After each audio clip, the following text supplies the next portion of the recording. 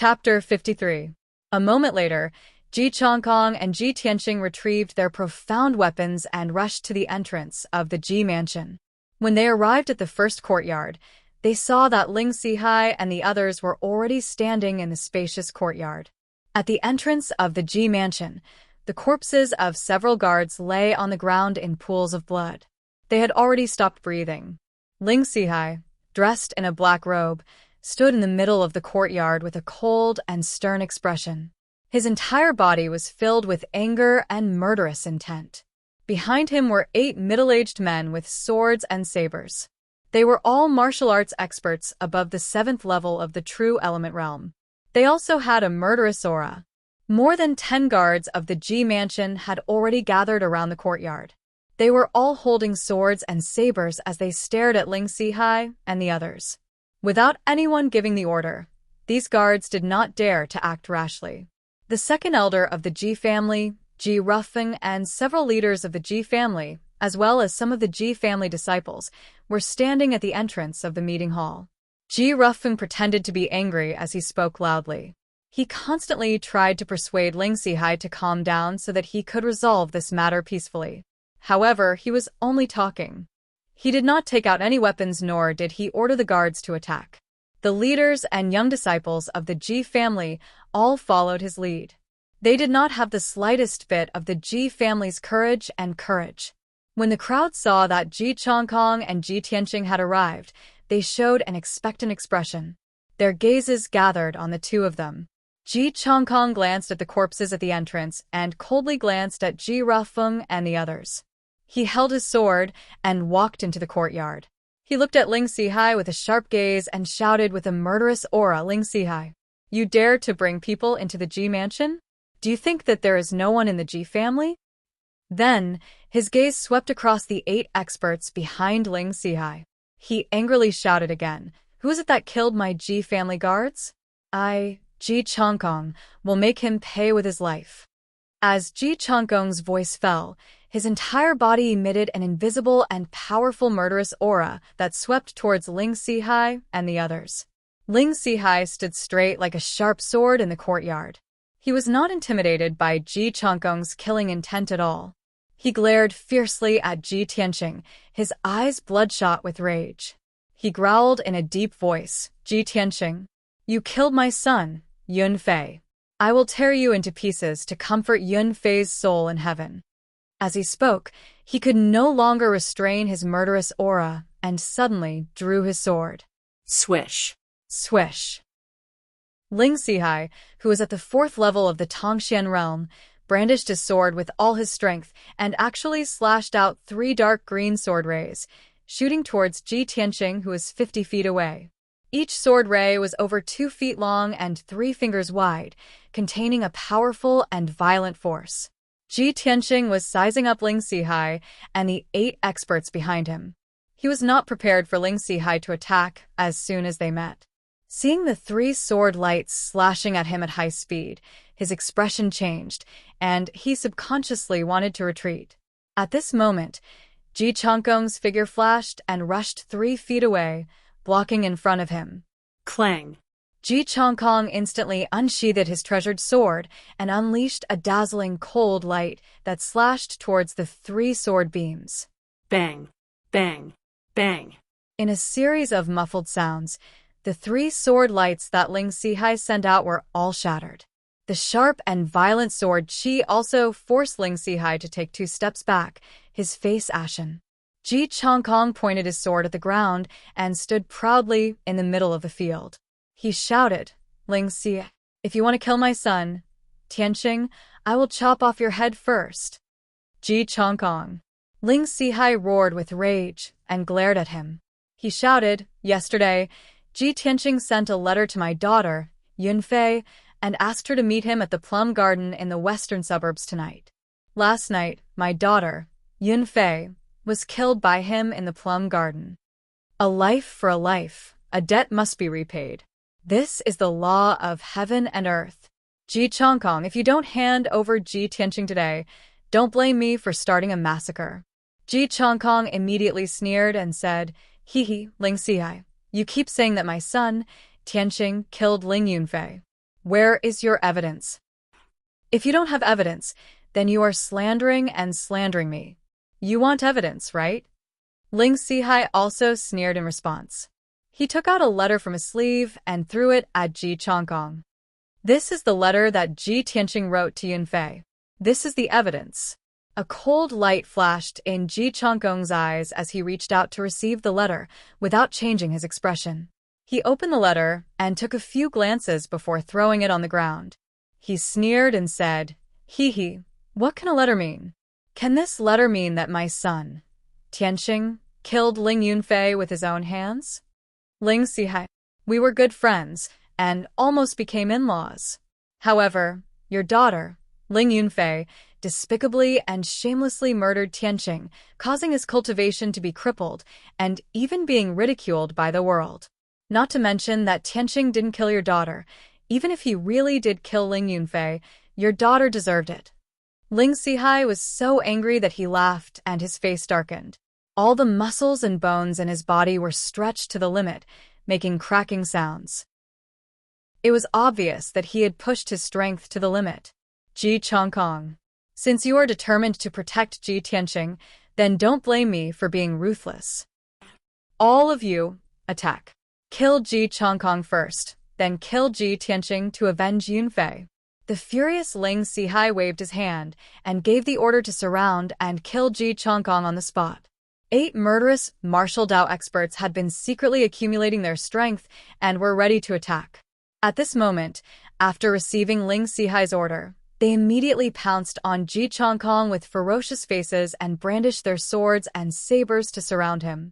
Ling Sihai also roared angrily and pounced on Ji Changkong fiercely, waving his sword and splashing out sword light. 9 martial Dao experts surrounded Ji Changkong, and each of them used their ultimate skills to attack him. However, Ji Changkong was fearless as he faced Ling Sihai and the other 8 experts with his sword alone, showing the demeanor of an expert. He used the Ji family's 10 profound swordplay and displayed an extremely profound attainment in the way of the sword. Wherever the sword light went, it forced everyone to retreat. With his strength at the 6th level of the profound comprehension realm, it was enough to look down on everyone present and look down on Ling Sihai and the other 8 martial Dao experts. After all, Ling Sihai was only at the 4th level of the profound comprehension realm. Among the 8 martial Dao experts, 3 were at the 8th and 9th level of the profound comprehension realm, and only 5 were at the 1st to 3rd level of the profound comprehension realm. Even though Ling Sihai and the others had the advantage of numbers, they could not do anything to Ji Changkong. Instead, they were forced into a fluster and were in an extremely sorry state. In an instant, saber light and sword shadows appeared in the courtyard, radiating cold light in all directions. The violent and devastating sword chi swept through the space within a radius of 20 feet, carving gullies in the limestone floor. Ding ding dang dang. The sound of saber and sword colliding could be heard incessantly. The incomparably intense battle dazzled everyone from the Ji family, and they all held their breaths. In just a few breaths, the two sides had exchanged more than 10 moves. At this moment, Ji Changkong forced the surrounding experts back with his sword. He jumped out of the crowd and retreated 10 feet away. The battle stopped temporarily. Ji Changkong was unharmed and his breathing was still steady, but his face was slightly pale. On the other hand, Ling Sihai and the others were in a sorry state. All of them were injured. The 2 profound comprehension realm experts were the most miserable. Their chests, back, and shoulders had been stabbed. Their clothes were dyed red with blood, and their hair was disheveled. The other profound comprehension realm experts also had 1 or 2 sword wounds on their bodies, but none of them were fatal. Even Ling Sihai, who was the strongest, had a sword wound on his chest. In the bloody wound, one could even see a section of white bone. Seeing this scene, everyone in the Ji family had an incredulous expression and exclaimed in surprise. Only Ji Ruffing and Ji Hao's faces were gloomy. Their eyes flickered with contemplation. No one knew what they were thinking. Chapter 54. Ji Changkong stood proudly on the spot and glared at Ling Sihai. Ling Sihai, How dare you and these 8 pieces of trash come to my G mansion? I'll give you one last chance. If you retreat now, I can spare your lives. Otherwise, all of you will be buried here. Hearing Ji Changkong's words, the 8 experts of the Ling clan secretly exchanged glances. Ling Sihai also remained silent. Ji Rufeng suddenly thought of something, and his lips curled into a sneer. Ji Tianxing had been worried about his father's safety. He had been paying close attention to the battle, and his heart was clenched. Hearing his father's words, he was shocked and thought of something. That's right. Although father is at the 6th level of the profound comprehension realm, he has hidden injuries. Recently, his injuries have been acting up frequently, so he can't fight at all. Just now, he forcefully used his true origin. I'm afraid that his injuries have already acted up. He won't be able to hold on for long. Thinking of this, Ji Tianxing's heart was burning with worry. After a moment of silence, Ling Sihai suddenly raised his head and sneered, Ji Changkong, even though you're strong enough, you suffered an internal injury from the battle with the sword sect on the ultimate sword peak all those years ago, and you still haven't recovered, right? Now that things have come to this, if you still have your strength, how could you let us go? Right now, you're just strong on the outside but weak on the inside. Ji Changkong's expression suddenly changed. He was shocked. Only a few people in the mansion know about my injuries. Who leaked the news? However, before he could think about it, Ling Sihai swung his sword and slashed several sword rays at him. The 8 experts also followed closely behind and began to besiege him. Ji Changkong had no choice but to block with his sword and fight with the 9 experts again. Ding ding dang dang. The sound of swords colliding rang out again. The hearts of everyone in the courtyard tightened once again as they stared intently at the scene of the battle. After 10 breaths, 2 true Origin Realm experts were heavily injured. They screamed miserably as they retreated from the battle. One of them had an arm chopped off by Ji Changkong, while the other had a leg chopped off. With such heavy injuries, he was naturally unable to continue fighting. While the 2 of them screamed and retreated, a cold killing intent flashed through Ji Tianxing's eyes. He held the blood dragon sword and charged forward. Swish. Swish. He waved his blood dragon sword and slashed out a few sharp sword lights, killing the 2 experts in the blink of an eye. One of them had his neck cut off by the blood dragon sword while the other had his heart pierced. The battle continued. Ji Changkong was besieged by 7 experts. His complexion grew paler and paler, and his body was drenched in sweat. However, in just a short moment, another true energy realm expert and a level 1 Xian realm expert retreated with heavy injuries. There were only 5 experts left attacking Ji Changkong. One of them was Ling Sihai, while the other 4 were at the 2nd or 3rd stage of the Xian realm. Not long after, Ji Changkong was also stabbed a few times. His clothes were dyed red with blood. The injuries of Ling Sihai and the others were even worse. Each of them had been stabbed several times, and their bodies were stained with blood. Suddenly, Ling Sihai and the other 2 Xian realm experts took out a palm-sized paper bag from their sleeves. After the 3 of them crushed the paper bag, they waved their hands and sprinkled a light green powder at Ji Changkong. Ji Changkong mistook it for a hidden weapon. He immediately lifted the hem of his robe and danced with a gust of wind, blowing the powder away. However, after the powder was scattered around, it emitted a strong fragrance. Ji Changkong's expression changed drastically. His pale face turned as red as blood, and his body trembled uncontrollably. Cough. Cough. He covered his chest with his left hand and coughed violently. Dark red blood flowed out of his mouth. Ling Sihai and the other 4 Xian realm experts took this opportunity to charge forward with their swords. Damn it! It's actually powder. Ling Sihai actually used poison. How despicable!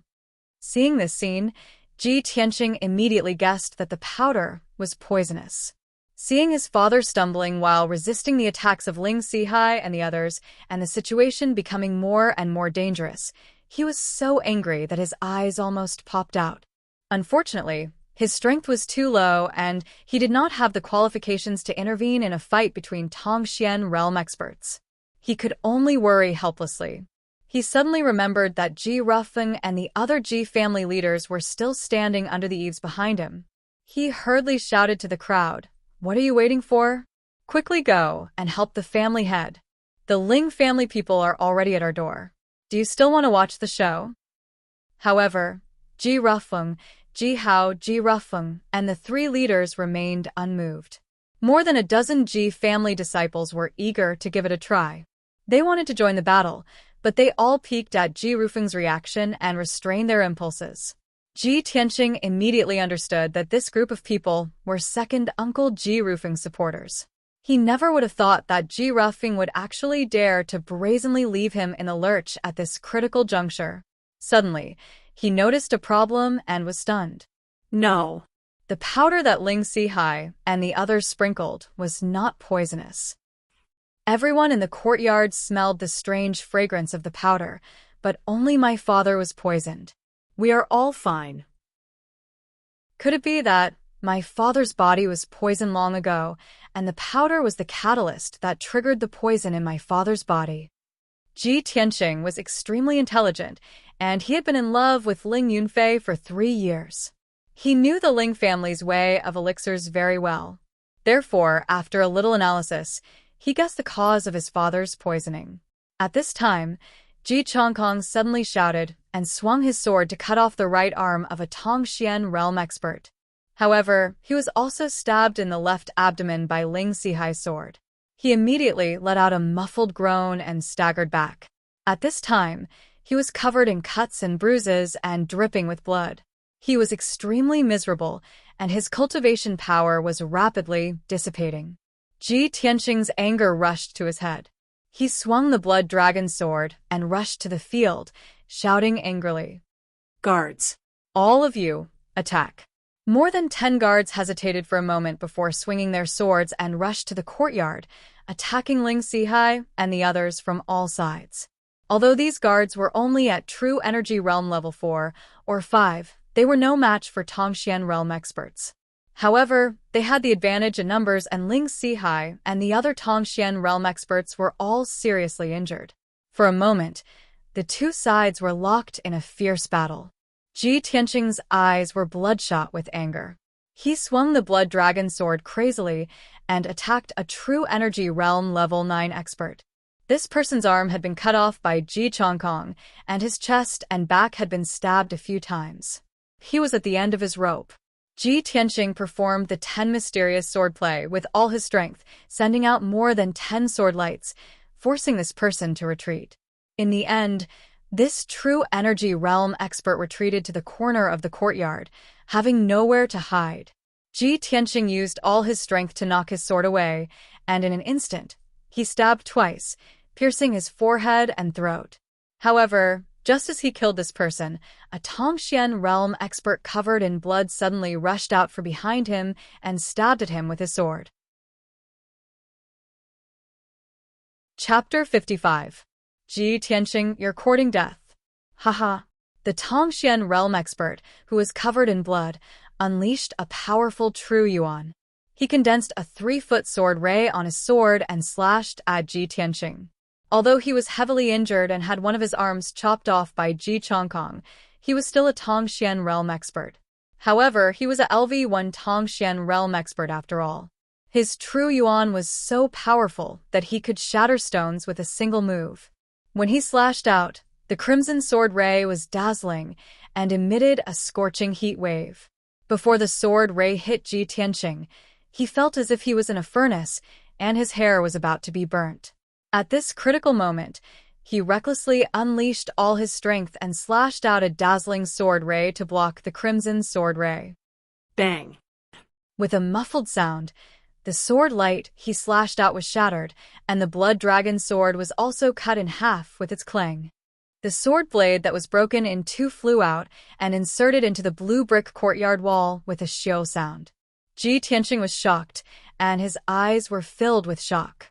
Is this the true strength of a Xian realm expert? Although his blood dragon sword was a black class high-grade treasure sword, the Zhou realm expert's treasure sword was only a black-class medium-grade treasure sword. However, the opponent's cultivation was extremely profound and terrifying. That was why he could cut his blood dragon sword in half. This also allowed Ji Tianqing to deeply understand a principle. Divine weapons were only external objects in the end, and they couldn't be relied on. If one wanted to have a powerful battle strength, the most important thing was to be strong enough. With his blood dragon sword cut in half, his hands were empty and he no longer had the strength to resist. Moreover, he was forced into a corner of the courtyard with a thick wall behind him. There was no way out. The Zhou realm expert's expression became even more ferocious. He held his sword and walked towards Ji Tianqing with a smug smile. "Little bastard, let's see where you can run to now. Obediently accept your death." Ji Tianqing, who had no weapon and was only a true Yuan realm expert, was a lamb waiting to be slaughtered in his eyes. Die. With a murderous roar, he swung his sword with bloodshot eyes, fiercely slashing toward Ji Tianqing. The sword aura that was wreathed in scarlet flames erupted with an incomparably violent strength qi that enveloped Ji Tianqing's entire body. At the moment of life and death, Ji Tianqing did not despair. His face was still as calm as water. His eyes were fixed on the red sword light that was slashing towards him, and his heart was filled with an incomparable desire to survive. He couldn't die. Even if he had to die, he couldn't die here. No matter what, he had to survive. The blood in his entire body was boiling, and his chest was burning with a monstrous fighting spirit and fury. He did not hesitate to use his trump card. Although he no longer had his treasured sword, he still had his sword qi. Swish, swish. Ji Tianqing immediately waved his palms and sent out 2 golden sword qi towards the common mysterious expert. Although the golden sword qi was only as long as a finger, it was as fast as lightning and extremely sharp. The 2 sword qi were aimed at the common mysterious expert's forehead and throat, and were about to pierce through his vital parts in an instant. The common mysterious expert's expression immediately changed, and his heart was filled with intense shock and fear. He quickly withdrew his scarlet sword aura to block the attack of the 2 sword qi. The scarlet sword aura was very fast, but the 2 golden sword qi were even faster. They dodged the sword aura's block in an instant. An even more shocking scene appeared. Swish, swish, swish, swish. Under the control of Ji Tianqing's mind, the 2 golden sword qi actually split into 2 and became 4 sword qi. Swish, swish, swish. The 4 sword qi shot out extremely fast and ruthlessly pierced the common mysterious expert's vital parts. The sword qi was so fast that it actually made a sharp sound of breaking through the air, which made people tremble with fear. The common mysterious expert's expression changed drastically. His eyes were filled with horror, and he hurriedly waved his sword to block. However, he only had 1 arm, and the way he frantically waved his sword to counterattack looked very comical.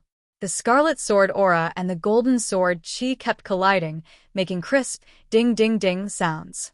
However, the 4 sword qi were like living creatures with intelligence.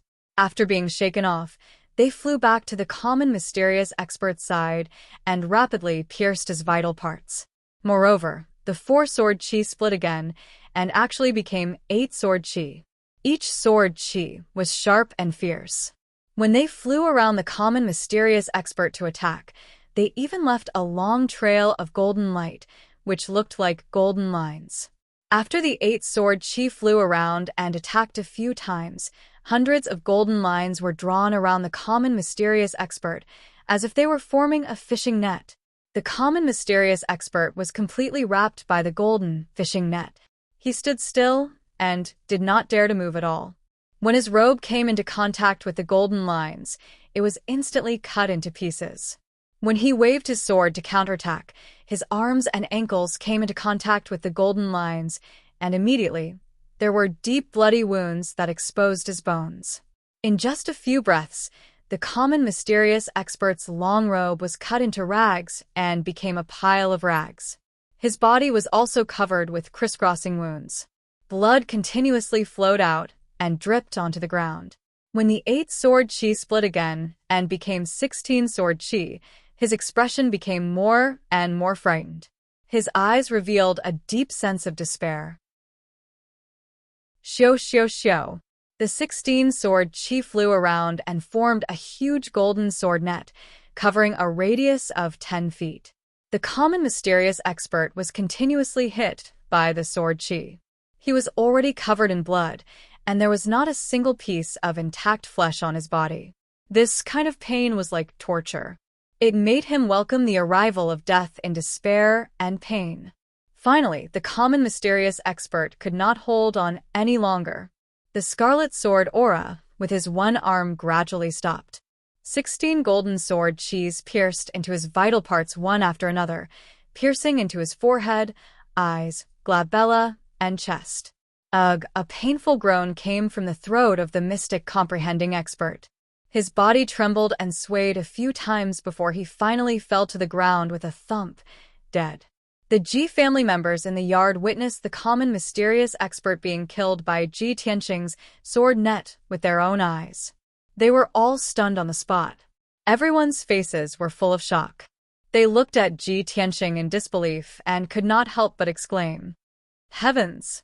What the hell is that? The sword chi can actually fly and condense into a sword net. What the hell?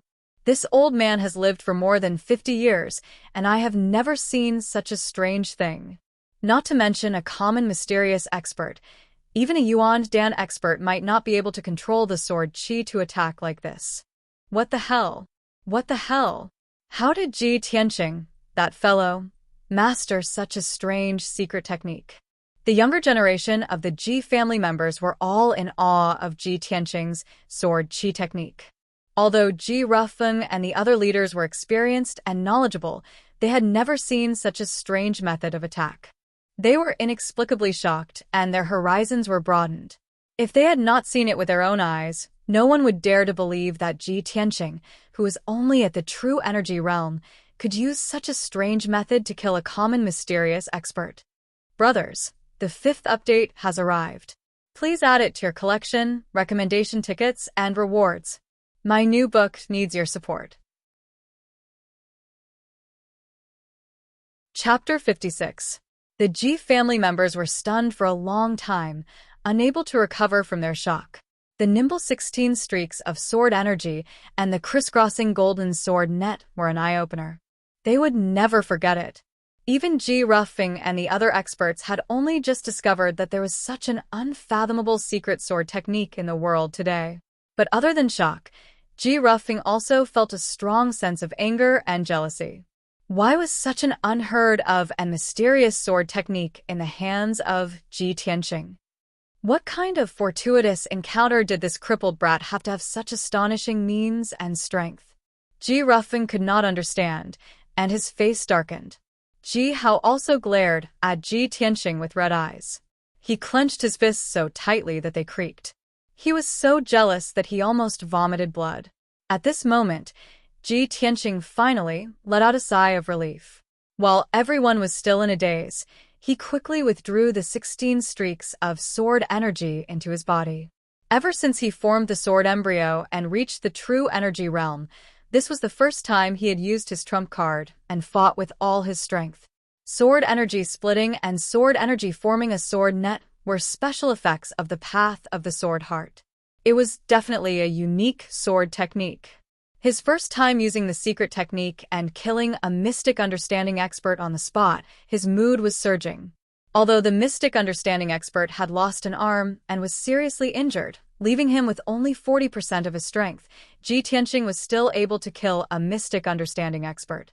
However, he was able to kill that profound understanding expert with his true energy realm strength. This proved that the secret technique of the sword heart was indeed terrifying and extraordinary. However, the bloody battle in the courtyard was not over yet. Ji Tianqing could not let his guard down. He turned to look at the people in the courtyard and immediately saw the situation clearly. 8 of the dozen or so brave Ji family guards had already fallen. Other than 2 who were seriously injured and unconscious, the other 6 guards were lying in pools of blood and had become corpses. The 6 guards who were lucky enough to survive were also seriously injured. They were still fighting with their lives on the line against Ling Xihai and the others.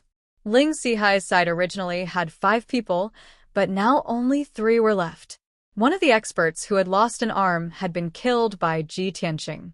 The other was a seriously injured mystic understanding expert who had also died under the siege of the Ji family guards.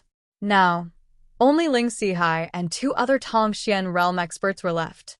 They were still fighting a bloody battle.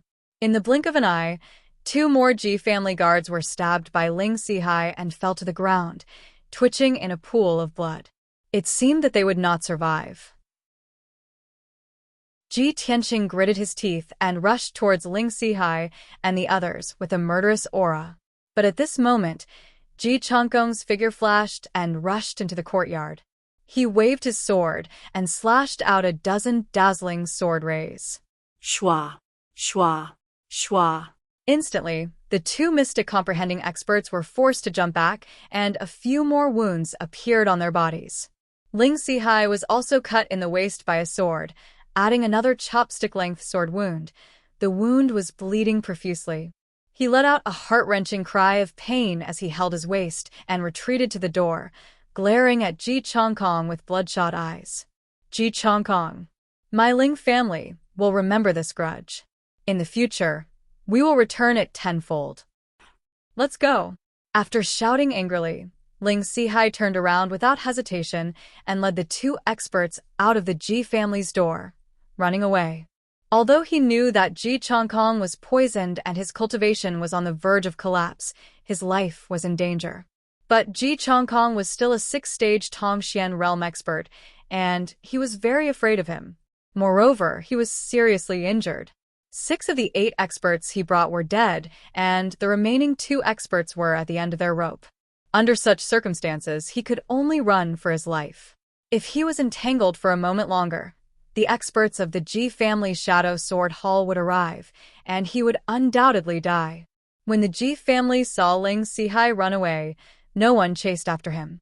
Ji Changkong was also in an extremely miserable state. His entire body was drenched in blood, and his body was on the verge of collapsing, as if he would collapse at any moment. Ji Tianxing hurriedly rushed over to support him. He asked worriedly, "Father, how are you? I will take you to treat your injuries first." Ji Changkong had been suppressing his injuries. Now that Ling Xihai and the others had escaped, the crisis was temporarily resolved. He could no longer hold on. His left hand, which was covered in blood, trembled as he reached for his waist. He pulled out a dark brown token and stuffed it into Ji Tianxing's hand.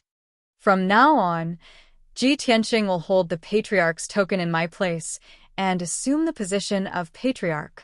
Everyone in the Ji family must obey this order. Otherwise, they will be punished according to the family rules." Ji Changkong shouted himself hoarse.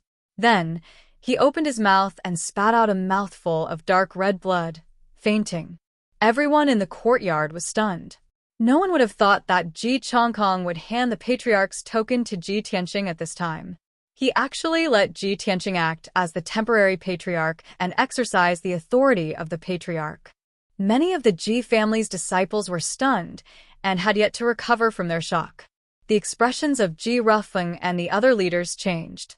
Their eyes became cold and grave, especially Ji Rufeng. He was originally full of confidence and thought that today's plan was flawless. He thought that Ji Changkong and Ji Tianxing would die, without a doubt. However, the result was out of his expectations. Ling Xihai and the others suffered heavy casualties and fled the Ji mansion in a sorry state. His plan, which he was determined to succeed, failed just like that. At this moment, Ji Changkong had handed the Patriarch's token to Ji Tianxing.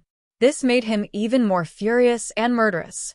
After all, he had coveted the Patriarch's position for many years. However, he quickly realized a problem and a cold smile flashed in his eyes. Ji Changkong actually handed over the Patriarch's token. Didn't this mean that Ji Changkong's days were numbered and he was about to die? Thinking of this, his anger dissipated by more than half. He secretly clenched his fists and remained silent. At this moment, Ji Tianxing was only worried about his father's injuries. It was as if a raging fire had ignited in his chest. He was extremely anxious. He didn't think too much and quickly put away the patriarch's token. He carried his severely injured and unconscious father back to the third courtyard. After he carried his father back to his room, he quickly called for the physician in the mansion to treat his father's injuries. At this time, the news that Patriarch Ji Chongkong was severely injured by the Ling family had spread throughout the Ji mansion. The entire Ji family was in a panic. Their hearts were in turmoil as they discussed anxiously. In broad daylight, Ling Sihai led his men into the Ji mansion. This matter was witnessed by many people and the news immediately spread throughout the imperial city. Such a shocking matter caused the citizens of the imperial city to discuss animatedly. Rumors and slanders were everywhere. 3,000 meters away from the Ji mansion, there was a celestial forest court. This luxurious manor was nearly 100 mu in size. It was a side courtyard under the name of the imperial family. The environment was elegant. The side courtyard was usually unoccupied. It was only opened when the imperial family's distinguished guests arrived. Those who were qualified to live here were all people of high status and high status. There was a 20-foot-tall pagoda in the side courtyard. At this moment, there were 3 young men and women standing on top of the pagoda. The woman standing in the middle was wearing a long white dress. She was as beautiful as a fairy. She was Yun Yao. The 2 young men standing beside her were naturally Hao Meng and Bai Wuxian. The 3 of them stood proudly on top of the pagoda, facing the strong wind in the sky. They looked down at the Ji mansion from 1,000 feet away. They had seen the bloody battle that had just taken place in the Ji mansion's courtyard, and they had seen it clearly. However, the 3 of them only watched quietly from the beginning. Brothers, I will continue to update 5 times today. Please join my bookshelf. Please vote for me and give me tips. My new book depends on everyone's support. Chapter 57. Now the Ling family had escaped. The Ji family's guards were cleaning up the battlefield. Ji Tianxing was also busy treating his father's injuries and did not appear again. The bloody battle had ended. Bai Wuxian retracted his indifferent gaze and glanced at Yun Yao beside him. Seeing that she was still staring at the Ji mansion's courtyard with a pensive expression, he probed, "Eldest senior sister, just now, that brat was in a life-and-death crisis and almost lost his life. Why didn't you save him?" Hao Meng had the same question and nodded. That's right. If eldest senior sister had helped, those people from the Ling family would have died.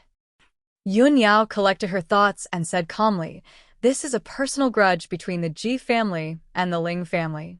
Why should I save him?" Hao Meng grinned and did not say anything. Bai Wuxian nodded slightly, and the inexplicable jealousy in his heart dissipated. Ever since he came to the imperial city, he had always felt that Yun Yao was a little strange. She seemed to be very concerned about that brat with the surname Ji, and had even saved him several times. He had always admired Yun Yao in the depths of his heart and dreamed of winning her favor. However, Yun Yao turned a blind eye to his feelings, and her attitude was neither warm nor cold. He did not dare to express his feelings at all. He always felt that, as one of the top 10 prodigies in the Sky Pillar sect, he was not even as good as a nobody who could receive Yun Yao's favor. Now that he heard Yun Yao's explanation, the jealousy in his heart disappeared. At this moment, Yun Yao asked, "Junior Marshal Brothers, how's the investigation of the person the sect mission asked us to look for? Do you have any leads?" Bai Wuxian smiled and quickly answered, "Eldest senior sister, we have some leads on this matter. After careful investigation, we found a person who fits the description of the person the sect is looking for." "Who?" Yun Yao raised her eyebrows. Bai Wuxian smiled and said, "Young Prince Jiling." "Him?" Yun Yao showed a trace of confusion. "Why him?" Hao Meng hurriedly explained, "Eldest senior sister, the sect's mission requires us to find a person whose fate has undergone a drastic change recently, and this person must be a martial arts genius. Little Prince, Jiling was originally a trash with a damaged dantian and could only remain in the body refinement realm for the rest of his life. However, a few days ago, he obtained the scarlet star flower. After consuming it, he went into closed-door cultivation for 2 days and repaired his damaged dantian, reaching the true energy stage. I've investigated his strength. He's actually at the 7th level of the true energy realm. In such a short period of time, he had undergone such a huge change. Isn't this the reversal of one's fate, a shocking change? Therefore, Senior Brother Bai and I both feel that he is the person our sect is looking for. After hearing Hao Meng's words, Yun Yao immediately frowned, and a strange look flashed in her eyes. She looked at Hao Meng with a burning gaze and asked, "How did you know that he had recovered his dantian and reached the true energy realm after obtaining the scarlet meteorite flower?" Bai Wuxian smiled and explained, "Eldest senior sister, you've always been engrossed in martial arts and don't pay attention to the outside world. Of course, you don't know about this. But this news came from the Spirit Fire Palace. Now, everyone in the Imperial City knows about it." Hao Meng continued, "Eldest senior sister, in my opinion, with little Prince Jiling's strength, he will definitely be able to defeat everyone in the sect's entrance competition in 10 days and become the champion. After the competition ends, we'll bring him back to the sect and successfully complete the mission." After saying that, he and Bai Wuxian looked at each other and smiled, as if they were proud of their ability. However, Yun Yao did not have a trace of joy on her face. She muttered with a strange expression, "That's impossible. How did little prince obtain the scarlet meteorite flower?" Bai Wuxian smiled and said, "Eldest senior sister, how is that impossible? You only obtained the stamen of the scarlet meteorite flower. It's very likely that little prince obtained the petals. Although he only obtained the petals, it's enough for him to repair his damaged dantian." Yun Yao was silent. She looked in the direction of the Ji Mansion's courtyard and thought to herself, "There's only one scarlet meteorite flower, and it was clearly obtained by him and me. Little Prince Jiling claimed that he obtained the scarlet meteorite flower and used it to repair his dantian and reach the true energy realm. There's definitely something wrong with this King Luo Yan. I don't know why he purposely spread this news. Could it be that there's more to this matter?" At this moment, Bai Wuxian and Hao Meng saw that she was silent and seemed to be thinking about something. They asked in unison, "Eldest senior sister, what's wrong?" Yun Yao shook her head with a normal expression. "Nothing. You two can leave first. I want to be alone." Bai Wuxian and Hao Meng were stunned. They cupped their hands at Yun Yao and turned to leave the pagoda. The third courtyard of the Ji Mansion. This was the residence of the Ji family's patriarch, Ji Chongkong. There were guards both inside and outside the courtyard. The security was tight. The guards all had solemn expressions and were emitting a murderous aura. The Ji family members who came to visit the family head were all stopped by the guards at the door. They could only see the maids and servants carrying wooden basins and towels hurriedly entering and leaving the small courtyard. All the towels and basins that came out of the room were dyed a dark red with blood. It was a ghastly sight. The Ji family members couldn't see Ji Chongkong. They could only guess the condition of Ji Chongkong's injuries based on the bloodstained towels and hot water. They discussed in private with worry. At this moment, there were only 3 people in Ji Chongkong's bedroom. The unconscious Ji Tianqing was sitting at the head of the bed with a solemn expression. The white-bearded old medicine master was standing at the side. Although Ji Chongkong's blood-soaked robe had been changed, the room was still filled with the smell of blood. The old medicine master saw that Ji Tianqing's face was filled with anxiety and was silent. He comforted him, "Eldest young master, don't be too anxious. This old man has just treated master's injuries and used a pill to temporarily suppress the poison in his body. Now, master's life is no longer in danger. Next, you will need to let the servants take care of master every day. Also, follow this old man's prescription and give master the medicine on time. This way, master can rest for several months." Rest for several months? Ji Tianqing immediately frowned. His expression became even more solemn. The Ji family was currently facing internal and external troubles. They were already in a precarious situation. If this was delayed for several months, an unforeseen event would have already occurred. He asked in a low voice, "Elder Qi, when will my father wake up?" The old medicine master was silent. He hesitated for a moment before explaining, "Eldest young master, this old man can't say for sure. Perhaps he will wake up tonight, or in a few days, or half a month." The poison in master's body was produced by mixing two kinds of medicinal powders. It should be the Ling family's secret poison, the energy-destroying powder. Apart from the Ling family's antidote, it can only be slowly dispelled with profound cultivation. Unfortunately, Master is heavily injured and his cultivation has declined to the extreme. It will be very difficult for him to dispel the energy-destroying powder. Moreover, even if Master dispels the poison in a few months, I'm afraid that his martial arts foundation will be damaged and his strength will fall greatly. After listening to Dr. Qi's explanation, Ji Tianqing's mood became even heavier. The killing intent in his eyes became even colder. Damn Ling family. And the Ji family's traitor. One day, Ji Tianqing, will make you pay with your blood and die without a burial place. Chapter 58. Ji Tianqing had been guarding his father's room from noon to the next morning, and he hadn't left. When the first ray of sunlight shone through the window and into the room, Ji Chongkong finally woke up. Ji Tianqing immediately let out a sigh of relief and said with concern, "Father, you're finally awake. How do you feel?" Ji Chongkong weakly opened his eyes and looked around with hazy eyes before his gaze landed on Ji Tianqing. "Tianqing, don't worry, father can still hold on. These injuries and setbacks are far inferior to the battle 10 years ago. How can it be a problem for me?" Ji Tianqing silently nodded, but his heart was a little sour. His once high-spirited, majestic, and domineering father was now pale and weak as he lay on the bed. Yet, he still had to endure his injuries and comfort him. Ji Chongkong tilted his head to look at him and asked in a weak voice, "Tianqing, father might have to go into seclusion to heal for a few months. Even if I recover in the future, I'm afraid that my strength will fall greatly. Although father has been waiting for you to grow up and pass on the position of patriarch to you, father can't wait any longer. But I can't wait any longer, so I can only give you this important task in advance. Father knows that the Ji family is in a difficult situation right now. This burden is too heavy. However, father believes that you will definitely overcome this crisis and protect the Ji family's 100 years of foundation." Ji Tianqing naturally knew the Ji family's predicament and also felt the heavy pressure.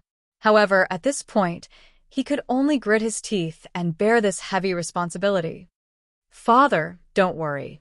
No matter how difficult it is, I will endure it and won't let you down. In a moment, I will arrange for you to enter a secret room. You can focus on healing your injuries." Ji Chongkong nodded slightly and squeezed out a smile on his pale face. "Tianqing, the Shadow Sword Hall only listens to the Patriarch's orders. You can trust them. Apart from that, you have to be careful of the others. With the Ji family's internal strife, many people might become disloyal. No matter what, you have to remember that your own safety is the most important thing. Only by surviving will there be hope." "Father, I will remember." Ji Tianqing nodded solemnly. Then he arranged for 2 guards who were absolutely loyal to his father to send his father to the secret underground room so that his father could recuperate peacefully. Ji Tianqing had just finished dealing with this matter when a guard outside the door respectfully reported, "Eldest young master, second elder has summoned you to the main hall to discuss important matters with the elders and deacons." Hearing this news, Ji Tianqing's expression suddenly changed, and a cold light flashed in his eyes. "Humph. Second uncle is so anxious to gather everyone for a meeting. It must be because of the family head command tablet. Could it be that he is already impatient?" He coldly snorted in his heart. He straightened his clothes and left his father's residence, rushing to the main hall of the Ji mansion. When he arrived at the Ji mansion's main hall, he saw a group of Ji clan's disciples gathered at the entrance, whispering to each other. Seeing that Ji Tianqing had arrived, The group of Ji clan disciples quickly shut their mouths and pretended to look around. Ji Tianxing ignored the youths of the same generation and calmly stepped into the main hall. There were already 12 people sitting in the main hall. Apart from 2 old men, the other 10 were middle-aged men with dignified auras. Ji Tianxing was no stranger to these 12 people. 3 of them were Ji Tianxing's eldest uncle, second uncle, and third uncle. The other 9 were the Ji clan's managers, each in charge of a province's workshop business. They could be said to be the Ji clan's 9 pillars. Sitting at the head of the table on the left was a stout middle-aged man with a fat head and big ears. His name was Ji Dajiang, Ji Changkong's eldest brother and Ji Tianxing's eldest uncle. However, Ji Dajiang was the most cowardly and incompetent among the 4 brothers of the Ji clan. He had no business acumen or talent for forging. He was best at eating, drinking, whoring, gambling, and enjoying life. In the past, his father treated this eldest uncle well and gave him enough money every month to support him. Therefore, he did not participate in the Ji clan's internal strife and maintained a neutral attitude. Sitting next to Ji Dajiang was second uncle, Ji Rufeng. He wore a purple robe and had a dignified aura. His eyes contained an ominous glint. As for the third seat on the left, there was a skinny middle-aged man with a dark face. He was Ji Tianxing's third uncle. Third uncle was called Ji Changhe. He was a man who took advantage of the situation and was adept at currying favor. Although Ji Changhe was not as ambitious as second uncle Ji Rufeng, he was still a restless fellow. He had secretly engaged in many petty schemes and was in cahoots with Ji Rufeng. In recent years, he had frequently disobeyed his father's orders. The 4 brothers of the Ji clan had different talents and dispositions, but in terms of martial arts and business talent, the 4th brother, Ji Changkong, was undoubtedly more outstanding. Therefore, Ji Changkong succeeded to the position of clan head 15 years ago. Apart from the 3 elders, Ji Tianxing did not have a deep understanding of the 9 managers. He only knew that among the 9 managers, 5 of them were from the Ji clan's branch families, and 4 were outsiders. The 5 collateral descendants of the Ji family seemed to be closer to Ji Rufeng. On the other hand, the 4 outsiders had always been loyal to Ji Changkong. At this moment, everyone turned to look at Ji Tianxing when they saw him walk into the hall. Ji Rufeng, Ji Changhe, and the manager's eyes were clearly scrutinizing and harboring ill intentions. Ji Tianxing expressionlessly walked through the hall and headed straight for the clan head seat. Now that he held the clan head medallion and temporarily replaced his father as clan head, it was only right for him to sit in that seat. However, just as he walked to the clan head seat and was about to sit down, Ji Changhe suddenly spoke. Tianxing, everyone present is your elder. It's fine if you don't pay your respects, but you actually want to sit in the main seat. It's not that third uncle is lecturing you, but aren't you a bit too arrogant?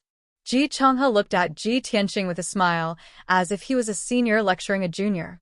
Ji Tianxing frowned and said expressionlessly, Father handed the clan head medallion to me. Now that I'm the clan head, what's wrong with sitting in the main seat? As soon as he finished speaking, Ji Rufeng sneered and retorted, the Ji clan does not belong to Ji Changkong alone. He privately handed the clan head medallion to you. Did he get the approval of the elders and managers? Moreover, our Ji clan's power is monstrous. Our businesses are spread across half of the imperial Qing dynasty. For such a large clan, only a strong person with both ability and integrity is qualified to be the clan head. You're just a young boy in his teens. How can we let you control the Ji clan? Isn't this child's play? If something goes wrong and affects the Ji clan's foundation and safety, can you bear the responsibility? Ji Rufeng did not try to hide anything. It was obvious that he did not recognize Ji Tianxing as the acting clan head. Ji Tianxing's heart was filled with hatred. With a cold expression, he asked Ji Rufeng, Second uncle, what do you mean? Don't tell me you want to seize the clan head medallion and control the Ji clan's power? Ji Rufeng glanced at him and said with a smile, I've discussed with the elders and managers. We all feel that you are not qualified to be the clan head. So, you have to hand over the clan head medallion today. I will temporarily keep it for you. Chapter 59. You're keeping it for me? Ji Tianqing furrowed his brows as rage and hatred surged in his heart. Second uncle's reason is really dignified. Doesn't he want to seize the opportunity to seize power and become the patriarch? Second uncle used to be secretive. I didn't expect him to be so brazen after father went into seclusion to heal. His ambitions are as clear as day. He stared coldly at Ji Rufeng and asked in a low voice, "Whether I have the right to be the patriarch is not up to you. This is only your side of the story. Besides, what right do you have to keep the patriarch token?" Ji Rufeng's face turned ashen, and his eyes burned with anger. Ji Changhe hurriedly added, "Ji Tianqing, don't be so presumptuous. Before you came, we already discussed this matter with the other managers. This is everyone's common opinion and decision." As soon as he finished speaking, the other managers hurriedly refuted. "Third elder, what do you mean? I didn't agree with your point of view." "That's right. We did discuss this matter before, but we don't agree with second elder's way of doing things." "We clearly disagreed. How did it become our common opinion and decision in third elder's mouth?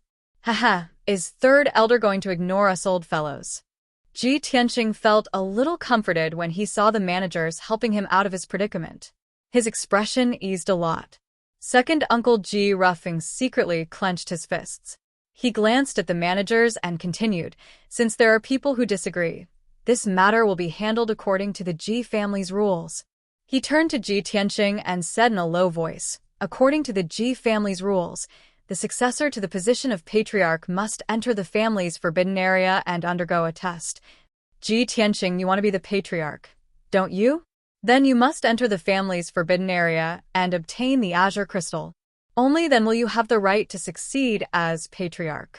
After hearing Ji Rufeng's words, third elder Ji Changhe and the other Ji managers all revealed playful smiles. The four managers' expressions changed abruptly, and they hurriedly tried to dissuade him. Tianqing, "Don't listen to the second elder. You can't enter the clan's forbidden area now. The clan's forbidden grounds are filled with unfathomable dangers. With your strength, you must not enter. Otherwise, it's extremely likely that you'll lose your life." "Second elder, you know that Tianqing is young and only at the true element realm, yet you still forced him to enter the Ji clan's forbidden area. What are your intentions?" "Second elder, we strongly disagree with your opinion.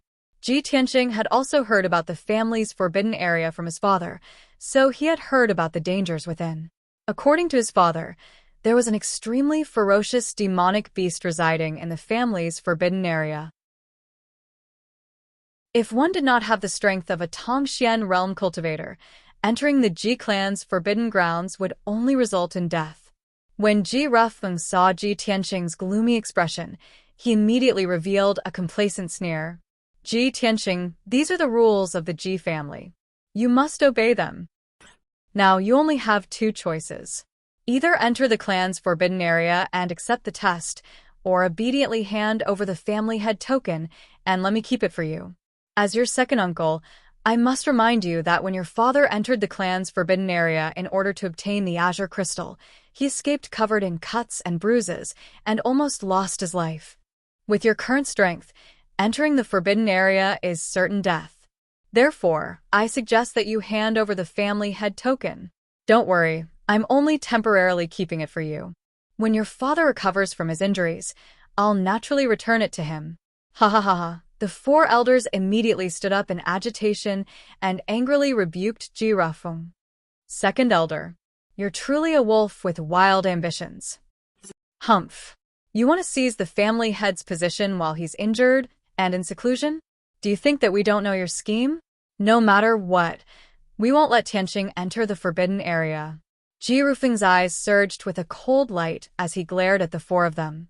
He sternly shouted, "This is our Ji family's internal affairs. Who are you to tell us what to do?" The four elders were immediately embarrassed. They were so angry that their faces turned ashen as they powerlessly sat down. "Humph." Ji Rufeng coldly snorted before withdrawing his gaze and looking gloomily at Ji Tianqing. Ji Tianxing. Don't waste time. Quickly make your choice. Enter the clan's forbidden area or hand over the family head token. Ji Tianxing secretly clenched his fists as his heart surged with rage. Second Uncle Ji Rufeng's unbridled and overbearing manner caused a trace of murderous intent to quietly emerge in his heart. He could see that Ji Rufeng had secretly coveted the family head position for many years. He could no longer wait and wanted to seize power now. Yet, Ji Rufeng had openly brought up the Ji family's rules, leaving him and the four elders with no way to refute. If he didn't dare to accept the test, he would have to hand over the family head token. This was exactly what Ji Rufeng wanted. If he entered the clan's forbidden area, it was very likely that he would die there. This was also the outcome that Ji Rufeng wished for. In short, no matter what choice he made, Ji Rufeng's scheme would succeed. Ji Tianxing's expression was cold as he remained silent, caught between a rock and a hard place.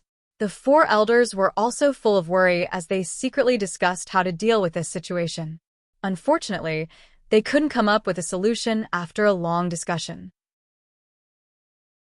Ji Rufeng, Ji Changhe, and the others all sneered like old foxes as they silently looked at Ji Tianxing.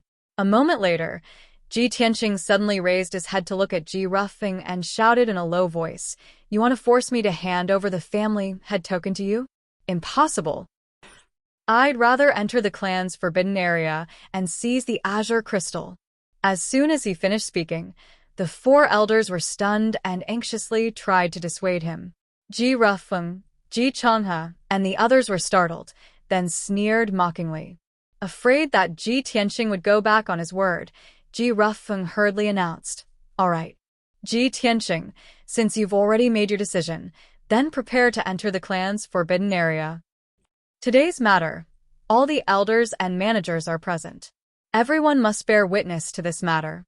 Ji Changhe and a few other managers with the surname Ji nodded in agreement and even teased Ji Tianxing in a strange manner.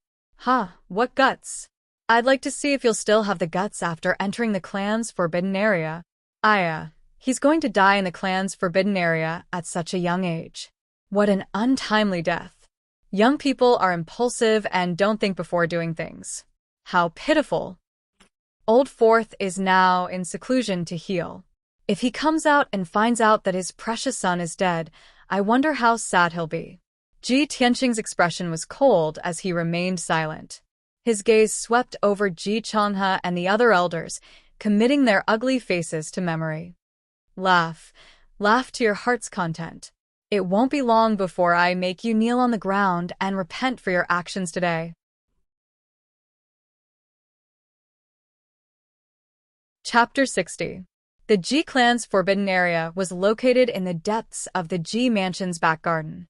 Ever since Ji Tianxing could remember, he had been strictly warned not to go near that area.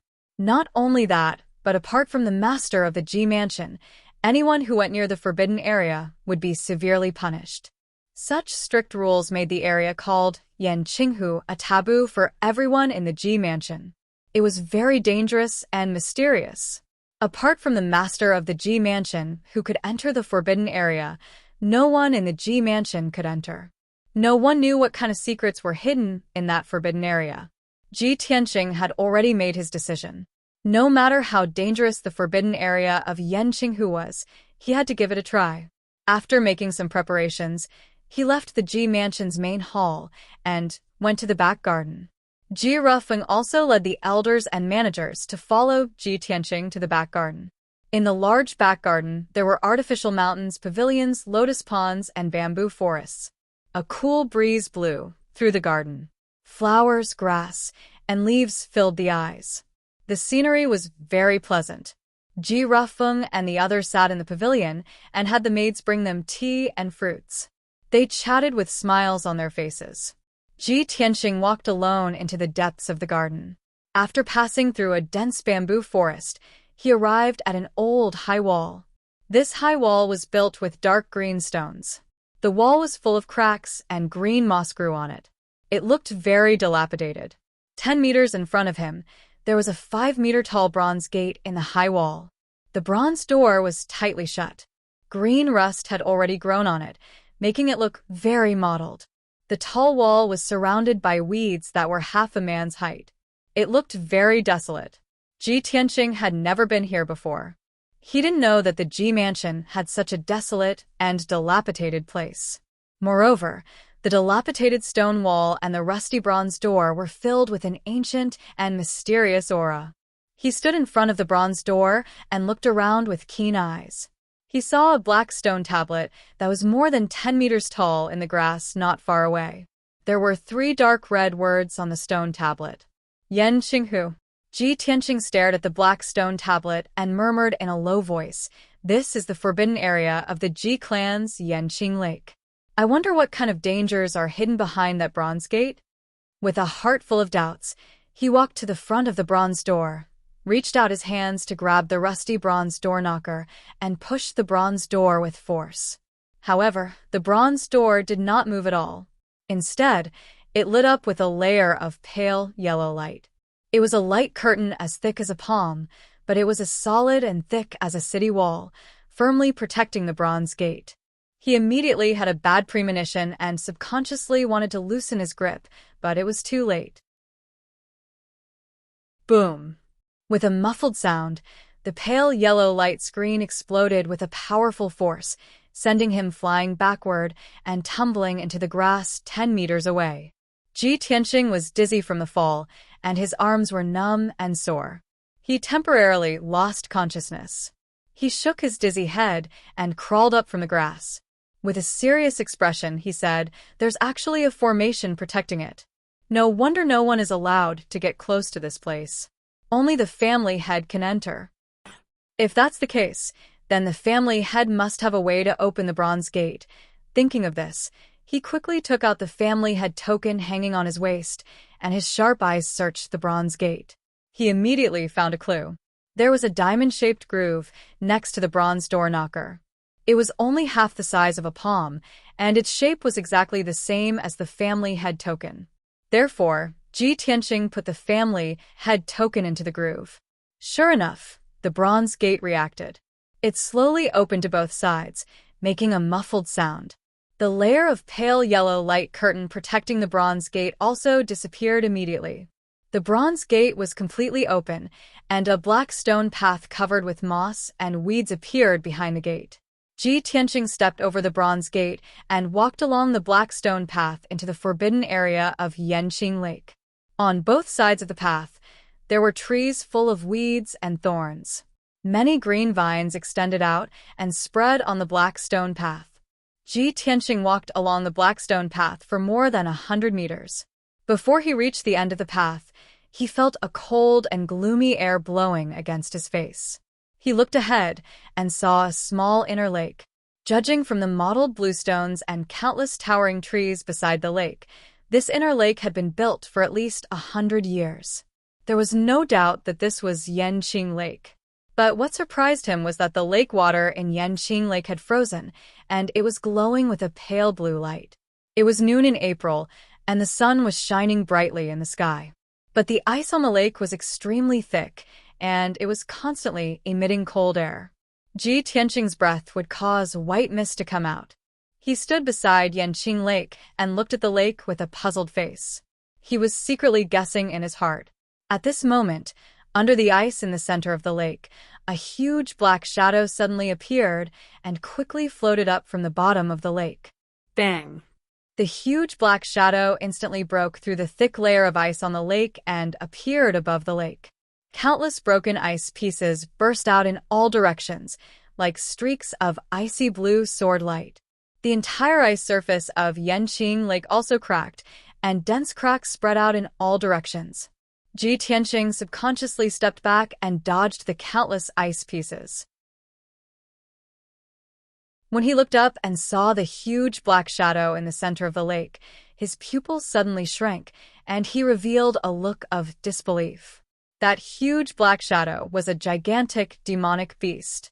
Its appearance was like a giant python, but it also looked like a legendary dragon. Its body that extended out of the lake and stood in midair was at least 10 meters tall. Its body was as thick as a water tank, and its surface was covered with dark scales, which were emitting a metallic luster under the sun. There was a sharp horn on its huge head, and 2 rows of black dragon whiskers on both sides of its wide and flat mouth. Under its belly that was covered with black dragon scales, there were 2 pairs of sharp dragon claws that were shining with cold light. It looked down at Ji Tianqing from above, and its dark golden eyes revealed a gloomy and cold aura. Ji Tianqing stared at it with his eyes wide open. He was shocked and excited, and his body was slightly trembling. His heart was surging, and his heart was beating faster. He thought to himself, "That's not a normal demonic beast and not a giant python. That's a dragon.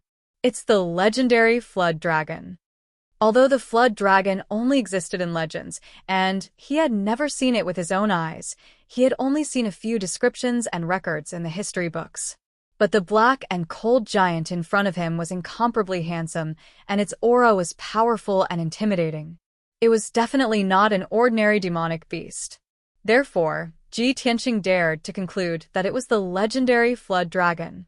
However, he quickly calmed down, and his heart was filled with doubts. The legendary flood dragon is a powerful divine beast that can fly in the sky and travel through the earth. It almost never appears in the mortal world. Our Ji family is just a small family in the small imperial Qing dynasty. How could there be a flood dragon in the family's forbidden area?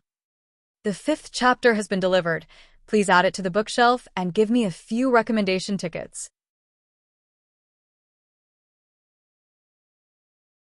Chapter 61. Ji Tianqing was shocked by the appearance of the flood dragon. He found it inconceivable. However, in his heart, he was even more puzzled. While he was frowning, the black flood dragon silently approached him and stood on the surface of the lake 20 meters away from him. The flood dragon stared at him with its cold, dark golden eyes. It moved its mouth and spoke in a deep voice. "Damn the Ji family." The flood dragon's voice sounded a little strange, and its tone was a little awkward, but it could still be heard clearly. A hint of surprise flashed across Ji Tianqing's eyes. It's actually another demonic beast that can talk. In his impression, no matter if it was a mid-level or high-level demon beast, it was impossible for them to speak. A demon beast that could speak must be at the level of a demon king. However, although the flood dragon in front of him had a powerful aura, it did not seem like a legendary demon king. Moreover, Ji Tianqing found it difficult to connect the Ji family with a demon king. The legendary demon king had the power to destroy the heavens and the earth. He could easily destroy a country. How could the Ji family control such a ferocious expert? Ji Tianqing looked up at the black flood dragon and asked tentatively, "Flood dragon, aren't you the guardian demon beast of the Ji family's forbidden area? Why do you hate the Ji family so much?" The flood dragon's eyes were filled with hatred. It sneered, "Guardian of the Ji family? Haha. I can't wait to kill everyone in the Ji family." Boy.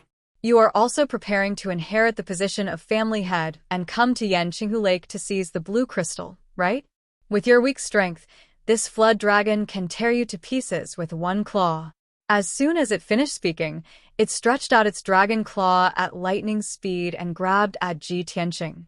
The biting cold air suddenly hit his face and almost froze his body. His blood was about to solidify. His expression changed, and he immediately jumped back 8 meters away from the lake. Bang. The flood dragon's black claw missed and slammed into the ice lake shore, creating a 5-meter-wide crater on the ground and shaking the earth. Several large green millstone stones were also smashed into pieces by the flood dragon's giant claws, turning into countless pieces that shot out in all directions. Seeing this scene, Ji Tianqing's pupils constricted, and a chill ran down his spine. His heart was filled with horror. The flood dragon was so powerful that it was hard for him to muster up any fighting spirit. His combat strength was not on the same level as the flood dragon at all. "Damned bastard, don't even think about escaping." The flood dragon roared angrily. Its body suddenly jumped out of the lake and pounced on Ji Tianqing. However, as soon as its 30-meter-long body flew into the air and its tail was exposed above the surface of the lake, its body stopped abruptly. Only then did Ji Tianqing see clearly that there was a black iron chain as thick as a bucket tied to the dragon's tail. One end of the chain was tied to the flood dragon's tail, while the other end was connected to the bottom of the lake, making it impossible for the flood dragon to leave the ice lake. At the same time, a dark yellow barrier suddenly appeared in the sky. The huge dark yellow barrier was like a canopy covering the sky. It was like a huge bowl that was turned upside down, covering the entire Yanqing Lake.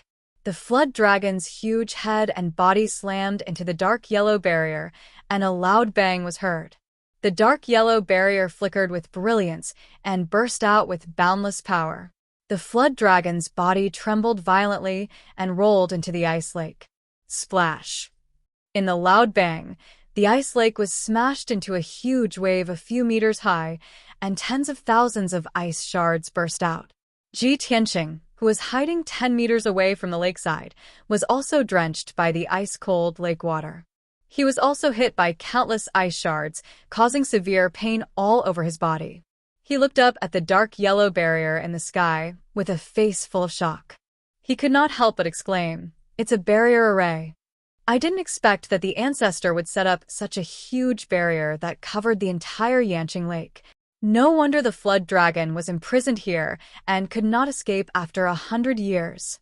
The forbidden area of Yanqing Lake was created after the Ji family's ancestor built the Ji Mansion. The barrier array was naturally set up by the Ji family's ancestor. It was only with this massive formation that they were able to imprison the serpent dragon and protect the secret of the forbidden grounds.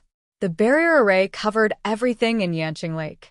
Even if someone looked down from the sky near the Ji Mansion, they would not be able to see the forbidden area of Yanqing Lake, let alone discover the existence of the flood dragon. Ji Tianqing's heart was full of shock. He thought to himself, "I didn't expect the ancestor of our Ji family to have such a powerful method. No wonder my Ji family could become one of the 4 great families of the royal Azure dynasty and still prosper for more than 100 years. I just don't know where the Ji family's ancestor, who established such a foundation, is now." At this time, the flood dragon was rolling in the ice lake for a while, rolling up layers of huge waves. It gradually calmed down after a long time. Once again, the flood dragon emerged from the lake. Its 10-meter-tall upper body stood above the lake and glared at Ji Tianqing from above. "Coward as timid as a mouse. Didn't you want to succeed the family head? Didn't you want to take this dragon's blue crystal? Come on. Don't retreat and hide. Come and fight with this dragon." The flood dragon roared with a murderous aura, its eyes flashing with murderous intent. If it was before, Ji Tianqing would not be able to fight the flood dragon head-on. The flood dragon's strength was too strong. A casual swipe of its claw would be enough to crush him into pieces. But it was different now. Yanqing Lake had a barrier array set up by the Ji family's ancestor, suppressing the flood dragon and preventing it from escaping. At the bottom of the lake, there was a black cold iron chain that firmly imprisoned the flood dragon, preventing it from leaving the ice lake. Ji Tianqing's heart calmed down a lot. His blood rushed through his body, bursting with a strong battle intent. He looked up at the flood dragon and shouted angrily, "Since you're so cruel, I won't hold back." Then, he put his index and middle fingers together and used the sword technique of the sword heart path to activate the sword embryo in his body. For rays of golden sword chi burst out. Ever since he talked with the sword soul in the burial of heaven in the Kenshin tomb, he had comprehended some of the secrets of the sword heart path in recent days. The flowing light sword net was only one of the secrets he had comprehended. The other secret he had comprehended was the way to control the sword chi. It was the second level of the sword heart path's cultivation technique. This level of the cultivation technique was not only the way to cultivate the vital core, but also the sword technique to control the sword chi. He held the sword technique with both hands and used the sword technique to coordinate with his spiritual will. His control of the sword chi could reach a state of telepathy, like an extension of his arm. Most importantly, the range of his sword chi attack had doubled, reaching a range of 10 meters. Swish, swish, swish, swish. 4 rays of golden sword chi suddenly flew out of his body, dragging 4 rays of golden light behind them as they stabbed toward the flood dragon's abdomen. The flood dragon clearly did not expect Ji Tianqing to use such a method to launch an attack. It was immediately stunned. It could not dodge the attack of the sword qi, and was stabbed in the abdomen by the 4 rays of sword qi. However, the sharp and fierce sword qi was blocked by the black dragon scales on its abdomen, and 2 crisp, ding-ding sounds were heard. The flood dragon was not hurt at all, and its eyes were full of disdain. "Kid, is this all you've got? Are you trying to tickle me?" Brothers, I'll continue to update today. There are a total of 5 chapters. Please add it to your bookshelf. Please recommend it. Please reward me. Please support me, brothers.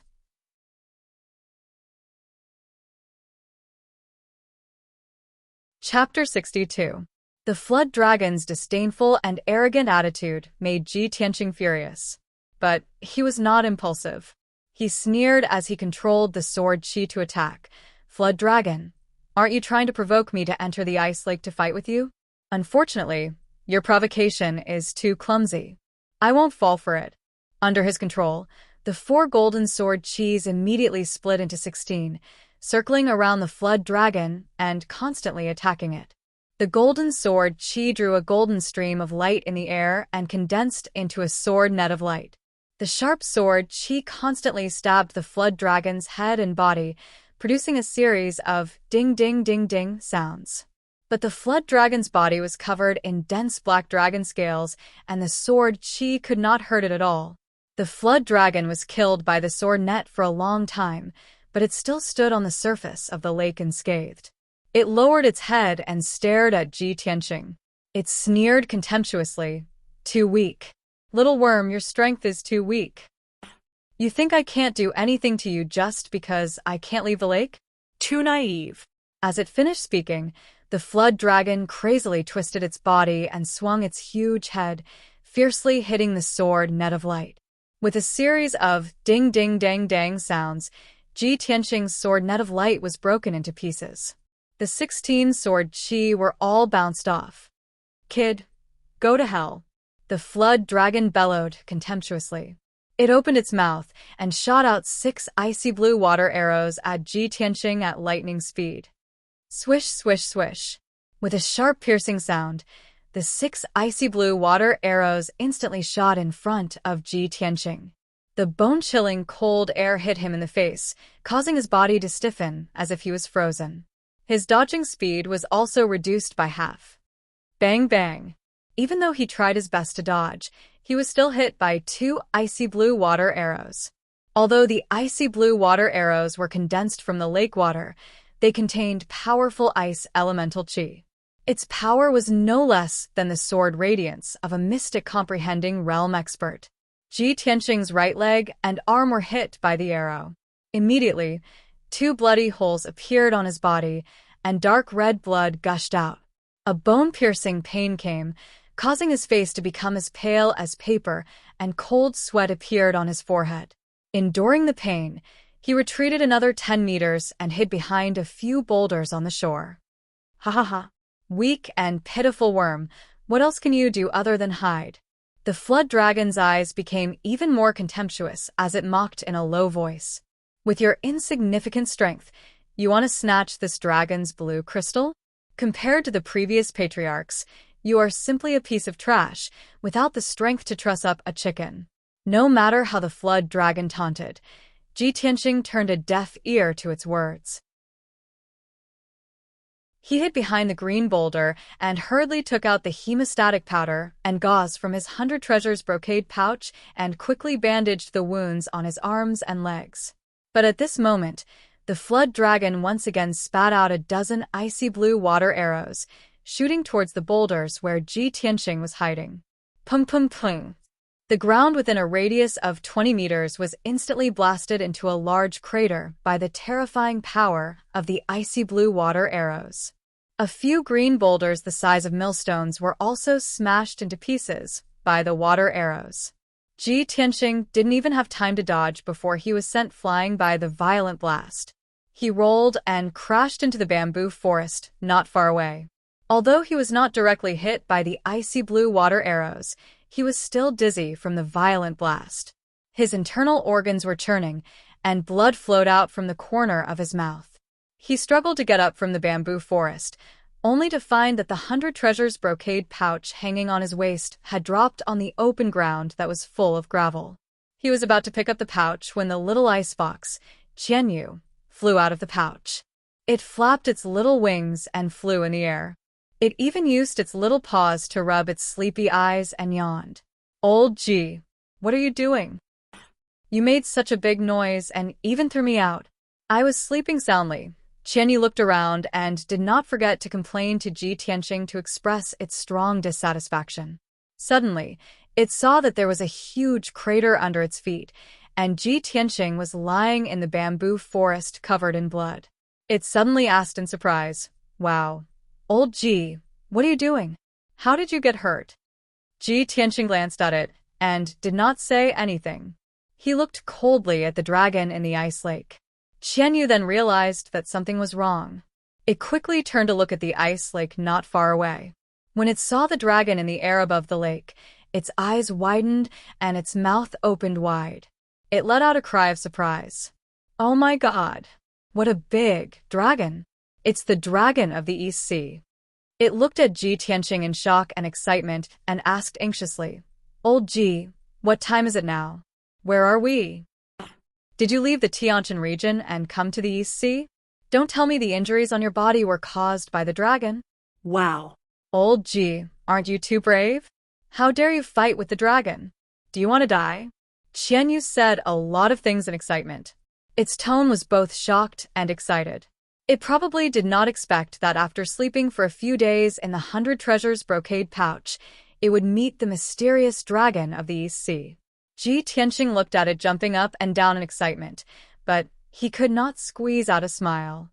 Seeing that Xianxia was so excited and wanted to know the cause and effect, he could only explain. "This is not the East Sea, it's the Ji family's forbidden area. I must get the blue crystal to become the next patriarch." Xianxia was stunned. Its eyes were filled with disbelief. It pointed at the dragon and said, "Old Ji, this is clearly the dragon clan that only exists in the endless East Sea. How could it appear in your Ji family's forbidden area? Old Ji, there is definitely something wrong with your Ji family's ancestor. There must be some secret that you don't know. Otherwise, this little dragon would not appear here." Ji Tianxing nodded and said, "Xian, you are right. Our Ji family's ancestor is indeed very mysterious. However, he has disappeared for almost 100 years. No one knows why there is a dragon here. That dragon had been imprisoned in the Yanqing Lake for 100 years. During this time, it had never seen other demonic beasts, especially one that could talk like Xianxia. It had been staring at Xianxia with cold eyes. No one knew what it was thinking. When it heard the words, "Little Jiao Dragon," it immediately became unhappy. Its eyes flashed with anger and ferocious light. "Damn you, stinky fox. You little thing, who are you calling a little dragon?" Xianxia turned its head to look at the dragon. It flapped its little wings and flew close to it. It said with a mocking tone, "Nonsense, of course I'm talking about you. Although you are big, you are not an adult yet. You are only an 8-year-old human child." The dragon's eyes were filled with anger. It shouted coldly, "Bastard. You are the one who is not an adult. You little stinky fox, you are not even fully grown yet you dare to call me a little dragon?" Xianxia was also angry. She shouted in a sharp voice, "You damn stinky dragon. How can you talk to a girl like that? Do you have any shame? You are a disgrace to the East Sea Dragon tribe. Moreover, I have only temporarily lost my power. I can't show my true form. In front of my real body, you are nothing more than a small black earthworm. I can smash you into meat paste with one claw." The dragon avoided Xianxia's eyes. It said in a low, muffled voice, "Humph. You think this is all I have? If my dragon crystal had not been taken away, my power would not have dropped so much, and I would not be imprisoned in this lake." Ji Tianxing watched the two of them quarrel like children. He could not help but sneer, "Ha! The dragon was so fierce just now. Now it is afraid of Xianxia."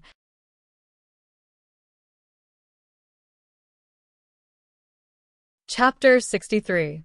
The Flood Dragon and Xianyu continued to argue for a while, but soon, the Flood Dragon was at a disadvantage. With its intelligence and eloquence, it was no match for the cunning Xianyu.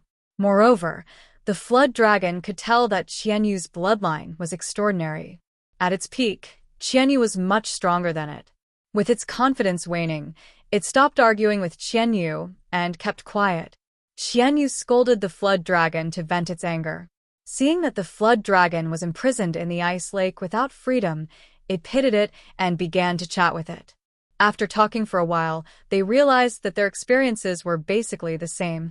They were both deprived of their lifetime's cultivation and imprisoned for hundreds of years. The Flood Dragon felt a sense of closeness to Qianyu and did not attack Ji Tianqing. Qianyu comforted it and flew back to Ji Tianqing's side. It looked at Ji Tianqing with a dignified expression and said, "Old Ji, no matter why this Flood Dragon appeared in the Ji clan's forbidden area, no matter what secret your ancestor has, you must release this Flood Dragon.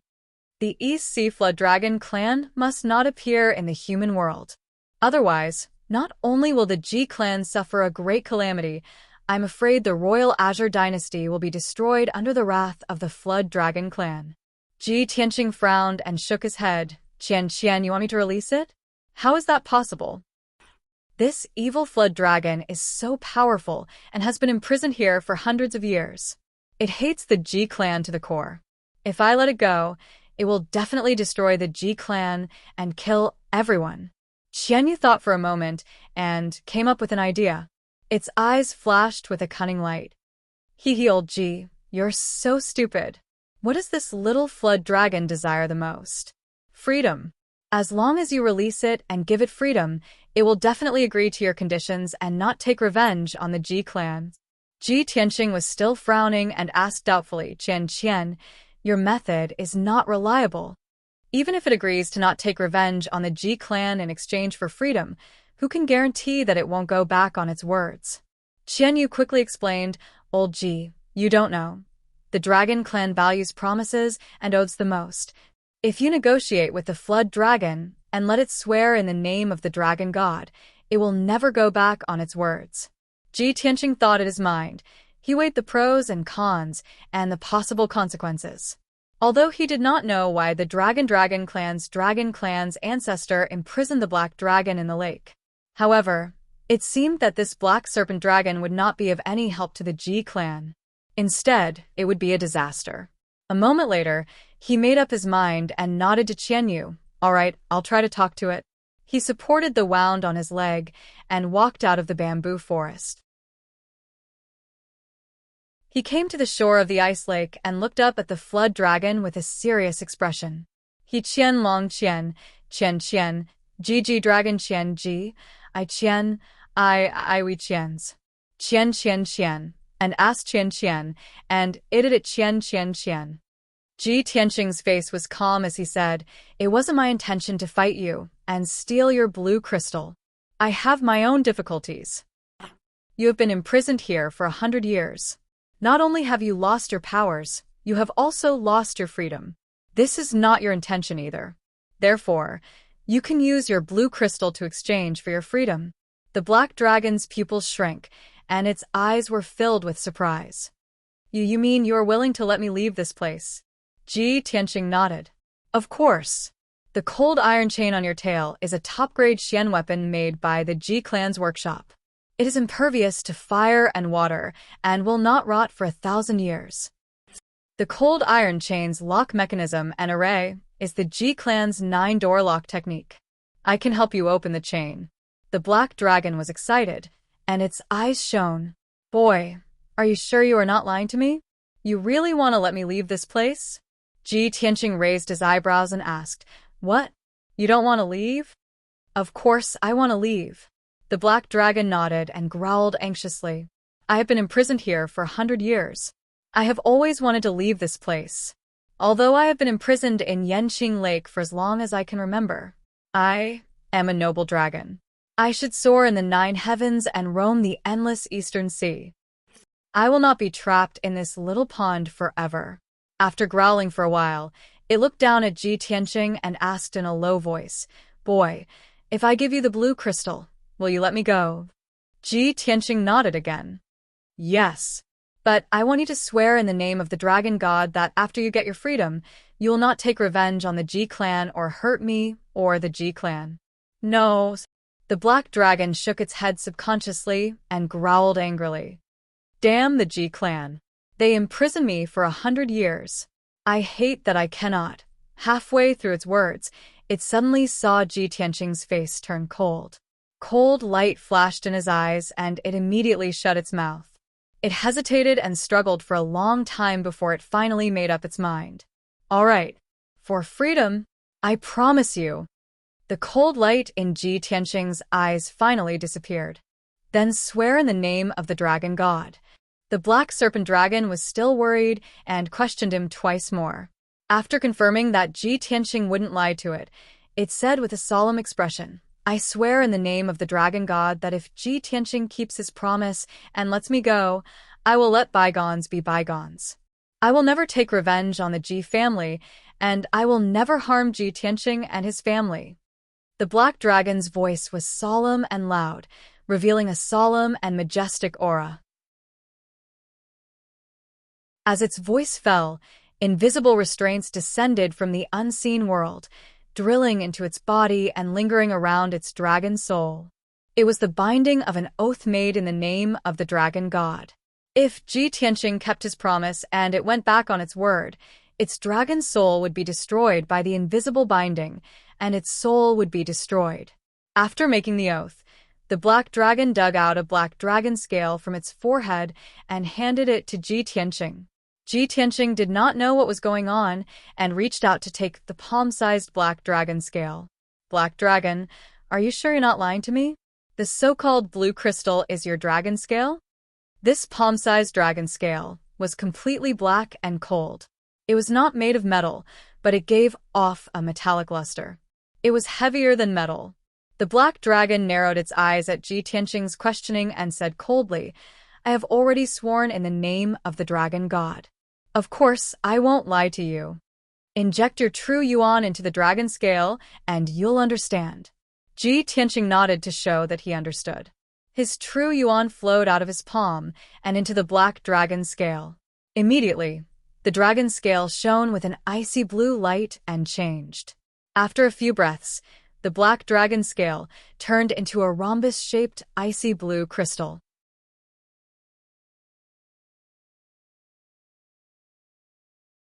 Chapter 64. Ji Tianqing held the blue crystal in his hand and felt a bone-chilling aura enter his body, almost freezing him. This crystal contained a vast amount of energy and seemed to have some miraculous effects. He thought to himself that if he could refine the power of this blue crystal, he would gain great benefits and his strength would increase greatly.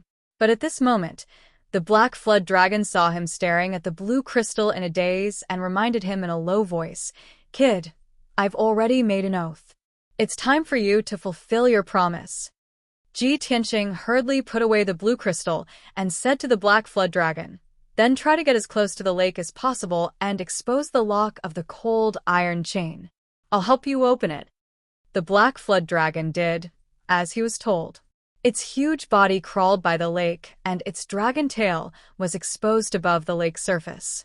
Ji Tianqing hurriedly walked to the side of the lake and examined the dragon tail and the cold iron chain closely. Only then did he see clearly that the cold iron chain was deeply embedded in the dragon tail's flesh and was stuck in the dragon bone. The white dragon bone was exposed from the wound, and the flesh around it had already rotted away. Although the black flood dragon had a strong self-healing ability and the wound would heal slowly. But with the cold iron chain on the tail, even if new flesh grew around the wound, it would rot away again. Ji Tianqing jumped into the lake and swam 7 or 8 meters to the tail of the flood dragon while enduring the bone-chilling cold. He used his family's method of cracking the lock with both hands and inserted his true essence into it. In just 30 breaths, he successfully opened the cold iron chain. The black flood dragon was finally free and regained its freedom. When Ji Tianqing opened the cold iron chain and took it out of the dragon's tailbone, he threw it into Yanqing Lake. It could no longer hold back the excitement in its heart and rushed into the sky, letting out an excited and high-pitched dragon roar. At that moment, it emitted an extremely holy, powerful, and majestic aura. That was the dragon's breath unique to the dragon race. Ji Tianqing's face turned pale from the invisible dragon's breath. He felt his blood and qi flow in reverse and almost spat out blood. He resisted the churning of his internal organs and quickly swam back to the shore. Right at this moment, the entire Yanqing Lake started to shake violently, and huge waves that were over 10 feet high surged up from the surface of the lake. The ground around the ice lake was also cracking, and the bamboo forest was collapsing into the ground. Hundreds of towering trees also collapsed and fell into Yanqinghu Lake. The earth-shattering commotion caused Ji Tianqing's expression to change dramatically. He was shocked in his heart. He subconsciously raised his head to look at the sky and saw that the spirit formation that enveloped Yanqinghu in the sky had actually shattered and collapsed. The dark yellow barrier, which was as huge as the sky, cracked open, bursting with an incomparably violent power. In the blink of an eye, the dark yellow barrier completely collapsed, turning into a tornado-like dark yellow pillar of light that swept towards the black Jiao dragon. The black flood dragon had just regained its freedom and was circling in the air. The hurricane formed by the spirit formation swept over. It simply had nowhere to run and was instantly swept into the hurricane. No matter how powerful it was, it could not escape from the hurricane. Not only that, but its 30-meter-long body was also rapidly shrinking under the suppression of the hurricane. Ah! How could this be? The black Jiao dragon was filled with fear as it let out an anxious roar. However, the hurricane continued to shrink, suppressing its body until it was smaller and smaller. About half a quarter of an hour later, the terrifying dark yellow hurricane finally disappeared. The black Jiao dragon was almost killed by the hurricane, but it managed to escape. The violently shaking Yanqinghu Lake gradually calmed down. Ji Tianqing and Qianyu looked at the black Jiao dragon again. When they saw its appearance, they were stunned. How could this be? How did the black Jiao dragon shrink 10 times its size? This arrogant little dragon finally experienced what I felt when I shrunk my body. The black Jiao dragon was also stunned. It floated in the air and looked down at its own body. Its eyes were filled with fear. Why? Why did this happen? Originally, its body was over 30 meters long, and its body was huge and majestic. Now, its appearance had not changed, but its body had shrunk by 10 times. It was only 3 meters long. At first glance, no one would think that it was a Jiao dragon. They would think that it was a black python. The black Jiao dragon could not accept this result. It flew madly in the air and roared to vent its anger. In the end, after flying around Yanqinghu crazily for more than 10 rounds, its strength was exhausted and it fell into Yanqinghu Lake. Qianyu laughed gloatingly and did not forget to clap with its little paws. The corners of Ji Tianqing's mouth twitched, and he couldn't help but laugh. A dignified divine beast flood dragon was actually exhausted from flying and fell into the lake. This was simply the biggest joke in the world. The black Jiao dragon flopped around in the lake for a while before returning to the shore. It lay on a huge rock in a rather sorry state and muttered in a daze, "Why is it like this? Damned bastard. Back then you took away my dragon crystal and imprisoned me here. And now, you've even set up such a formation to reduce my dragon body to such a tiny size. I am so angry." The black Jiao dragon was going crazy. Qianyu flew next to it and comforted it with a smile, as if she had been there before. "Little Jiao dragon, don't be sad. It's okay to be smaller, you'll get used to it in a few days. Only with your current situation, even if you leave the Ji family, you will not be able to return to the endless Eastern Sea, the territory of the Jiao dragon clan. I think before you leave the Imperial Qing dynasty, you will be caught and eaten by high-level beasts or become a pet of a human elite warrior. TSK, so pitiful." The black serpent dragon's eyes glowed with anger. It used its dragon claws to smash the millstone beneath it into pieces. Damn it! If the ancestor of the Ji family didn't take away my dragon crystal, I would not be in this situation.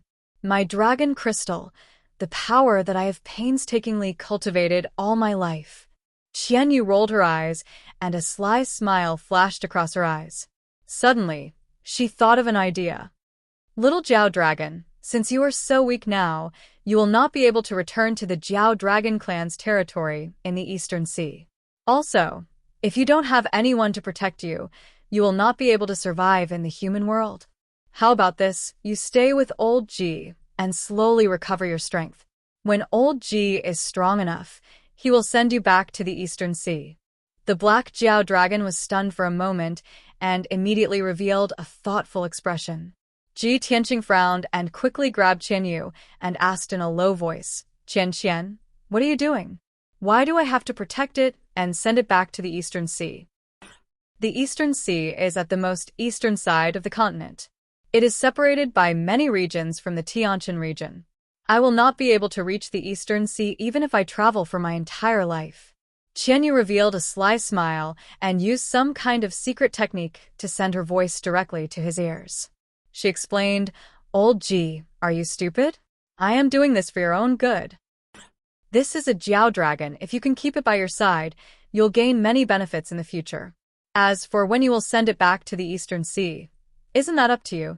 Maybe 50 years later, or maybe 100 years later, when you are strong enough to travel across large regions, you can send it back to the Eastern Sea. Ji Tianqing frowned and thought for a moment. He whispered, if that's the case, it is not impossible.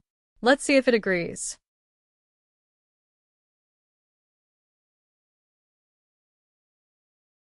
Chapter 65.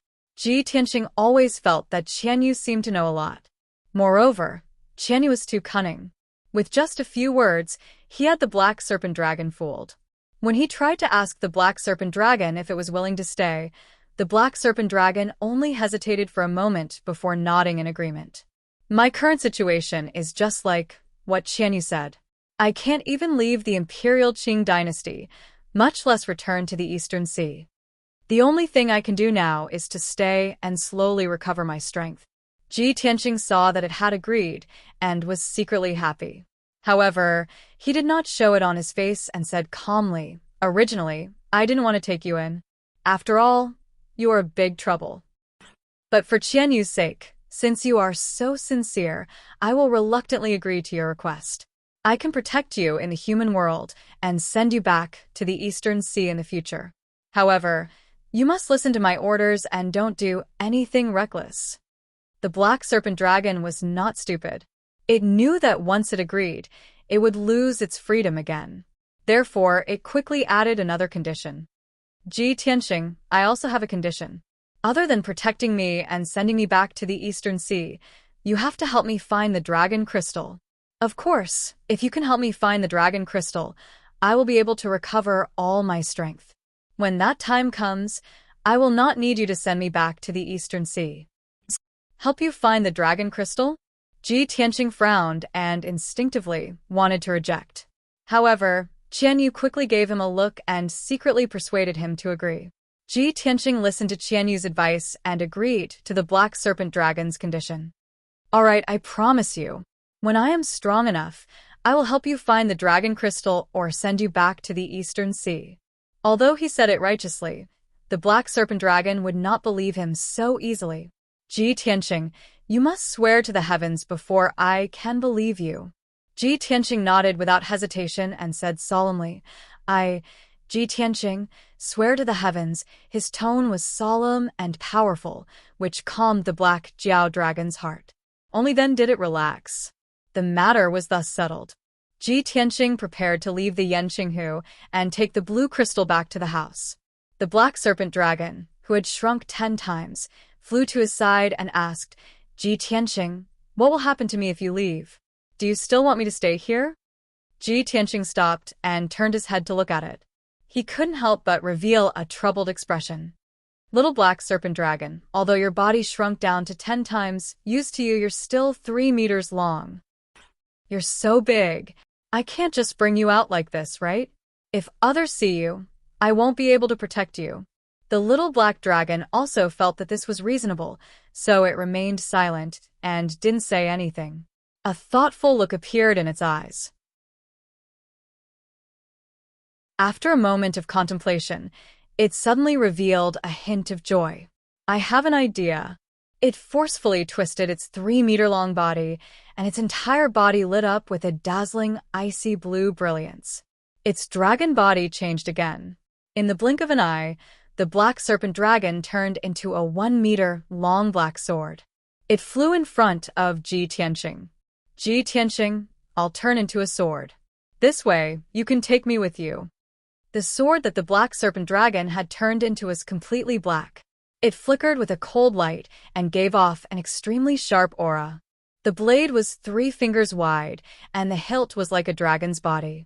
The surface was covered in fine black dragon scales. Just by looking at its appearance, one could tell that this sword was a peerless treasure among swords. It was mighty and extraordinary. Zhi Tianxing grasped the sword that the black serpent dragon had turned into. He examined it and couldn't help but smile. Little black serpent, this is a good idea. You can maintain your black serpent sword form in the future. Qianyu also looked at the black serpent sword. He smiled and said, Hee, little black serpent dragon isn't that stupid. You actually thought of this idea. The black serpent dragon muttered in dissatisfaction. Stinky fox, how is this dragon stupid? It's clearly you, who is too cunning. Zhi Tianxing ignored their bickering and left Yan Qinghu with the black serpent sword. After leaving the forbidden area, he took down the family head command medallion on the bronze gate. The gate closed with a creak. When he passed through the bamboo forest and returned to the back garden, he found that there was no one in the gazebo. He raised his head to look at the sky and realized that it was already the afternoon. 4 hours had passed since he entered the forbidden area of Yanqinghu. Second Uncle Ji Ruffing and the others probably thought that I died in the forbidden area. Zhi Tianxing inwardly sneered. He quickly left the back garden and rushed to the main hall of the Ji mansion. Sure enough, when he arrived at the entrance of the main hall, he heard a commotion coming from inside. Many of the managers were arguing loudly and emotionally. Third Uncle Ji Changhe's voice was mixed in as well. When Zhi Tianxing stepped into the main hall, he heard Zhi Tianxing proudly sneering. For hours have passed. That brat Zhi Tianxing is already dead. What are you waiting for? Don't tell me you think that kid, Zhi Tianxing, will be able to walk out of the forbidden area alive with his strength? I think you are all living in a dream. Haha. Shortly after, second Uncle Ji Rufing's sonorous voice sounded out. Everyone, don't waste any more time. With Zhi Tianxing's strength, he is already dead. For managers, don't take any chances. Now, this seat will temporarily take over the position of family head and help the Ji family safeguard the family head command medallion. Ji Rufing's voice was deep and powerful. It was filled with unquestionable dominance and confidence. But before he could finish speaking, he stopped abruptly. The confident smile on his face froze.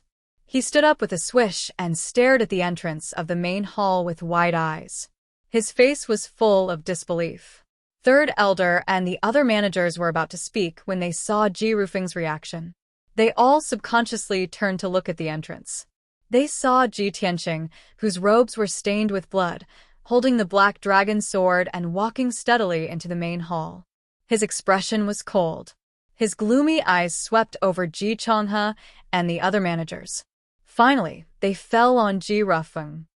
Second uncle, you want to temporarily take over the family head command medallion? Zhi Tianxing stared at Ji Rufing with a cold smile. He said in a low voice, in your next life.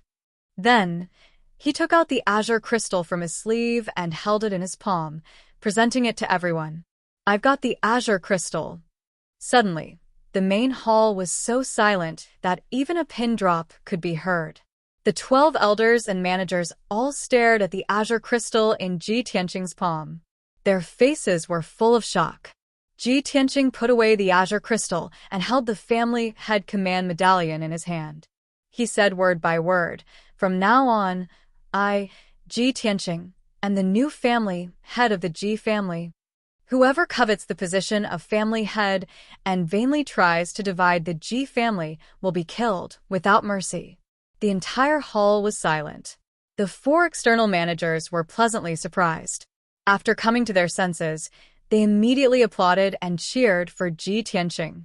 Ji Rufeng's expression became extremely ugly. His heart fell from the clouds to hell. His heart was full of anger. He was so angry that he almost vomited blood. His whole body trembled. 5 chapters have been updated. Brothers, please add this book to your bookshelf on account of little he's diligent 5 chapters a day. Give me a few recommendation votes. I'll be eternally grateful.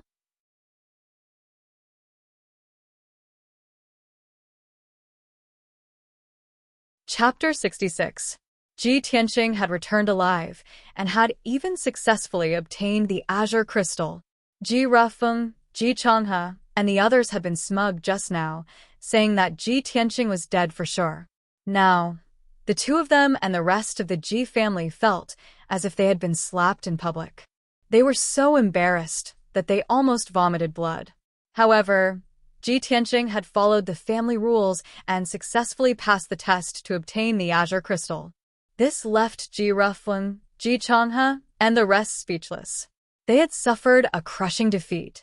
No matter how unwilling they were, they had no choice but to accept this result and acknowledge Ji Tianqing as the family head. Ji Tianqing glanced at Ji Rufeng and the rest mockingly before leaving the main hall with a cold smile. He returned to the breezy courtyard and immediately entered the secret chamber to treat his injuries and restore his strength. In the celestial forest court, 3,000 meters away from the Ji mansion, it was still the same tall tower in the manor. At this moment, a young man and a young woman were standing at the top of the tower. The young man in a long silver robe was Bai Wuxian. The young woman in a plain white dress with long hair was Yun Yao. She stood proudly against the wind and looked into the distance. Her beautiful face revealed a look of astonishment. Just now, I sensed a trace of a dragon's aura. A dragon's aura appeared. She had always been cold and aloof. It was rare for her to be so surprised. Bai Wuxian frowned when he heard her murmuring. His expression was one of surprise. Dragon's aura? How could a dragon's aura appear in the imperial city of the Green Cloud Imperial City? Grand Senior Sister, could it be that you sensed wrongly? Yun Yao frowned. She was still focused on the dragon's aura, trying to find the source of the dragon's aura. Unfortunately, the dragon's aura only appeared for a moment before it disappeared immediately. When she heard Bai Wuxian's question, she shook her head gently and said firmly, "Junior brother Bai, don't forget that I have the Celestial Spirit Sacred Constitution bloodline. I'm very sensitive to the aura of different races. I can't be wrong." Although the dragon's aura only appeared for a moment before it disappeared, I really sensed the dragon's aura. When she mentioned the bloodline of the Celestial Spirit Sacred Constitution, Bai Wuxian stopped smiling and his face became serious. Since Grand Senior Sister's senses can't be wrong, then a dragon really did appear in the Imperial City of the Green Cloud Imperial City. But that's impossible. How could a dragon's aura appear in the small Imperial City of the Imperial City? Isn't the dragon clan residing in the endless Eastern Sea? How could they cross hundreds of millions of miles and come to the Imperial City? Bai Wuxian was still in disbelief. Yun Yao frowned and recalled for a moment. Then, she suddenly thought of something and her eyes flashed. Of the spiritual constitution, spiritual constitution, spiritual constitution,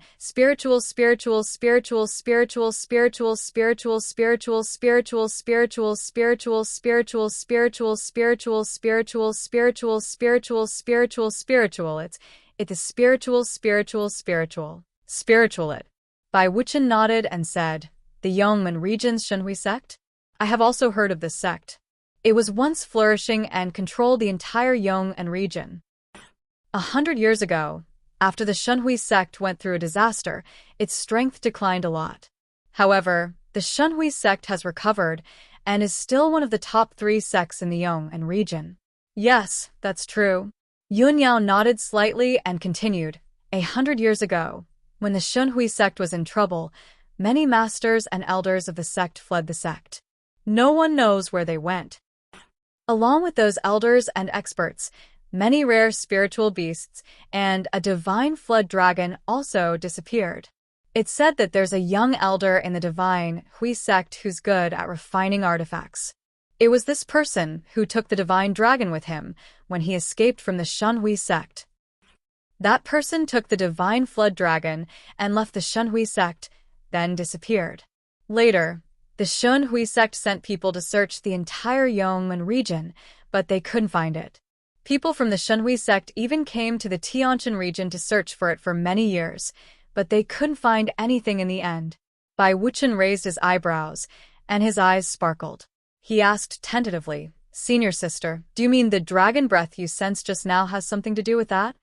Yun Yao shook her head and said calmly, "I don't know if these two things are related. It's just that when I sensed the dragon breath just now, it reminded me of the past that Master told me." After a moment of silence, she said again, "Junior brother Bai, our sect's entrance competition is in 3 days. How's the preparation for it going?" Bai Wuxian smiled and said, "Senior sister, don't worry. The competition is ready. With junior brother Hao and the 3 deacons supervising it, there won't be any mistakes. But there's something I need you to make a decision on." Yun Yao looked straight ahead and asked calmly, "What is it?" Bai Wuxian explained, "Among the young disciples who passed the entrance test last month, there was a girl named Ling Yunfei. She was ranked 7th in terms of talent and strength. But she was killed a few days ago.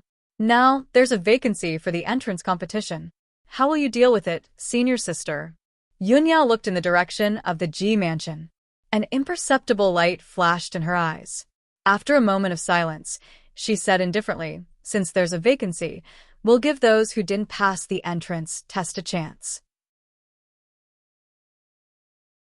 Junior brother Bai, you'll be in charge of setting up an illusory weapon Xian formation in the city square and announce it to the whole city. If a young warrior can pass this formation in 3 days, he or she will get the vacancy and participate in the entrance competition in 3 days." Bai Wuxian was stunned. He didn't show it on his face, but he thought to himself, why is senior sister doing this? Could it be that she has other intentions? But he didn't ask. He just nodded with a smile and said, "Okay, I'll do as senior sister says." Then, Bai Wuxian bid farewell to Yun Yao and left the top of the pagoda. Yun Yao was left standing alone at the top of the pagoda. Her eyes were deep in thought. Her figure was extremely slender under the light of the setting sun. Late at night, the Ji mansion was very quiet. Only a few courtyards were lit with lanterns. Ji Tianxing healed himself in the secret chamber for 6 hours. When he was fully recovered, he walked out of the secret chamber. He was about to call Huan and ask her to bring some food from the kitchen. At this moment, there was a slight sound of wind in the small courtyard outside the house.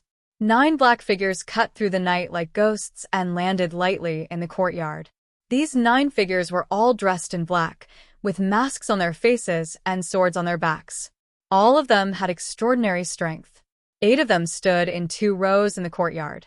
The leader walked to the door and reported in a low voice, "Young master, Mu Shan requests to see you." Ji Tianxing had already sensed that someone had sneaked into the courtyard. He held the black dragon sword in his hand and was on guard. He thought that the other party was an assassin sent by second uncle Ji Rufeng to assassinate him. After all, he had successfully passed through the forbidden area and obtained the blue crystal. He was now the rightful successor to the position of patriarch. Second uncle Ji Rufeng had failed at the last step. It was very likely that he was planning to assassinate him. However, when Ji Tianxing heard the voice outside the door, he immediately let down his guard, and a smile appeared on his face. He put away the black dragon sword and said in a low voice, "Come in." The man in black named Mu Shan immediately opened the door and led the 8 men in black into the room. After entering the room, Mu Shan and the others walked to Ji Tianxing and knelt down on one knee. Mu Shan, the vice leader of the Shadow Sword Hall, greets the young master.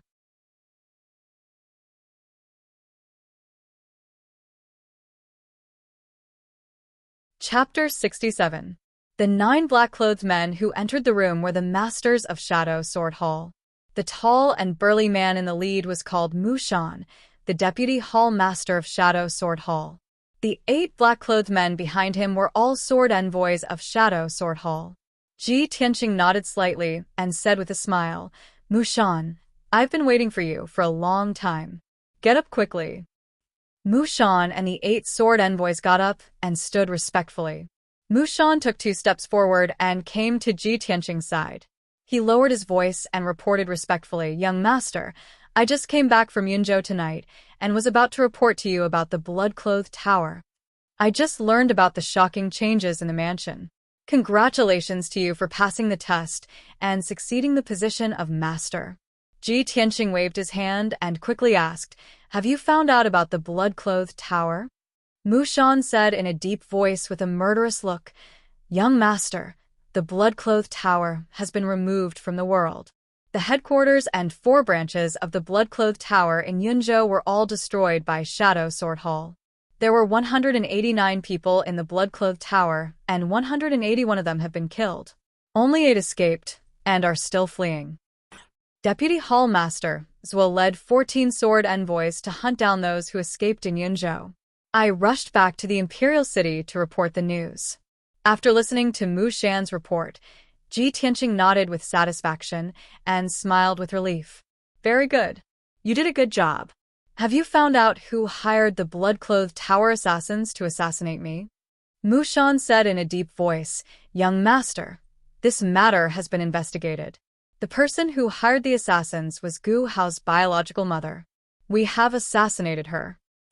In addition, we have found out that Gu Hao's biological mother was in Hanging Cloud City at that time. The person who tipped her off was Ji Hao's subordinate." Ji Tianqing had never doubted the ability of Shadow Sword Hall. After listening to Zhou Xian's report, a cold light flashed in his eyes, and the corners of his mouth raised into a sneer.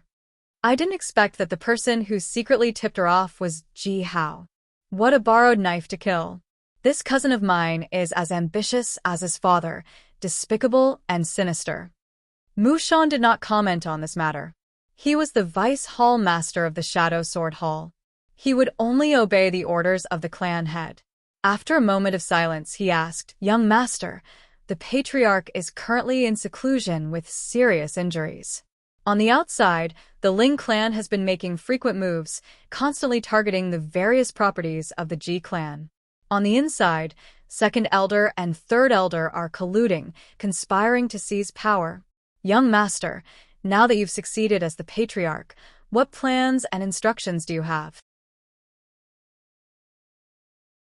Ji Tianqing frowned as he pondered, his eyes flashing with wisdom.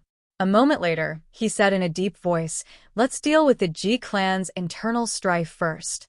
Ignore the Ling clan for now. Ling Si-hai is seriously injured and will not dare to invade the Ji mansion in the near future. The Ling family could only do things that were not presentable and secretly retaliated against the Ji family's various businesses. This won't harm the Ji clan's foundation, so the various managers and district masters can still handle it. Zhou Xian, put those managers with the surname Ji under house arrest and guard them strictly. Don't let them come in contact with anyone. Kill anyone who resists. In addition, you have to act in secret and do your best to find evidence of their crimes. I want to remove their authority and cut off second elder's wings first, then slowly deal with him. Go. Carry it out immediately."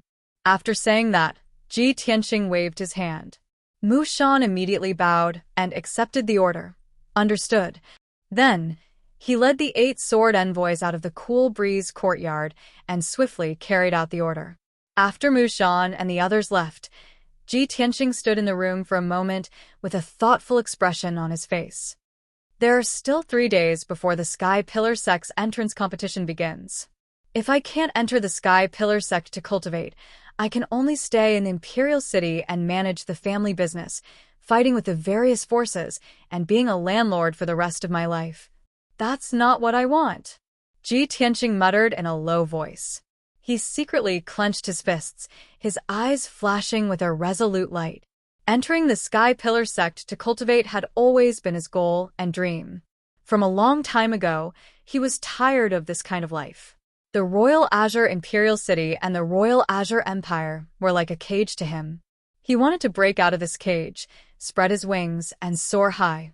He wanted to cultivate more profound and powerful martial arts and explore the wonderful world outside. After a while, he turned around and entered the secret underground room. He began to cultivate and comprehend the Tao of the Sword Heart. He had already completely grasped the second stage of the Tao of the Sword Heart. He was very proficient in it and had reached the minor accomplishment stage. This stage of the cultivation technique could not only cultivate quintessential essence and increase the power of the sword embryo, but it could also control sword qi, as if it was his own arm. Ji Tianxing named this stage of the cultivation technique sword driving art and had been diligently cultivating it for the past few days. In the dark secret room, he sat cross-legged in the middle of the quintessential gathering array and calmly pondered. Cultivation is like rowing a boat against the current. If you don't advance, you will fall behind. I can't slack off for a moment. There are still 3 days. I must cultivate the sword-driving art to the greater accomplishment stage in order to unleash my strongest combat strength. Only then will I have the chance to participate in the grand entrance competition and obtain the qualifications to enter the Sky Pillar sect. After that, Ji Tianxing collected his thoughts and began to focus on cultivating the sword-driving art.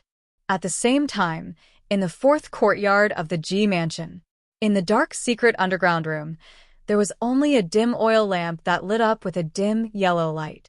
Ji Rufeng sat on the wooden armchair with a cold expression. His hands gripped the armrests so tightly that the veins on the back of his hands were popping out. Obviously, he was extremely angry. His heart was brewing with a monstrous rage. Ji Hao stood beside him. His expression was also very ugly. His eyes were surging with killing intent. After a moment of silence, he finally couldn't help but curse in a low voice. Damn Ji Tianxing. That bastard. How could he break through the forbidden area and obtain the azure crystal? I don't believe it. In the past month, he suddenly returned from the body refinement realm trash to the quintessential realm. Not only did he kill Ling Yunfei, but he also mastered that marvelous sword technique and even succeeded the position of the patriarch. Father, there must be a secret behind this. Ji Tianxing's change is too great. His growth is too fast. There must be a problem. Ji Hao's emotions were agitated. His heart was filled with anger and jealousy. Ji Rufeng frowned and said in a low and deep voice, however, we all saw Ji Tianxing's change. It is indeed very strange, but there is no point in discussing this now. Just now, this subordinate came to report that Ji Tianxing sent people from the Shadow Sword Hall to put the managers under house arrest and stripped them of their authority. He first dealt with those managers. Next, he will deal with me. Ji Hao's angry face twisted. His eyes surged with killing intent. Father, what do we do? Are we just going to sit here and wait for death? Ji Rufeng said expressionlessly, the people from the Shadow Sword Hall have returned. Even if we want to assassinate Ji Tianxing, it is impossible. For now, we can only wait and see. 3 days later, it will be the Sky Pillar Sect's entrance competition. Ji Tianxing will definitely think of a way to participate. I have already informed the young prince of what happened today. Just now, the young prince sent me a secret letter and told us to wait patiently for 3 days. 3 days later, the young prince will help us deal with Ji Tianxing in the competition. At that time, Ji Tianxing will be dead. Ji Chongkong will not be a threat, and the position of the family head will still be ours. Hearing this, Ji Hao's expression eased a little. However, he pondered for a moment and asked hesitantly, Father, are we really going to rely on the young prince and submit to him? The young prince's ambition is too great. If it is exposed in the future, I'm afraid the entire Ji family will be implicated and executed by the imperial family. Ji Rufeng frowned. A cold light flashed in his eyes. He said in a deep voice, those who achieve great things must have the courage to cut off all means of retreat. The young prince has the world in his heart and has great ambitions. What is a mere Qingyan kingdom? In the future, the entire 10 countries of the Tianqian region will be in his pocket. If we surrender early, we can still be relied on by him and receive more rewards in the future.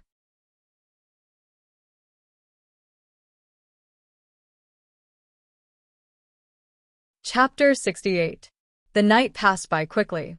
Early the next morning, when Zhi Tianxing finished his cultivation had increased a little, and his strength had improved.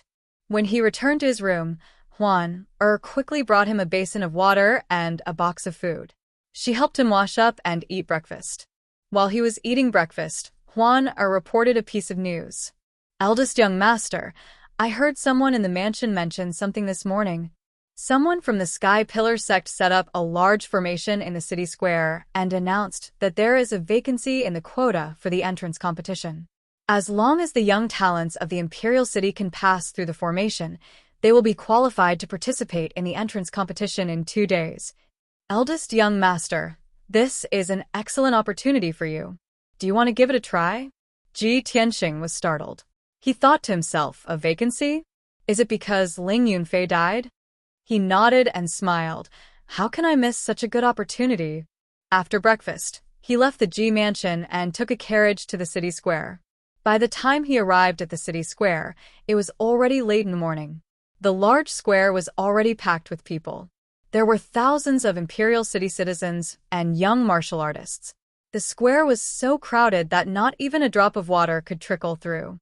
Zhi Tianxing got off the carriage and walked through the crowd with an expressionless face to the center of the square. There was a high platform with a radius of 100 meters. It was surrounded by a white jade fence with many spirit beast statues. Usually, when there was a grand ceremony in the Imperial City, it would be held on the high platform. At this moment, there was only a huge dark golden ball of light on the high platform. The ball of light was as big as a courtyard. It was condensed from the energy of the formation. Its surface was shining with a dazzling golden light. Obviously, this was the formation set up by the Sky Pillar sect. The high platform was surrounded by people. Everyone stared at the golden ball of light and whispered to each other. The Sky Pillar sect's disciples are really extraordinary.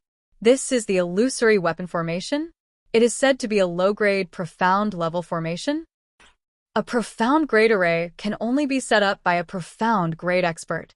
Normal true energy realm martial artists would have a hard time breaking through it. Those in the body refinement realm definitely have no hope.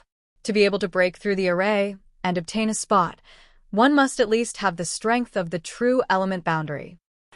Sigh, it's a pity that we can't see what's going on inside the formation from the outside. I wonder what's so special about this illusory weapon Xian formation? Zhi Tianxing passed through the crowd and arrived at the bottom of the high platform. He silently sized up the illusory weapon Xian formation and listened to the discussions of the surrounding warriors. At this moment, the dark golden ball of light on the high platform suddenly flashed with 2 golden lights. Shwa! A figure flew out of the ball of light and was bounced 10 meters away by the majestic force of the array. He rolled and fell off the high platform. This person was a young martial artist. He was dressed luxuriously and had an extraordinary bearing. However, he was injured in the illusory weapon mystic formation. His clothes were tattered, revealing more than a dozen bloody wounds. His disheveled appearance was very embarrassing. Seeing this person fall off the stage in a sorry state, the surrounding cultivators suddenly let out a burst of exclamations, discussions, and laughter. Isn't that Zhu Xingzi? He has the strength of the 2nd level of the true element boundary. How did he fail? Brother, you didn't see it just now, right? Zhu Xingzi had just entered the illusory weapon mystic formation for less than half an hour and failed to break through the array and was ejected out. Hee, what's so strange about Zhu Xingzi failing to break through the array? You guys came late and didn't see it. Before Zhu Xingzi, there were more than a dozen people who were ejected out with bruises all over their bodies. Sigh. It seems like it's very difficult to obtain that vacant spot. Even the strength of the 2nd level of the true element boundary can't do it. I reckon that the person who can break through the array not only has the strength of the third level of the true element boundary, but also has to be proficient in arrays. Hearing until here, Ji Tianqing couldn't help but frown. He secretly looked around, and indeed saw a few young martial artists who were injured. They were covered in blood, and were in a sorry state. After the dark golden ball ejected Xianxia, a black door appeared. It was obviously the entrance to the array.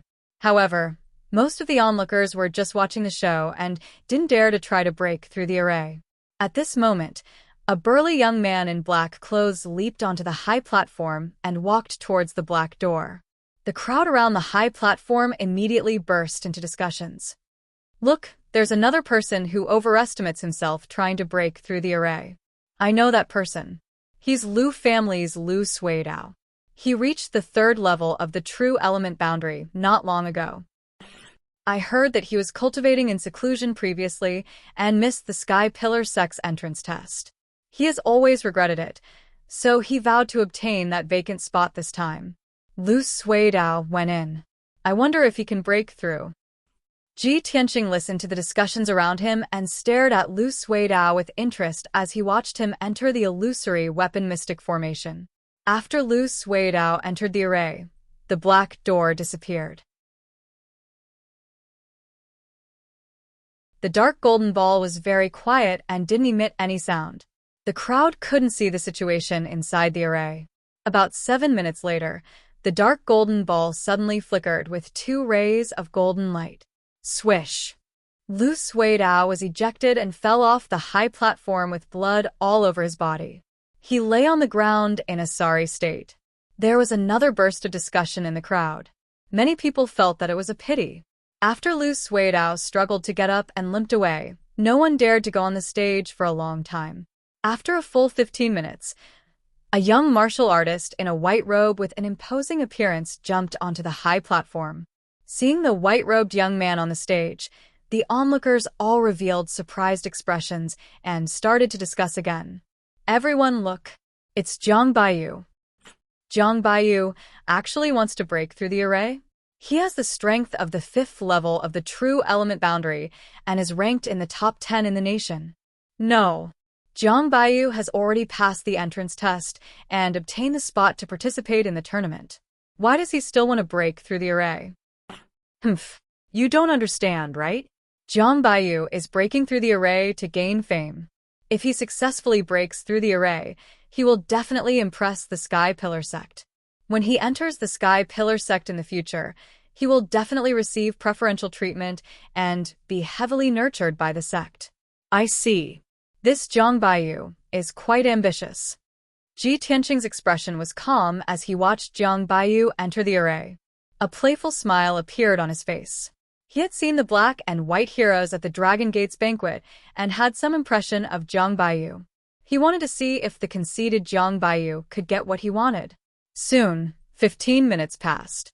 The dark golden light ball suddenly flickered with 2 rays of golden light, and a white figure was ejected out. It was Zhang Baiyu.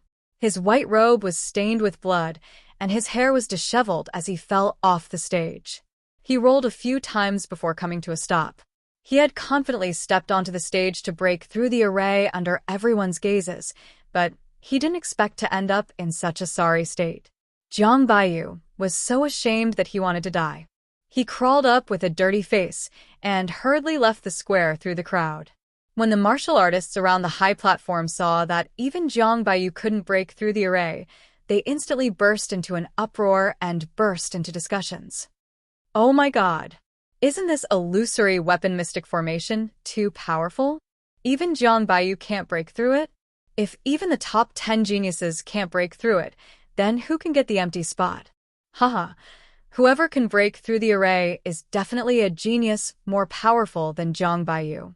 This kind of genius would have already passed the entrance test. Why would he need to break through the array?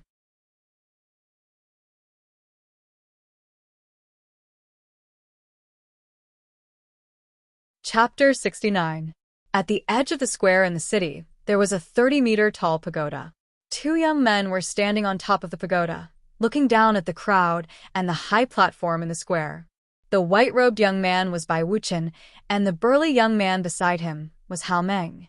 They looked at the illusory weapon Xian formation on the high platform and heard the noise from the square. They couldn't help but smile. Bai Wuxian had a playful smile on his face and said indifferently, "Some frogs at the bottom of the well are too self-righteous. They think that they can impress us by passing the illusory weapon Xian formation and get the focus of the sex training. How ridiculous." Hao Meng grinned and said with a smile, "Yes, the illusory weapon Xian formation is just a low-grade Xian formation. Although it's a little difficult, it's not a big deal. Even if that person passes the formation, he won't be valued by the sect." Bai Wuxian's smile deepened, and he said contemptuously, "What's more ridiculous is that the self-righteous frogs at the bottom of the well failed the formation." "How ridiculous." Hao Meng said, "Senior brother Bai, it's reasonable for that person to fail the formation. Although the illusory weapon Xian formation is a low-grade Xian formation, only those in the mystic comprehending realm can break through it. Ordinary true energy realm people can't break through it. They can only think of other ways to break the formation." Bai Wuxian stopped sneering and murmured with a deep look in his eyes, "I don't know why senior sister used this formation to test them. Does she have other intentions?" Hao Meng hesitated and said with a grin, "Senior brother Bai, I think you're thinking too much. It's completely reasonable for senior sister to ask you to set up this formation. Our sky-bearing sect is the #1 sect in the Xianxia region. How can any mediocre person enter? That place is temporarily vacant. If anyone wants to get it, they have to pay a higher price," Hao Meng was explaining when he suddenly saw a young man in a black robe walking out of the crowd in the square and stepping onto the high platform. He stared at the young man in the black robe and frowned. He said subconsciously, "Hey, isn't that the kid with the surname Ji? So many people have failed to break through the array before, and he still dares to step onto the stage?" Bai Wuxian stared coldly at Ji Tianqing's silhouette. His lips curled into a mocking smile. Hee, Elda senior sister was merciful and helped that brat twice. Could it be that he still thinks that Elda senior sister will remember an aunt like him and help him again? That illusory weapon profound formation was personally arranged by me. I don't believe that you can break through it." Hao Meng tilted his head and glanced at Bai Wuxian. He had a feeling that senior brother Bai was hostile towards that young man with the surname Ji. He wanted to remind Bai Wuxian, but after a moment of hesitation, he dismissed the idea. Ji Tianqing walked out of the crowd expressionlessly and climbed up the stairs to the stage. When the martial artists around the high platform saw him, they immediately showed expressions of surprise, contempt, and disdain. Many people rejoiced in the misfortune of others. They began to discuss eccentrically and even burst into laughter.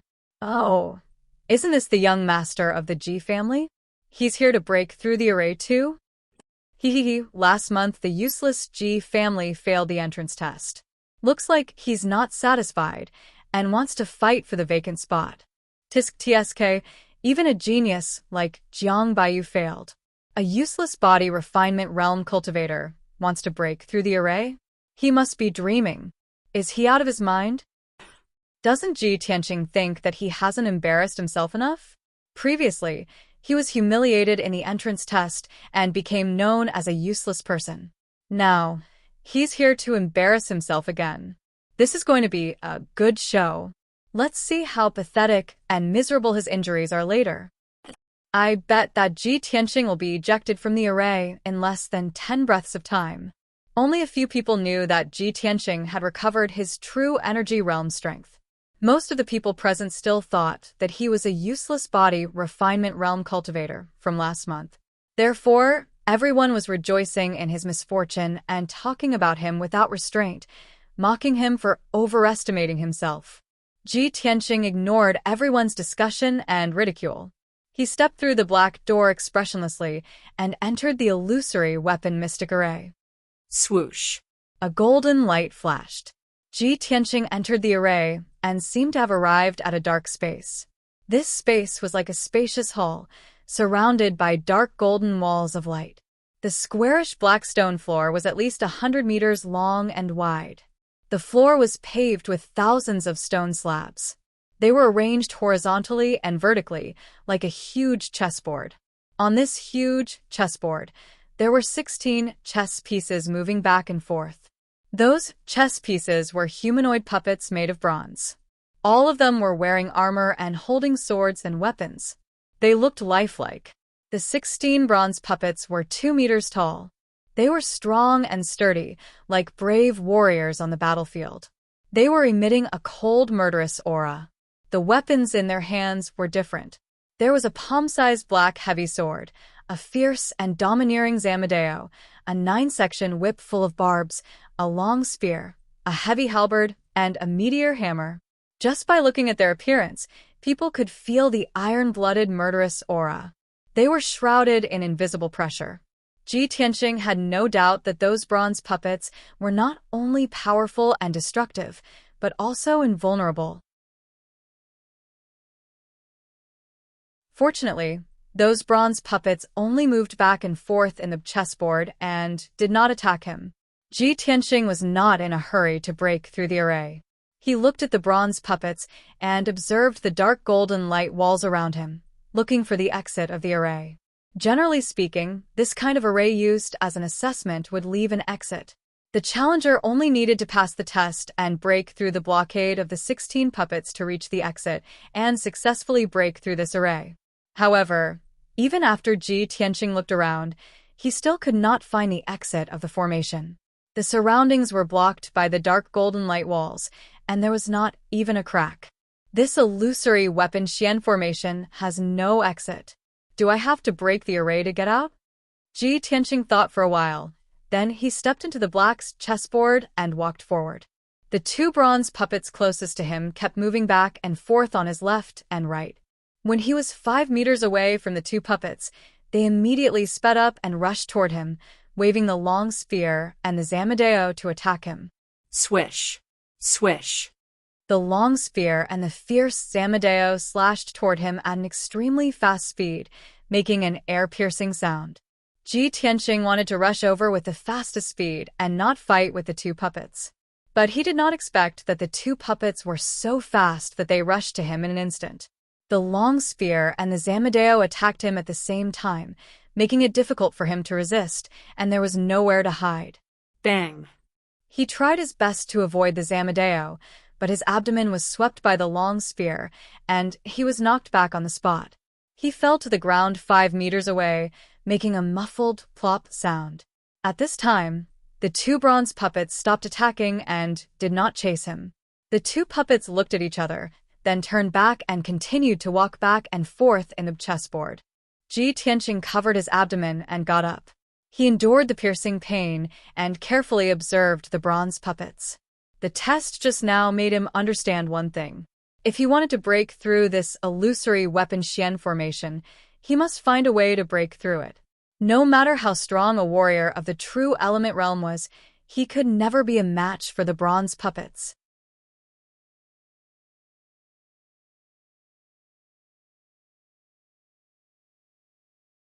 Chapter 70. Ji Tianxing had dabbled in formations since he was young, so he was not unfamiliar with them. The Ji family was a family of blacksmiths, so they would use formations in the weapons and equipment they forged.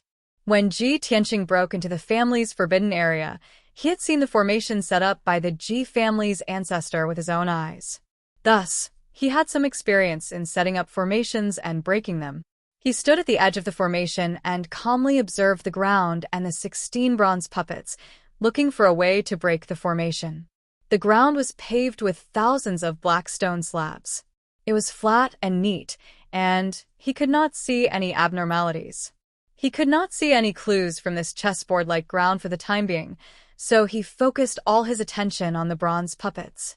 He carefully observed for a while and found some patterns. The 16 bronze puppets had similar appearances, but the weapons in their hands were different.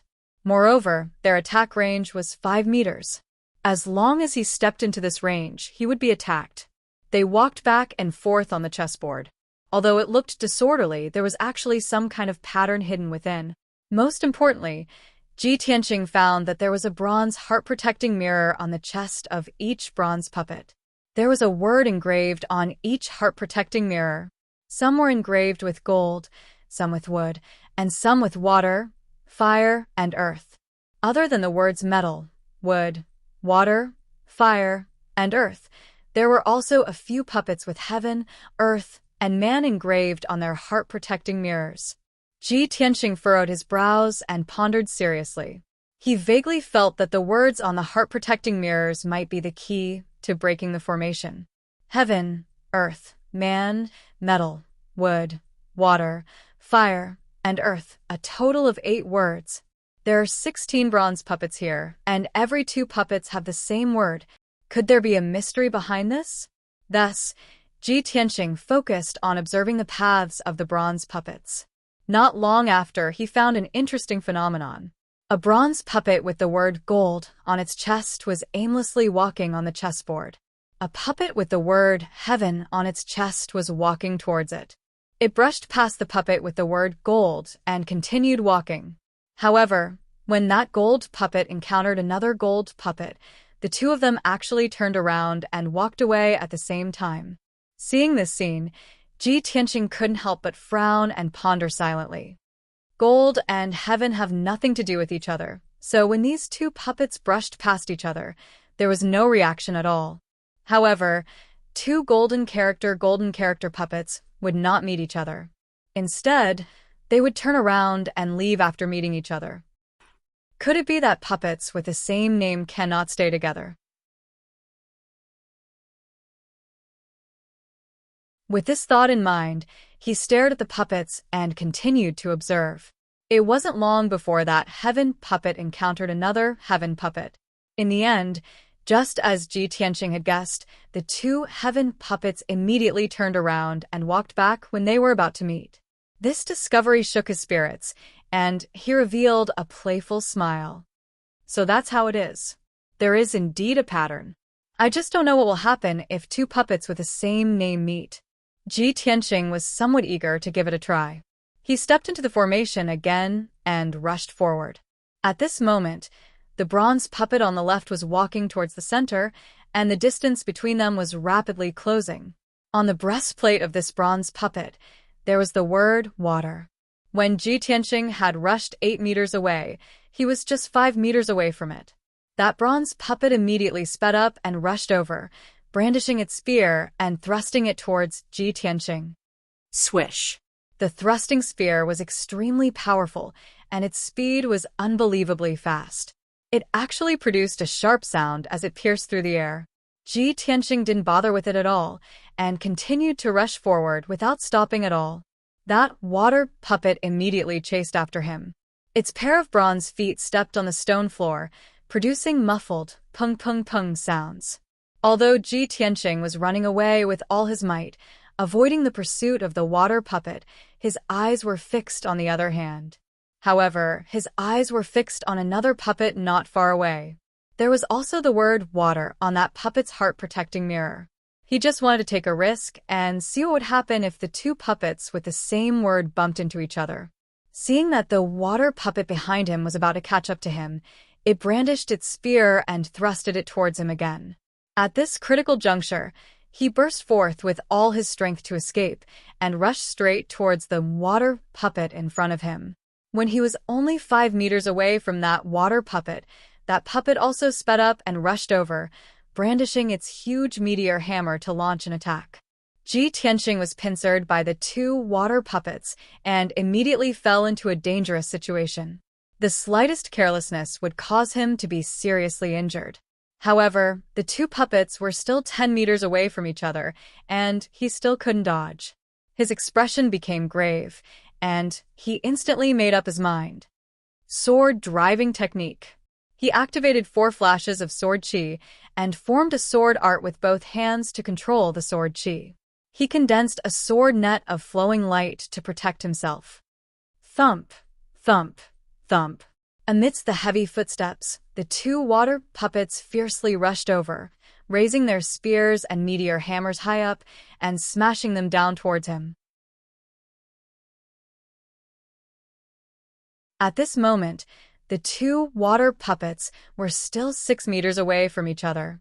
The spears and meteor hammers smashed down at the same time and fiercely hit the flowing light sword net. Ding ding ding. A series of crisp sounds of metal clashing burst out. The flowing light sword net was smashed into pieces, and the sword chi burst out in all directions.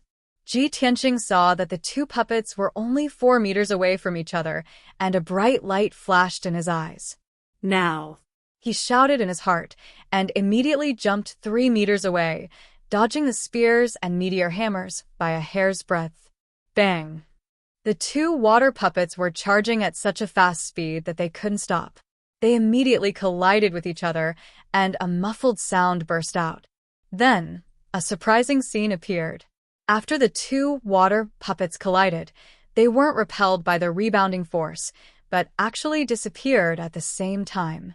Ji Tianqing fell on the ground 3 meters away and stared at this unbelievable scene with his eyes wide open.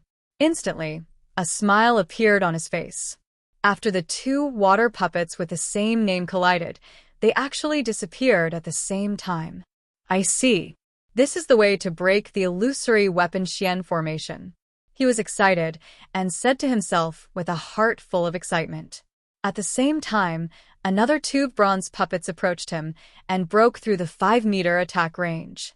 Those two bronze puppets suddenly sped up and waved their heavy sword and halberd to attack Ji Tianqing. Ji Tianqing had found the way to break the formation, so of course he wasn't afraid of the siege of those two puppets. He saw that the fire and earth characters were engraved on the heart protection mirrors of those two puppets. Thus, he found another puppet with the word earth on it and rushed over as fast as he could. After a short while, the two puppets caught up with him and launched an extremely violent attack. The other earth puppet was also alarmed and quickly rushed over. Ji Tianqing was trapped in the siege of 3 puppets, but he didn't panic. He repeated the same trick and skillfully closed the distance between the two earth puppets. Then, with a muffled sound, the two earth puppets collided with each other and disappeared on the spot. Another 5 chapters. Please bookmark, recommend tickets, and reward.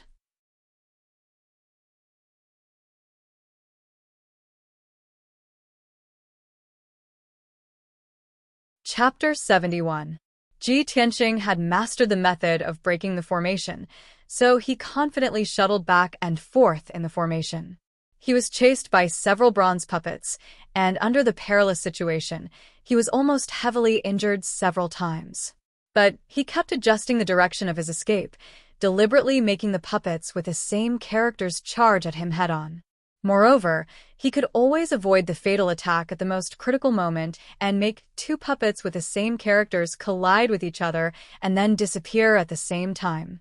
2 puppets with the character of water disappeared, and so did 2 puppets with the character of earth. Then, 2 puppets with the character of fire disappeared. As time went by, pairs of puppets disappeared one after another, and there were fewer and fewer bronze puppets in the formation. After about a quarter of an hour, there was only 1 pair of puppets left in the illusory weapon formation. Ji Tianqing ran on the chessboard with all his strength, constantly adjusting the direction of his escape, making the 2 bronze puppets attack him from the front and back. When the 2 bronze puppets rushed at him one after another, he finally showed a smile on his face. When he was about to be hit by the 2 puppets, he jumped up more than 3 meters high in a flash. Before the 2 bronze puppets could react, they collided head-on with each other. Swish! The last 2 bronze puppets disappeared at the same time. At the same time, the black stone ground under Ji Tianqing's feet disappeared and turned into white jade stone. The dark golden light wall around him also disappeared, revealing the blue sky, the golden sunlight, and the crowd around the high platform. Swish! The whole illusory weapon formation disappeared.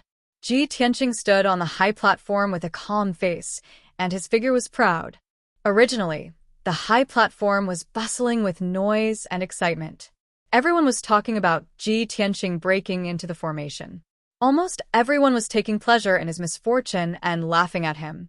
Most people believed that Ji Tianqing, a trash in the body refining realm, could never break through the illusory weapon formation.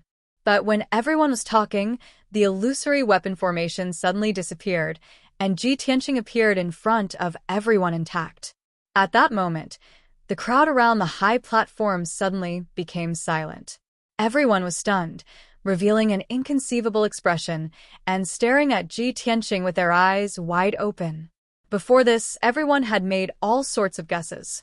They guessed that Ji Tianqing would be ejected from the array and be severely injured. His body would be covered in blood, and he might even lose his life. However, what no one expected was that Ji Tianqing appeared unscathed, but the illusory weapon Xian formation disappeared. Tens of thousands of warriors looked as if they had seen a ghost. Their bodies stiffened as if they had been petrified. After everyone came back to their senses, they burst into earth-shattering discussions and cries of shock. "Oh my God! Am I seeing things?" The illusory weapon profound formation disappeared? Could it have been cracked? Even the genius Jiang Baiyu couldn't break through the mystic grade great array, but it was actually broken by Ji Tianqing? How is this possible? Isn't he a trash in the body refinement realm? How is it possible to break this formation? There must be something wrong. I don't believe this is true. Unbelievable. Could it be that Ji Tianqing has recovered his strength? In the crowded square, similar cries of surprise could be heard everywhere. Those who witnessed this scene couldn't believe this result. 1 month ago, in the same square in the city, on this high platform, Ji Tianqing accepted the strength test while he was unconscious. At that time, he was only at the 3rd level of the body refinement realm. He became the laughingstock of the world and was labeled as trash. This matter spread throughout the Royal Azure Kingdom overnight.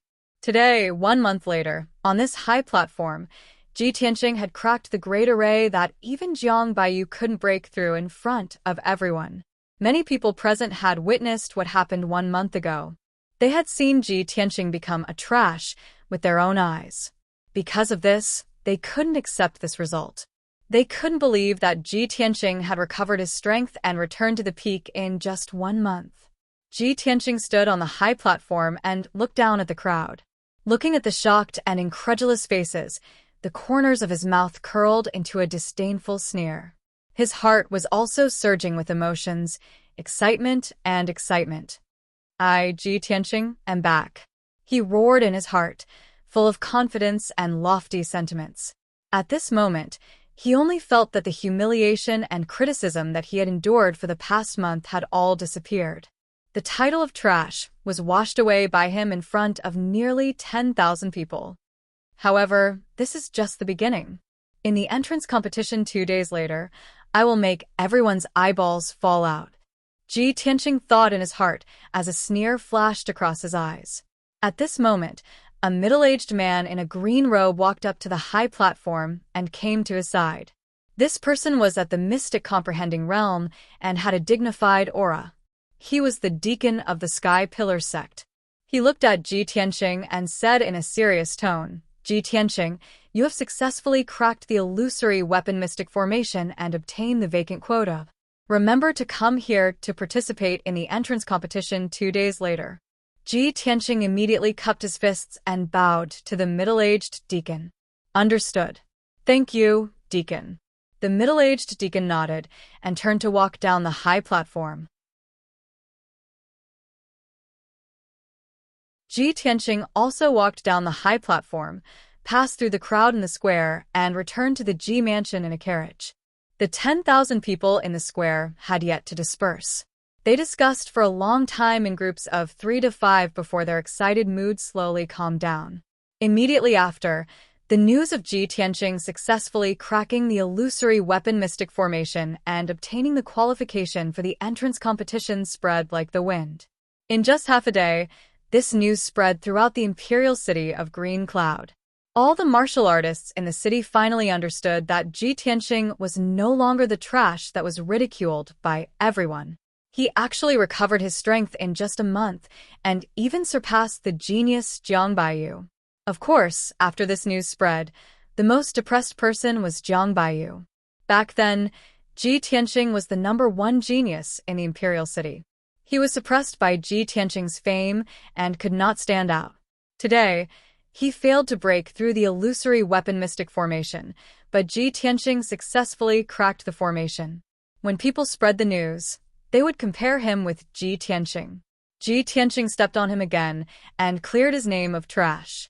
Jiang Baiyu was used as a stepping stone by him and was secretly ridiculed by countless martial artists. How could he not be angry from embarrassment?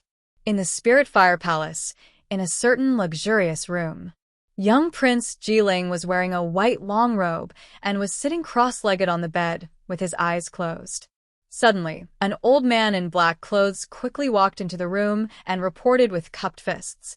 Reporting to young Prince, I just received news that Ji Tianxing cracked the illusory weapon mystic formation in front of everyone in the city square and obtained the qualification to participate in the entrance competition. Jiling slowly opened his eyes and listened to the old man in black's report. He couldn't help but curl his lips, and a cold, killing intent flashed across his eyes. I already knew that he recovered his strength and is not weaker than the 5th level of the true element realm. He cracked the formation in front of everyone and obtained the qualification to participate in the entrance competition. This is exactly what I wanted. Otherwise, if he didn't participate in the entrance competition, I would have to find another opportunity to make a move on him. After a pause, he sneered and said, I have already completely refined the God-seizing pearl, and my strength has also reached the peak. In the entrance competition 2 days later, I will take Ji Tianxing's dog life. 5 updates a day. I only ask for your support and recommendation tickets. Little he thanks everyone.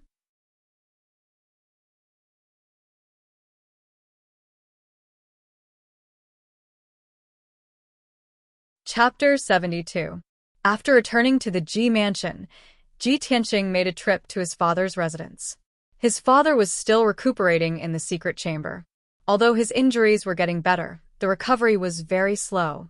He didn't wake up his father, who was recuperating. Instead, he gave a few instructions to the guards guarding the secret chamber and left. After returning to Qingfeng Courtyard, he entered the secret chamber and prepared to continue cultivating. There were still 2 days before the tournament. He wanted to use these last 2 days to increase his strength by a few percent. The elixirs stored in the secret chamber, as well as the elixirs given to him by little Princess Ko, were all consumed and refined by him. For 2 whole days, he stayed in the secret chamber and cultivated bitterly. He only came out once. This time, he only appeared for an hour. During this time, he ate some food to replenish his strength. He also asked Mu Shan for some information and made some arrangements. In these 2 days, the Ji mansion was peaceful. Second Elder Ji Rufeng was surprisingly calm. He didn't make any movements as if he didn't feel any danger. The few managers who were under house arrest were also calm. They ate, drank, and slept leisurely as if nothing had happened. Even Ji Hao stayed in his room and cultivated. He didn't show his face. But in reality, they were all waiting for the Sky Pillar Sex tournament to begin. Because they all knew that the day the tournament began would be the day Ji Tianxing died. The imperial city of Green Cloud was the complete opposite of the Ji mansion's tranquility. These 2 days, it was very lively and noisy. On one hand, the Sky Pillar Sex tournament was about to begin. The grand event that happened once every 3 years was about to begin. It attracted countless cultivators to come to the imperial city to watch. On the other hand, the news of Ji Tianxing recovering his strength and participating in the tournament caused a lot of discussion among the commoners in the imperial city. Countless people were waiting for the tournament to begin. They wanted to see Ji Tianxing's performance in the tournament with their own eyes. Everyone wanted to see if the trash from back then had really recovered his strength. Could he wash away the shame in the tournament, clear his name, and obtain the qualifications to enter the Sky Pillar sect? Everyone was looking forward to it. 2 days had passed. On the morning of the 3rd day, Ji Tianxing finally ended his cultivation and walked out of the secret chamber. At this time, his appearance didn't change, but his strength had increased by 40%. His entire body faintly emitted a powerful aura, and his eyes revealed a strong sense of confidence and anticipation. Under Huaner service, he changed into a set of black clothes with silver line patterns. His entire person became heroic and exuberant. He held the black dragon sword wrapped in the black iron scabbard and calmly walked out of the Ji mansion. He rode a carriage to the city square. At this time, the sun had just risen and the warm morning breeze was blowing, making people feel comfortable. Countless commoners of the imperial city flocked to the city square, wanting to catch a glimpse of the Sky Pillar Sect's disciples and the heroic bearing of the top 10 geniuses of the Royal Azure Kingdom. After passing through several crowded streets, the carriage stopped at the edge of the square. The square, with a radius of nearly 3,000 meters, was already packed with people. Most of them were commoners and martial warriors from the imperial city. Ji Tianqing raised his head and looked around. There were people everywhere, roughly estimating that there were at least 30 to 50,000 people gathered in the square. Today, the number of people who came to the square to watch the grand competition was several times more than when he broke the array. Ji Tianqing passed through the crowd and walked towards the high platform in the middle of the square. Today's grand competition would be presided over by 2 deacons of the Sky Pillar Sect. 3 Sky Pillar Sect disciples would also be present to supervise. The grand competition's arena was the white jade high platform in the middle of the square. When Ji Tianqing squeezed out of the crowd and arrived below the high platform, he saw that there were more than 20 young martial warriors standing around the high platform.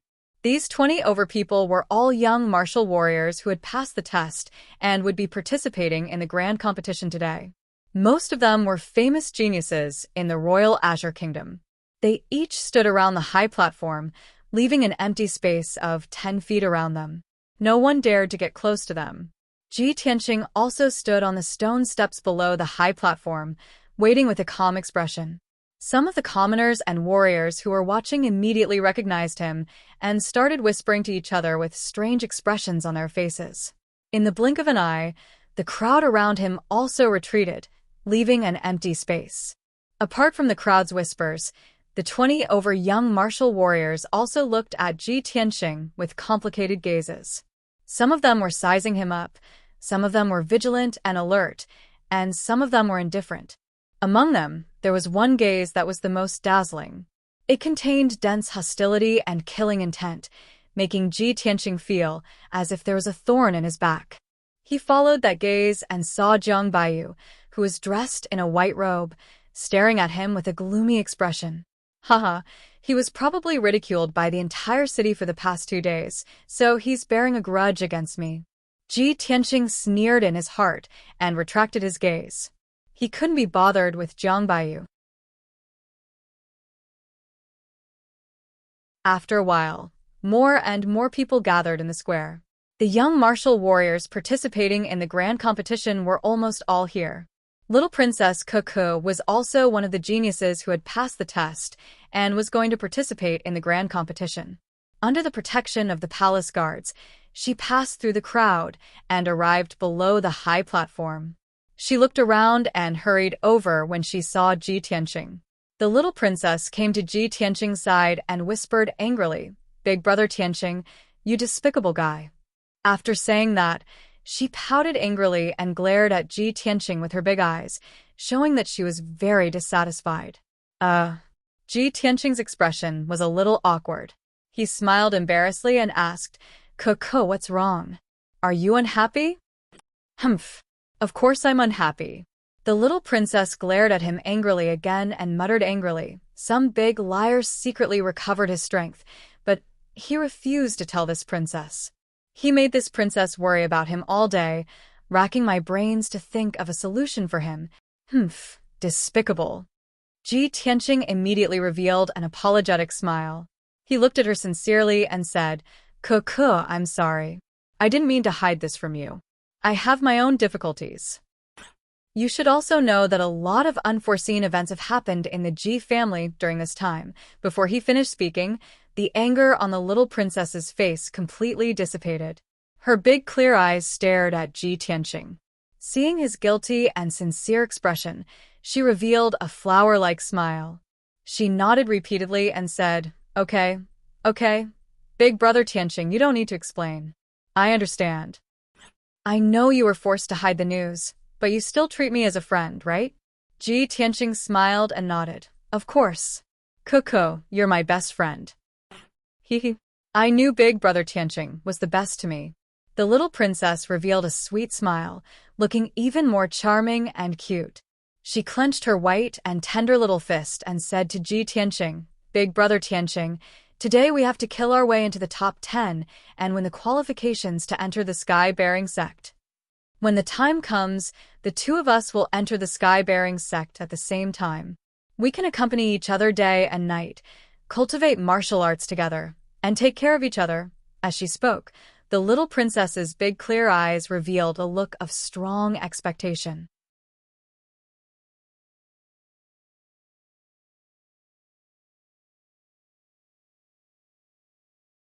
Chapter 73. Not long after, young Prince Jiling arrived below the high platform. The 40 young cultivators participating in the tournament were all present. 2 middle-aged men in green robes walked up the high platform. These 2 men had an extraordinary aura and a noble status. They were the Sky Pillar sect's 2 deacons in green robes who were in charge of presiding over today's tournament. After ascending the stage, the tall and burly middle-aged deacon spoke first. Everyone, I am the Sky Pillar sect's External Affairs Deacon, Han Xiaoxing. I will be the host of this tournament. In this year's Grand Entrance Tournament, there will be 40 young martial artists from the Royal Azure Cloud Kingdom who will participate in the arena battles. The top 10 martial artists who emerge victorious will have the qualifications to enter our school. Han Xiaoxing's expression was dignified as he introduced the meaning of this tournament and the simple rules and procedures. After that, he pointed to the thin, middle-aged man beside him and introduced, "This is our sect's External Affairs Deacon, Yang Kailan. Next, let's invite Deacon Yang to introduce the rules of the tournament." Yang Kailan was a middle-aged man with a thin face and dark skin. His eyes flashed with a sharp light from time to time. He said in a deep voice, "In this tournament, the 40 cultivators participating in the tournament will be drawn by Deacon Han in front of everyone to determine the order of battle. The winner will advance, and the loser will be eliminated. There is only one chance. The tournament is limited to 15 minutes. Please cherish this opportunity and do your best. There are no restrictions on the methods used in the tournament. Disability is not prohibited, but external forces and assistance are not allowed." Yang Kailan's voice was not loud, but it was full of energy and clearly spread to every corner of the square. After explaining the rules of the tournament, he pointed to a tall tower at the edge of the square and said in a solemn voice, "Today, I and Deacon Han will jointly preside over the tournament. The 3 genius disciples of our sect are also present to supervise.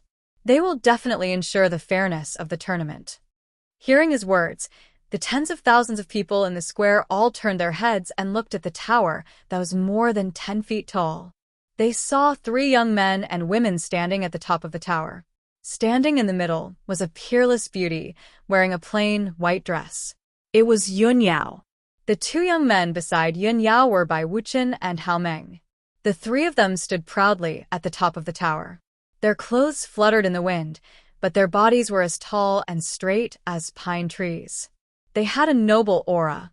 In an instant, the tens of thousands of people and cultivators in the square were attracted by the 3's heroic appearance.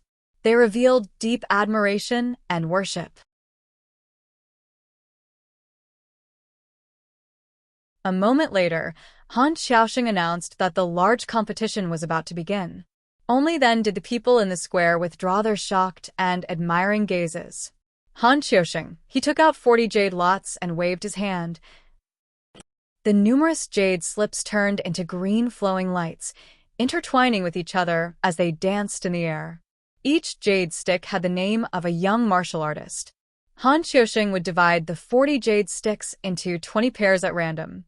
The martial artists corresponding to each pair of jade lots would have to ascend the high platform and fight to determine the victor. Ko. Hearing her name, the little princess was stunned for a moment. She muttered in a low voice, "I was actually chosen for the first battle." Ji Tianqing patted her shoulder and smiled encouragingly. "Ko, don't worry. I believe you'll be fine." "Yes, I will do my best." The little princess waved her little fist, her face full of determination. At this time, Han Xiaoxing once again took out a pair of jade lots and read aloud, the second match, Wei Lingfeng versus Sun Kaixian. Next, he picked up pairs of jade lots and read out the names of many young martial artists. The third match, Fan Jianren versus He Shanming. The fourth match, Jiang Baiyu versus Sun Wuming. The fifth round, when Han Xiaoxing finished reading the results of the 20 lots, he loudly announced the start of the large competition. The two deacons stepped down from the high platform and stood below the platform to watch the battle. A handsome young man ascended the high platform and stood with a sword in his hand. This person's name was Peon Yu. He was a young genius from the Swallow State who had reached the 4th level of the true energy realm at the age of 17. His expression was calm as he stood on the stage. His gaze fell on the little princess, Ji Ke. The little princess waved her hand at Ji Tianxing and hurriedly ascended the arena with her sword. Although she was only 15 years old, her martial arts talent was extraordinary, and she was at the 4th level of the true energy realm. Moreover, she had mentioned to Ji Tianxing that she had reached the peak of the 4th level of the true energy realm and could break through to the 5th level of the true energy realm at any time. This was the first battle of the large competition, so Peon Yu and the little princess were very cautious. The two of them faced each other for 10 breaths of time, but neither of them had the intention to attack first. The countless spectators below the stage could not help but shout in unison, urging the two of them to make a move quickly. Therefore, Peon Yu cupped his hands at the little princess and said in a low voice, "Your Highness, I'm sorry to offend you." As soon as he finished speaking, he pulled out his sword with a clang and stabbed it at the little princess as fast as the wind. The little princess was already prepared and did not hesitate to pull out her sword to counterattack, sending out a few dazzling sword lights. Clang, clang, clang. The two of them separated in an instant, and when they brushed past each other, they exchanged 2 moves in an instant. The little princess's strength was indeed superior, and she cut a hole in Peon Yu's robe. The spectators below the stage immediately burst into exclamations, and many people began to discuss loudly. Peon Yu's face darkened, and a hint of surprise flashed in his eyes. He did not dare to hold back anymore. After a low shout, he waved his sword at the little princess with all his strength. Clang, clang, clang. The two of them fought again, and their figures flashed and moved around the arena, sending out dazzling sword lights. For a moment, the arena was filled with sword chi, and a fierce wind blew. The two of them fought fiercely, and it was difficult to determine the winner after dozens of moves. Countless spectators cheered and were intoxicated by the fight. However, the little prince Ji Ling was like the other top geniuses. He did not even bother to watch the fight on the arena. He secretly stared at Ji Tianxing, and a cold smile flashed in his eyes. "Humph! I'll let you live a little longer. Not long after, this prince will make you suffer a crushing defeat in front of everyone, and then send you to the Western Paradise with a sword. I wonder how you will feel when you are defeated by your lifetime of cultivation?" Unknowingly, 100 breaths of time passed. The little princess and Peon Yu fought fiercely for more than 50 moves, and the victor was finally decided. The little princess was hit 3 times, and dark red blood gushed out from her wounds, staining her light yellow dress with bloodstains. Fortunately, she did not injure any vital parts, and it did not affect the rest of the fight. Peon Yu's injuries were much more severe. He was hit more than 20 times, and his robe was dyed red. Under the heavy injuries, he could no longer hold on, and the treasure sword in his hand was sent flying by the little princess's sword. He could only unwillingly admit defeat. Seeing Peon Yu admit defeat in front of everyone, Deacon Han Xiaoxing announced the result loudly. The first round, Peon Yu loses and Ji Ke advances. The crowd in the square burst into cheers, and a torrential discussion sounded out. Peon Yu left the stage in a sorry state. The little princess stood proudly on the high platform, revealing a face full of smiles, enjoying the cheers and praises of the crowd. A moment later, the little princess also walked down the arena and returned to Ji Tianxing's side. Ji Tianxing hurriedly helped her bandage her wounds, and let her consume a pill to recover her true essence.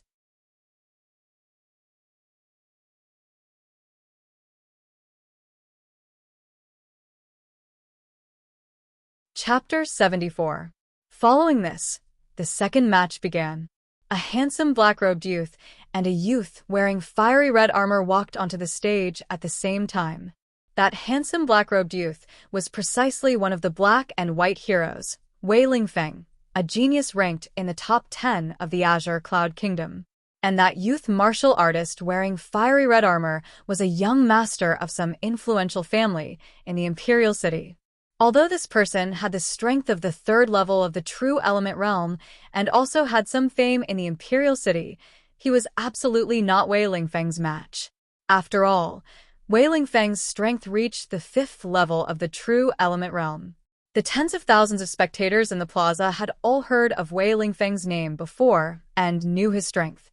Therefore, no one was optimistic about that youth wearing fiery red armor called Sun Xian. Seeing the two people each holding their treasured swords and confronting each other after ascending the stage, countless spectators started discussing. With Wei Lingfeng's strength, he doesn't need to fight at all and can definitely rank in the top 10. Yeah, Wei Lingfeng is a genius ranked in the top 10. Sun Xian is absolutely not his match. I reckon that Sun Xian can at most last 10 moves under Wei Lingfeng's hands and will be defeated. 10 moves? I think he'll be defeated in 6 moves. 5 moves. At most 5 moves. Just as everyone was discussing animatedly, Sun Xian on the stage opened his mouth to speak. His expression was very ugly, and his tone was filled with helplessness as he said to Wei Lingfeng, "Brother Wei, forget it, if we don't fight this match, I'm willing to admit defeat. Want to be a carp leaping over the dragon gate and enter the Sky Pillar sect as a disciple. It doesn't just rely on strength, it also relies on luck." No one would have thought that Sun Xian actually did not draw his sword to fight and directly admitted defeat.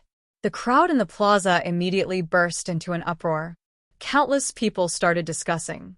Some people mocked Sun Xian for being cowardly and afraid to fight, actually directly admitting defeat without fighting. But some people felt that Sun Xian's action was wise.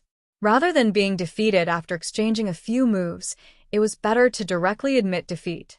Furthermore, when everyone heard Sun Xian's words, they all understood his meaning. He also had the desire to enter the Sky Pillar sect and soar to the heavens in one bound. It was just that his luck was too bad, being drawn to fight with Wei Lingfeng. This was fate. Just as he said, wanting to be a carp leaping over the dragon gate to become a true dragon, not only relied on strength, it also required a certain amount of luck. Deacon Han Qiusheng loudly announced the results. Wei Lingfeng won, and Sun Xian was eliminated. The two of them left the ring respectively. The audience below the ring was still discussing endlessly. Next, the third battle began. 2 young martial artists stepped onto the arena and began to fight with murderous intent. One of the young men, who used a saber, was called Fan Jianren. This name brought him a lot of trouble, and he was often ridiculed and mocked by others. His opponents then made an issue out of it, mocking and insulting him without restraint in order to provoke him. The result was obvious. Fan Jianren lost his sense of propriety in his rage and was unable to display his full strength. Regretfully, he was defeated. Next, the 4th and 5th matches were carried out in order. Pairs of young martial artists ascended the ring one after another. After a fierce battle, the outcome was decided amidst the discussions and cheers of tens of thousands of spectators. The loser was miserably eliminated and left the stage dejectedly. The winner would advance to the next round and enjoy the cheers and praises of countless people. 2 hours passed. During this period, a total of 14 pairs of martial artists went up the stage to fight, and 7 of them were eliminated. Among the 7 that successfully advanced were top geniuses like Jiang Baiyu and Jian Wuxing. Finally, the 15th battle began, and it was Ji Tianqing's turn to enter the ring. His opponent was a young martial artist at the 4th level of the true element realm called Wan Silin. This person was the young master of the Imperial City's influential Wan clan. In the past, he had become enemies with Ji Tianqing, and there were grievances between them. Wan Silin was the first to jump onto the ring. Standing on the high platform, he sneered at Ji Tianqing and even hooked his finger in ridicule. A cold light flashed in Ji Tianqing's eyes as he walked onto the ring, with the black dragon sword in hand. Instantly, the gazes of tens of thousands of spectators gathered on Ji Tianqing, and they started to discuss enthusiastically with complicated expressions. Ji Tianqing has finally entered the ring. This is his first battle. Hee. Although this fellow has recovered to the true element realm, I don't know what level he is at. Can he defeat Wan Silin? In my opinion, no matter how fast Ji Tianqing's strength recovers, it is impossible for him to defeat Wan Silin, who is at the 4th level of the true element realm. I heard that Wan Silin has a grudge with Ji Tianqing. Wan Silin will definitely defeat Ji Tianqing at all costs. Whether Ji Tianqing is a good-for-nothing or a genius who has recovered to the true element realm will be revealed soon. On the stage, Wan Silin looked at Ji Tianqing with a cold smile. His tone was filled with ridicule as he said, "Ji Tianqing, back then, you slapped me 3 times in front of everyone in the gambling house. I will never forget this grudge. Today, I will beat you down in front of the entire city and make you beg for mercy. I will avenge my humiliation."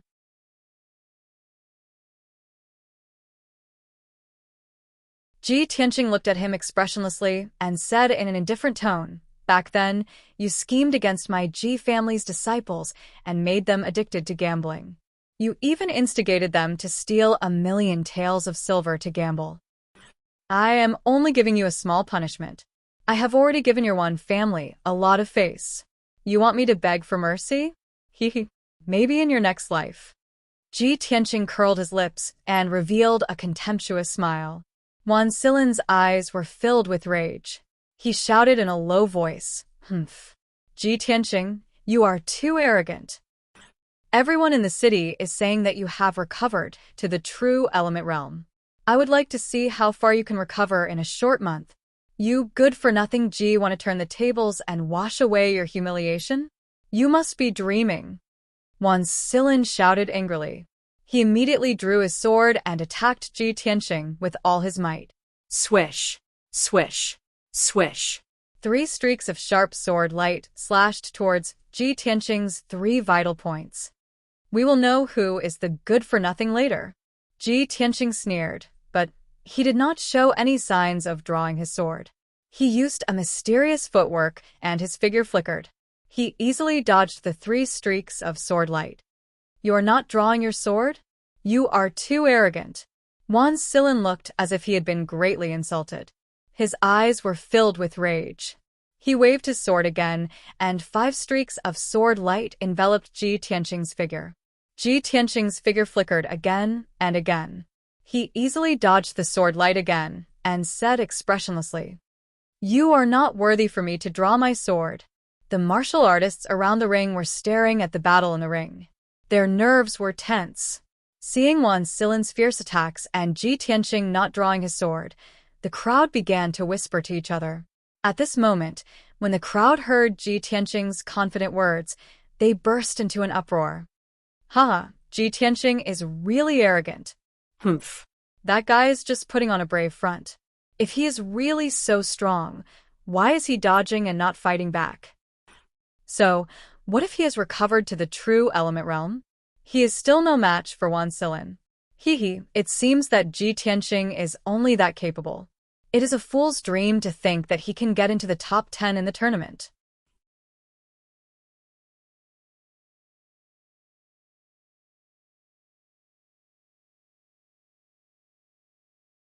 Chapter 75.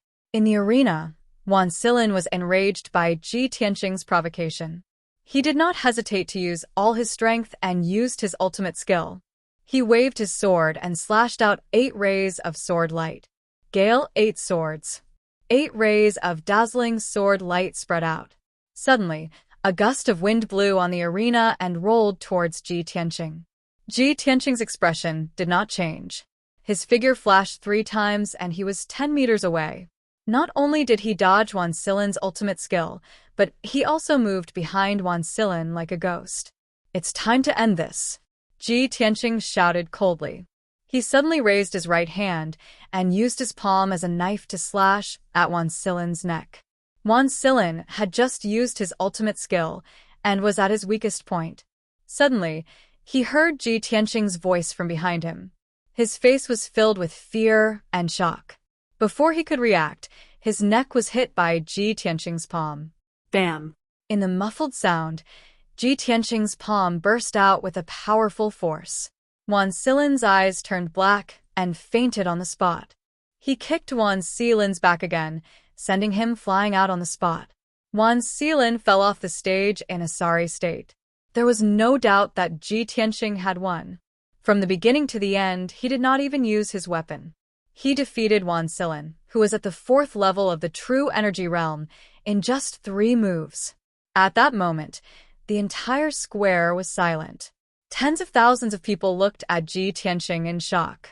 They could not believe this result. After a while, the crowd in the square came back to their senses and burst into discussions. How is this possible? Ji Tianqing was still a trash in the body refining realm last month.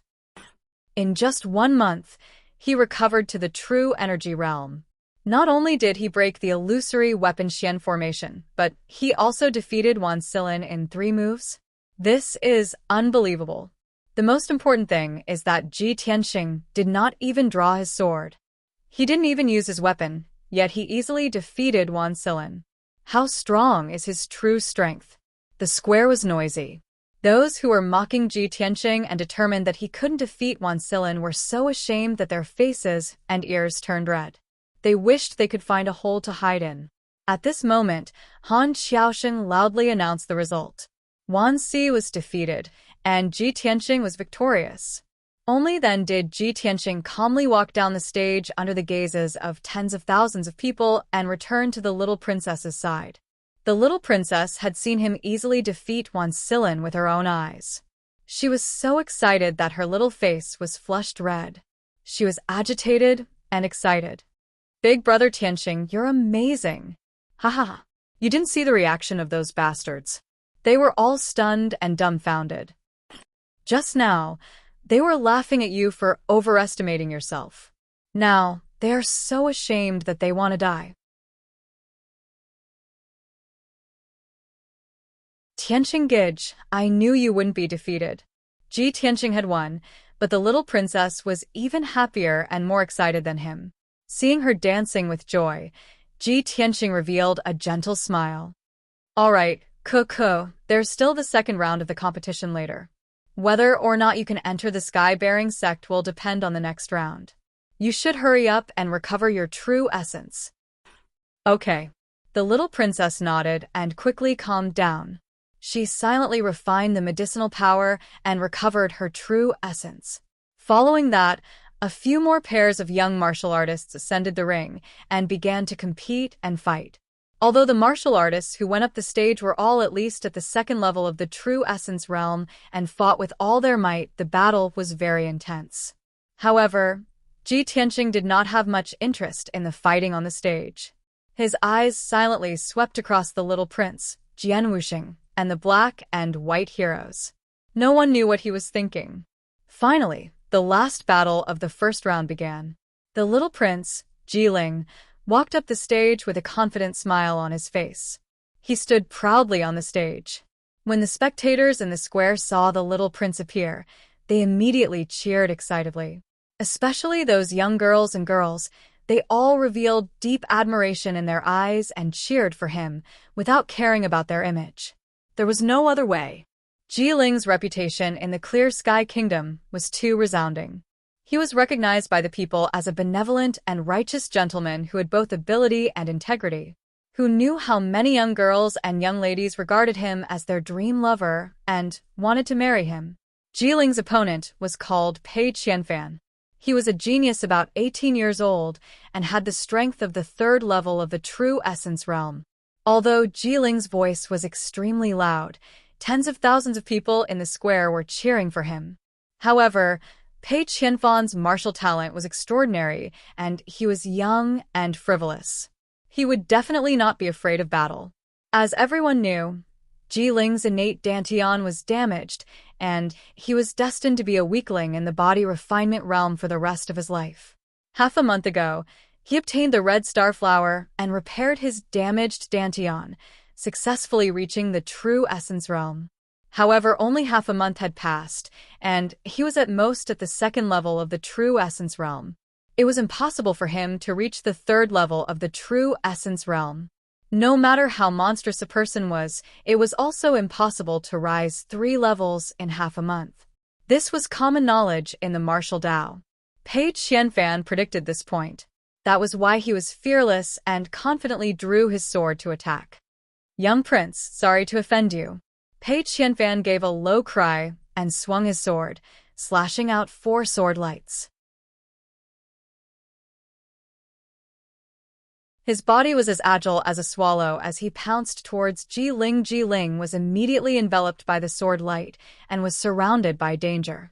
However, his expression did not change. A gentle and confident smile still hung on his lips. When the sword light arrived in front of him, a cold light flashed across his eyes before he suddenly drew his sword to counterattack. Clang. The treasured sword was unsheathed and gave off a crisp sword hum, lighting up with a dazzling sword light. Swoosh! The piercing cold sword light drew a strange trajectory in the air. With an unparalleled speed, it instantly defeated Pei Qianfan's 4 sword lights. The crowd only heard a light ding sound and saw the treasured sword in Pei Qianfan's hand was sent flying. The treasured sword drew an arc in the air and fell below the stage.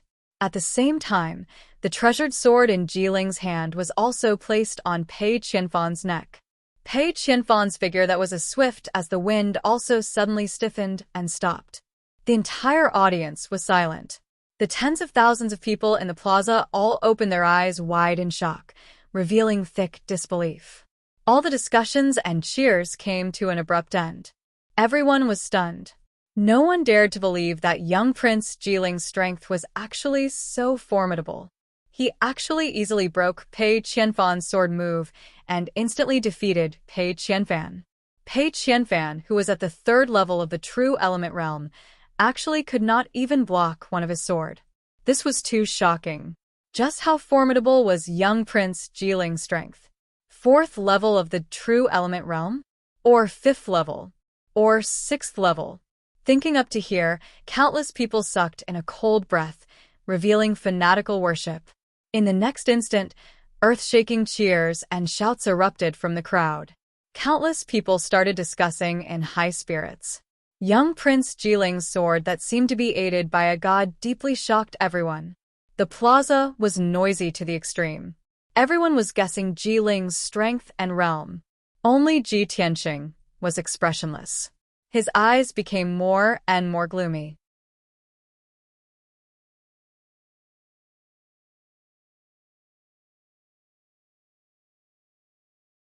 Chapter 76. After Han Xiaoxing announced the results of the matches, the first round of the grand competition ended. Of the 40 young martial artists participating in the grand competition, 20 were eliminated, and the 20 who won successfully advanced. Han Xiaoxing ascended the stage once again and took out 20 jade lots, starting to draw lots to decide the second round of matches. Swish. Swish. Swish. Swish. 20 jade lots flew into the sky, transforming into streams of azure light, interweaving and dancing. Everyone looked up at that cluster of azure light, waiting for the results of the draw. To the martial artists participating in the second round of the competition, the results of the draw were abnormally important. This concerned whether they could enter the sky-bearing sect or not, and it concerned their fate. Finally, the 20 jade lots were randomly divided into 10 pairs, quietly floating in front of Han Xiaoxing. He took out 2 jade lots and announced the results of the draw loudly. First match, Jian Wuxing vs. Qiu Yuanwu. Second match, Ji Ke vs. North Mont Buluo. Third match, Wei Lingfeng vs. Yin Jian. Fourth match, Ji Ling vs. Wulong. Fifth match, Ji Tianqing vs. Jiang Baiyu. Sixth match. Han Xiaoxing consecutively drew 10 pairs of jade lots and announced the order and opponents of the 20 martial artists. Every time he finished reading the names of a pair of martial artists, it would arouse a burst of discussion from the crowd in the plaza. And when he read the fifth pair of martial artists' names, the tens of thousands of people in the plaza all cried out in surprise. No one would have thought that Ji Tianxing would actually face off against Jiang Baiyu. This battle was extremely important. The loser would be eliminated, and the winner would enter the top 10 of the grand competition and successfully enter the Sky-Bearing sect as a disciple. This way, between Ji Tianxing and Jiang Baiyu, one would definitely be eliminated, and the other would enter the Sky-Bearing sect. This match was the battle of fate. Yet, Ji Tianxing and Jiang Baiyu, these two people, were the most discussed topics in the past 3 days. Jiang Baiyu failed to clear the formation, while Ji Tianxing successfully cleared the illusionary weapon Profound Formation. When the Imperial City's citizens discussed this matter, they would all mention Jiang Baiyu's name, using his failure to set off Ji Tianxing's success. Many people subconsciously felt that Ji Tianxing might be stronger than Jiang Baiyu. Otherwise, it would be impossible for him to successfully break the formation. However, this was only everyone's guess. Ji Tianxing and Jiang Baiyu had never fought head-on before. And now, Han Xiaoxing's random drawing had tied the two of them together. The tens of thousands of people in the square were all thinking, could this be the will of the heavens? Was it destined that the two of them would have a fated battle? Soon, Han Xiaoxing announced the order and candidates for the 10 matches and then loudly announced the start of the competition. The two young martial artists stepped into the ring and stood 10 meters away from each other. They were facing each other with murderous intent. One of the blue-robed young men was called Xiao Yuanwu. He was a sword Dao genius with some fame in the Clear Sky Kingdom. At such a young age, he already had the strength of the 4th level of the True Element realm. The other young man was dressed in black. His appearance was average, and there was a scar on his right cheek. This person was none other than Jian Wuxing, a cultivation maniac who was obsessed with swords. He had the strength of the 6th level of the True Element realm. In the past, he had always been suppressed by Ji Tianxing and could only be ranked 2nd in the Clear Sky Kingdom. Now, among the 20 young martial artists, he was the number 1 expert on the surface. Therefore, when Xiao Yuanwu found out that his opponent was Jian Wuxing, his heart was filled with helplessness and despair. The difference in strength between the two was 2 levels. The result of the battle was obvious. Jian Wuxing only used 5 moves and easily defeated Xiao Yuanwu. Han Xiaoxing announced the result of the battle on the spot. Jian Wuxing successfully advanced to the top 10 and obtained the qualifications to enter the Sky Pillar sect. Xiao Yuanwu was miserably eliminated. He could only walk down the ring with a heart full of regret. He left unwillingly. The second round of the competition began. The little princess's opponent was Beishan Boluo. He was the young master of the Imperial City's Beishan aristocratic family and was also a young genius. He was also at the 4th level of the True Element realm, like the little princess. Their sword Dao attainments were very exquisite.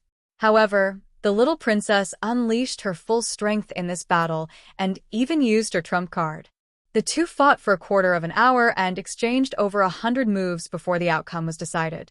The little princess defeated Beishan Boluo at the cost of 7 sword strikes. She entered the top 10 and obtained the qualifications to enter the Sky Pillar sect. After Han Xiaoxing announced the result, the little princess walked down the ring with a pale face. She hurriedly bandaged her wounds and consumed medicinal pills to recover her true essence. The third battle was even more exciting. Wei Lingfeng, one of the black and white heroes, and his opponent, Yin Jian, both used their full strength and displayed incomparably exquisite sword techniques, causing the tens of thousands of spectators to cheer. In the end, Wei Lingfeng defeated his opponent and obtained victory, smoothly entering the top 10. When the fourth battle began, the little prince, Ji Ling, and Wu Long stepped onto the ring. Wu Long was a youth around 20 years old. His strength had reached the 4th level of the true element realm. As for Ji Ling's strength, it was still hard to unravel. The two of them only exchanged over 20 moves on the stage, and Ji Ling easily defeated Wulong. The tens of thousands of people in the square cheered loudly for Ji Ling's victory. The crowd erupted into discussions. Everyone did not dare to believe that Ji Ling's strength actually rose to such a degree in a short half a month. He could even easily defeat a 4th-level true element realm martial artist. This was simply too inconceivable. Ji Tianxing had been observing Ji Ling and Wulong's battle all along. He could tell that Ji Ling was concealing his strength and did not use his full strength at all. Ji Ling's true strength was extremely likely to have already reached the 7th level of the true element realm. If he attacked with all his might, he only needed 3 to 5 moves and could defeat Wulong. This also made Ji Tianxing very certain that the God-seizing bead was definitely refined by Ji Ling. After all, the God-seizing bead seized his lifetime's cultivation. After Ji Ling completely refined the God-seizing bead, he could possess true element realm 7th level strength. Thinking up to here, Ji Tianxing clenched both fists tightly. A hint of icy-cold killing intent flashed across in his eyes. Ji Ling. Oh, Ji Ling. The person who instigated Ling Yunfei to snatch the God-seizing bead was you. The person who saved Ling Yunfei at the Apricot Manor that night was also you. Turns out that you're the mastermind behind the scenes, the most despicable and sinister fellow.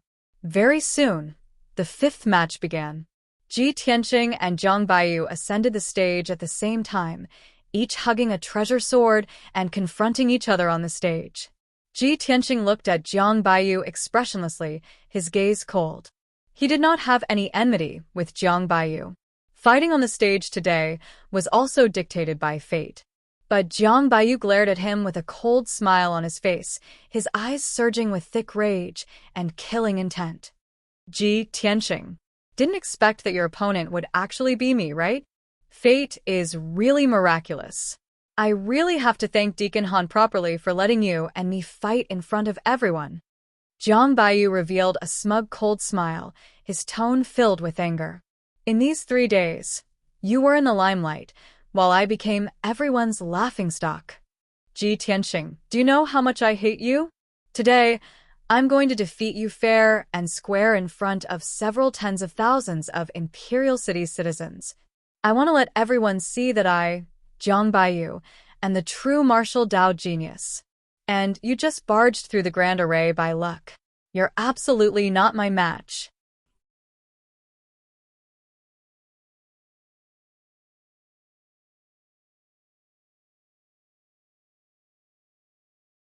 Chapter 77. Zhang Baiyu's voice clearly spread throughout more than half of the square, and the tens of thousands of Imperial City citizens heard it clearly. A commotion broke out in the crowd, and many people were whispering to each other. In these 3 days, the most discussed people in the Imperial City were Zhang Baiyu and Ji Tianxing. Zhang Baiyu had become Ji Tianxing's stepping stone to rise again. It was reasonable for him to be so angry and to harbor resentment toward Ji Tianxing. It was so much so that many of the cultivators in the square felt their blood boil from Zhang Baiyu's words. They also agreed with Zhang Baiyu's words and looked forward to the scene of Zhang Baiyu defeating Ji Tianxing in public. For a moment, cheers broke out in the crowd, and many people cheered for Zhang Baiyu. On the stage, Ji Tianxing's expression was still calm as usual. He looked at Zhang Baiyu indifferently, and the corners of his mouth curled up into a slight smile with a hint of ridicule. Zhang Baiyu, I sympathize with you. However, this might be your fate. Zhang Baiyu's expression became even more gloomy. He glared at him with a sharp gaze and shouted, Ji Tianxing, what do you mean by this? Ji Tianxing sneered mockingly.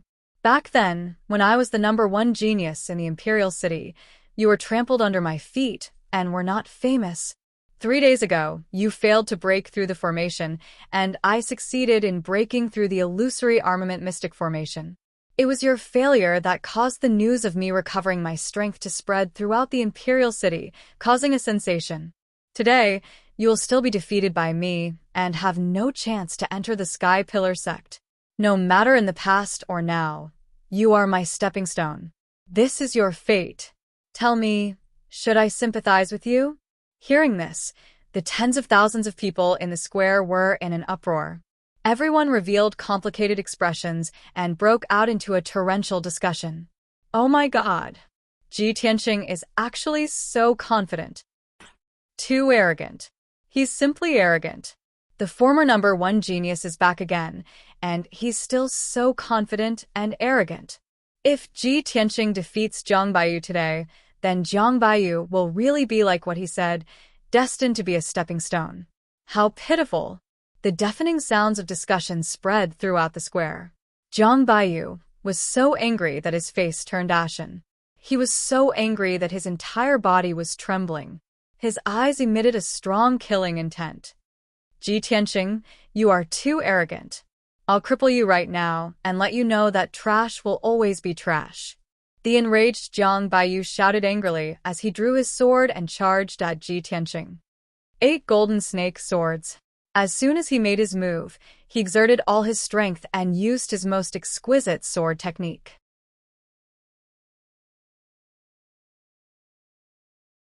8 golden sword lights pierced towards Ji Tianxing, attacking his vital points from all directions, enveloping his figure, and leaving him with nowhere to hide.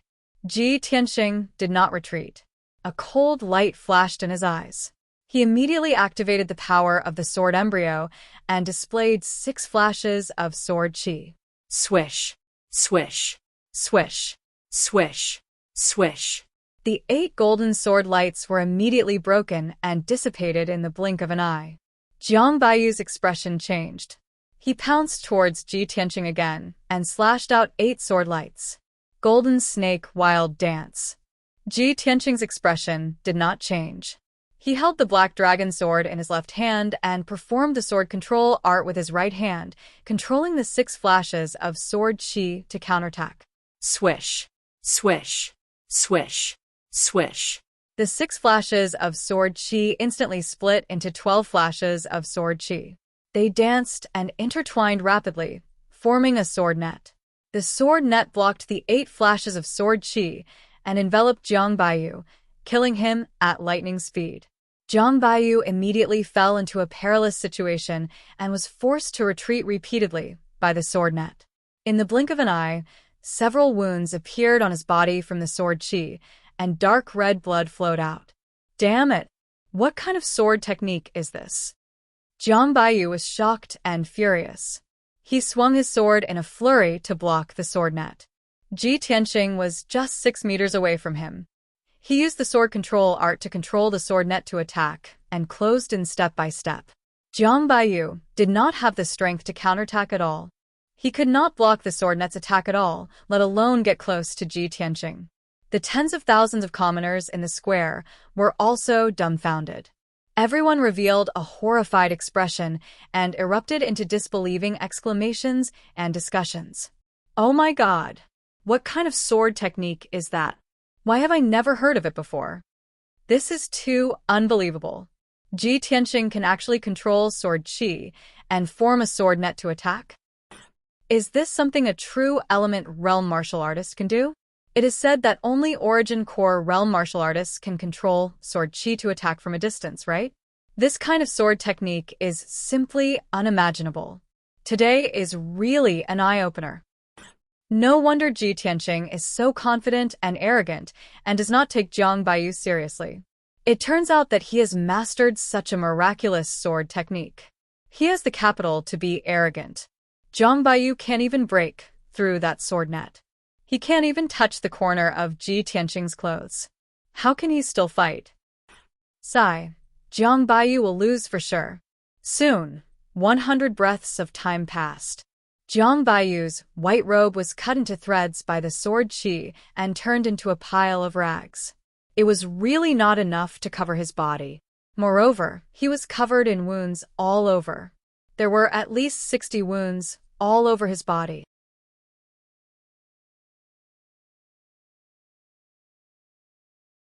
Blood kept gushing out from his wounds, dyeing his white robe dark red. He had completely turned into a bloody man.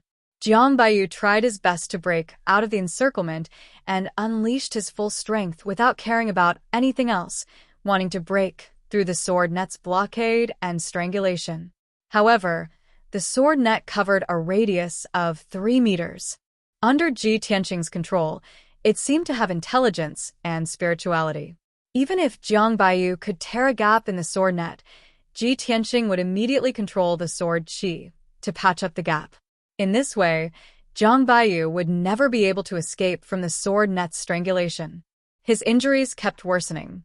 His face was as pale as a sheet of paper, and his strength was also rapidly depleting.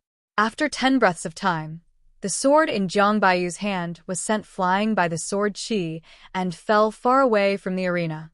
The sword net suddenly dissipated and turned back into 6 sword qi. They floated quietly beside him and pointed directly at his head and throat. Ji Tianqing looked at Jiang Baiyu and shouted in an indifferent tone, "Jiang Baiyu, this is your fate. Admit defeat." Jiang Baiyu, who was covered in blood and had a bloody face, stood on the arena in a daze. His body was on the verge of collapse. He could not accept this result. Until now, he still could not believe that he had lost to Ji Tianqing. Moreover, he had lost so miserably. At this moment, the pride and confidence in his heart had been shattered by Ji Tianqing. Put down his dignity and admit defeat? And in front of tens of thousands of Imperial City citizens? Jiang Baiyu could not do it. He glared at Ji Tianqing with eyes that were about to pop out of their sockets. He roared at the top of his lungs, "No, Ji Tianqing. I will never lower my head and admit defeat to you." Ji Tianqing frowned and said expressionlessly, "You won't admit defeat? Then I'll throw you down." As his voice fell, his figure flashed and rushed in front of Jiang Baiyu. He lifted his leg and ruthlessly kicked Jiang Baiyu's chest. Jiang Baiyu was severely injured and was already at the end of his rope. He was completely powerless to block or dodge. Bam! With a muffled sound, Jiang Baiyu was sent flying. He drew an arc in the air and fell off the arena with a plop. He rolled a few rounds before coming to a stop. He struggled to get up and glared at Ji Tianqing with rage. "Ji Tianqing, you..." The incomparable humiliation caused the blood in his body to flow in reverse. He was so angry that he trembled. He was just about to speak when he spat out a mouthful of blood and fainted on the spot.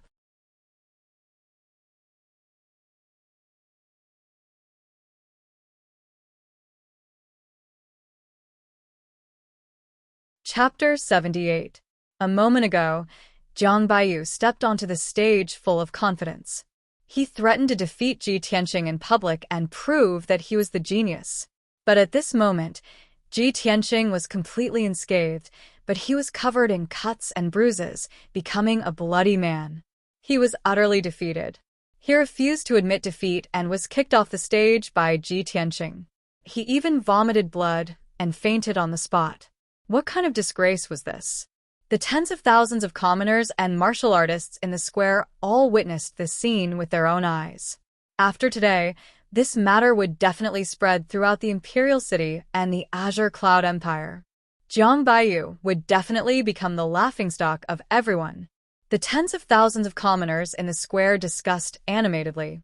Everyone's eyes when looking at Ji Tianqing were filled with shock and disbelief. At this time, Han Xiaoxing stepped onto the stage and loudly announced the results of the competition. The utterly disgraced Jiang Baiyu was eliminated miserably. Ji Tianqing successfully entered the top 10 and obtained the qualifications to enter the Sky Pillar sect. Ji Tianqing walked down the stage and returned to the little princess's side.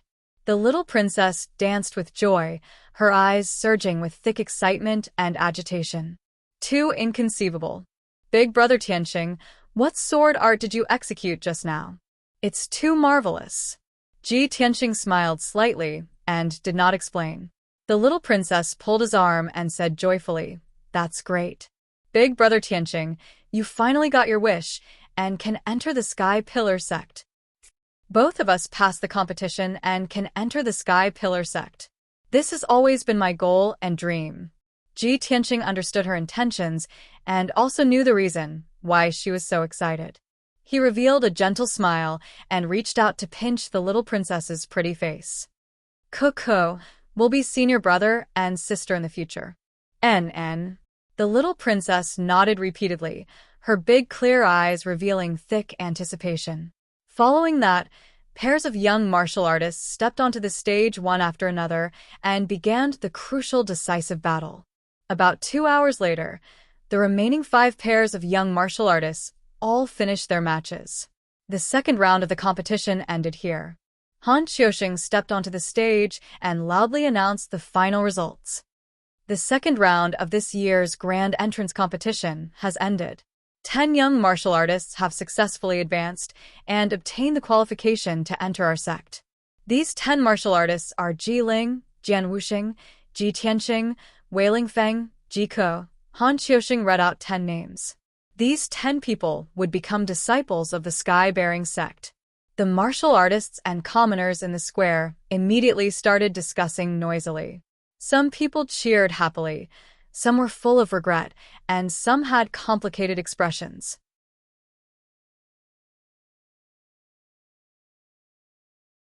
The tens of thousands of spectators originally thought that Jiang Baiyu would definitely enter the top 10 and enter the Sky Pillar sect. After all, Jiang Baiyu was one of the top 10 geniuses in the Clear Sky Kingdom. However, no one expected that he would encounter Ji Tianxing and be defeated by Ji Tianxing. In the end, he left the arena regretfully. As for the trash Ji Tianxing, who had been ridiculed by everyone and whose strength had fallen to the body refinement realm, he had successfully obtained the qualifications to enter the Sky Pillar sect. This was a major upset in this competition, and it exceeded everyone's expectations. In addition, there was another person in this competition that no one had expected. Young Prince Ji Ling. No one expected that Ji Ling, whose innate dantian was damaged, would suddenly become a different person. Not only did he repair his dantian, but he also defeated several 4th-level true element realm geniuses and finally obtained the qualifications to enter the Sky Pillar sect. This was absolutely an accident. After a short moment, when the discussions in the square gradually weakened, Han Xiaoxing once again announced in a loud voice, although this year's competition has already determined the top 10 martial artists and will become disciples of the Sky Pillar sect. However, the third round of the competition will be held next to determine the strength rankings of the 10 martial artists. Martial artists with different rankings will receive different treatment after entering the Sky Pillar sect. The martial artist ranked first will receive the Sky Pillar sect's key nurturing. Han Xiaoxing's words instantly ignited the hot blood in the hearts of the 10 young martial artists, who didn't want to seize first place, become a genius that everyone focused on, and receive the Sky Pillar sect's key nurturing. This was absolutely the best opportunity to have a meteoric rise and soar to the sky in one go. The 10 young martial artists secretly clenched their fists as dense battle intent surged in their hearts. Ji Tianxing was no exception. Before participating in the Sky Pillar sect's entrance competition, he had already secretly made up his mind. Not only did he want to obtain the qualifications to enter the Sky Pillar sect, but he also wanted to enter the Sky Pillar sect as first place. Only in this way could he receive the Sky Pillar sect's key nurturing and become a peerless genius like Yun Yao in the future. At this moment, Han Xiaoxing's voice boomed like a bell. According to the strength of the 10 martial artists, the Sky Pillar sect has made a preliminary ranking. The rules of the third round of the competition are rather special. There will be no drawing of lots, but a challenge system. If anyone has any objections to their ranking, they can issue a challenge to a higher ranking. If they succeed, they will replace their ranking. If they fail, they will retain their original ranking.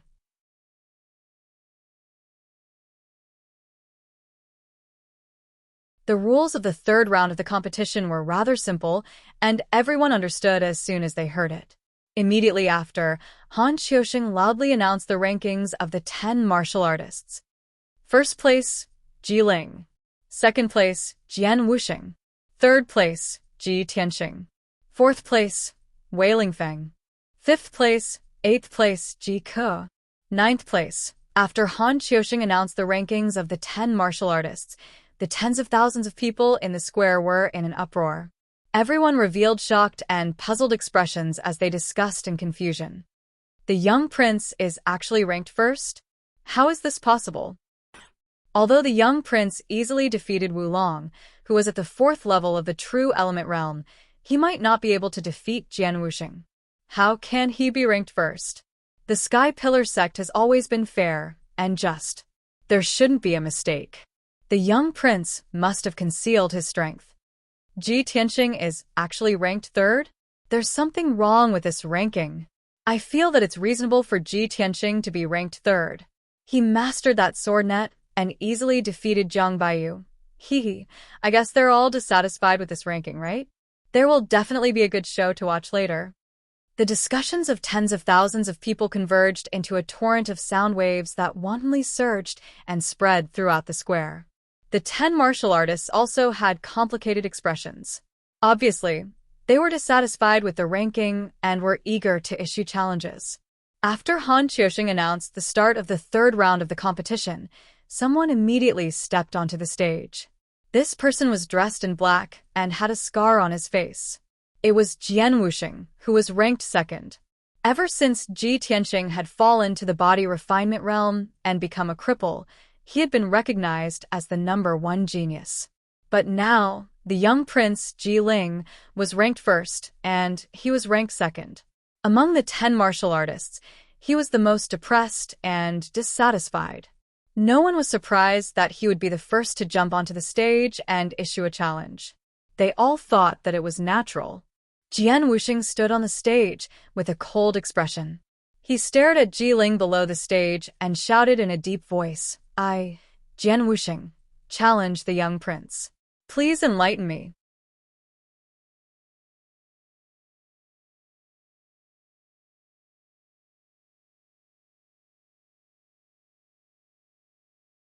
Chapter 79.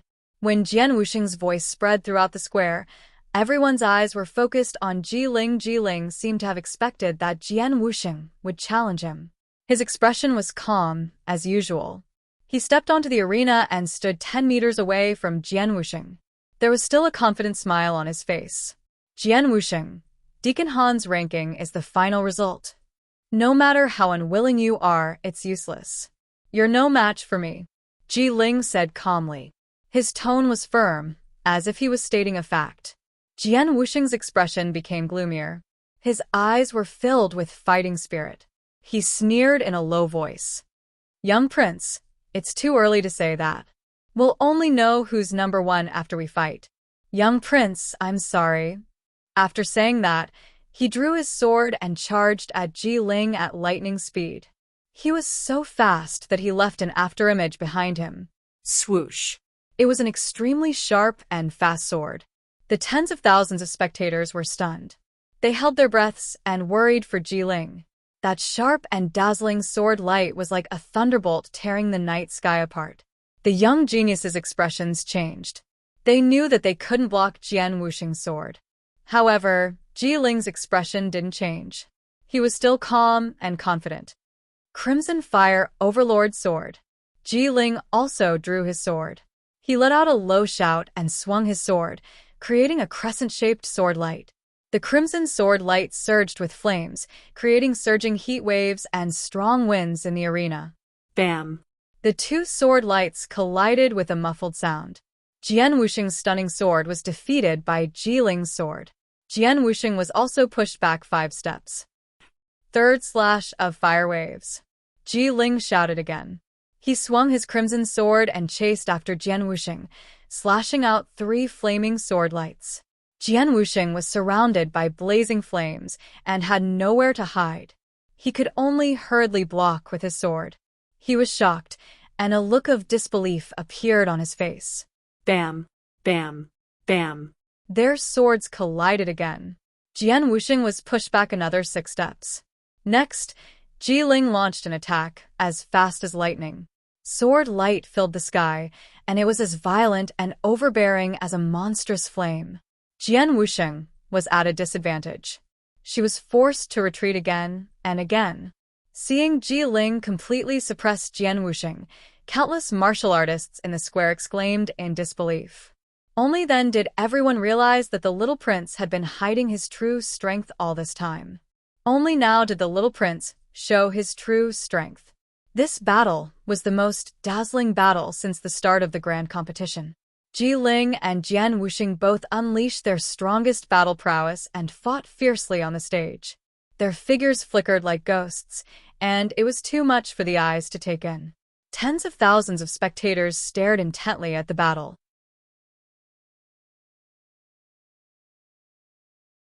They were dazzled and excited. Soon 100 breaths had passed. Ji Ling was still full of true essence. Her movements were as fast as the wind, and there were no injuries on her body. Jian Wuxing, on the other hand, had been stabbed 5 times. Her chest, back, thigh, and arm all had a sword wound that was so deep that her bones could be seen, and blood was gushing out from it. He was already an arrow at the end of its flight, and could only helplessly admit defeat. "Little prince, I'm inferior. I'm willing to admit defeat." When Jian Wuxing admitted defeat, Ji Ling withdrew his sword and revealed a confident smile.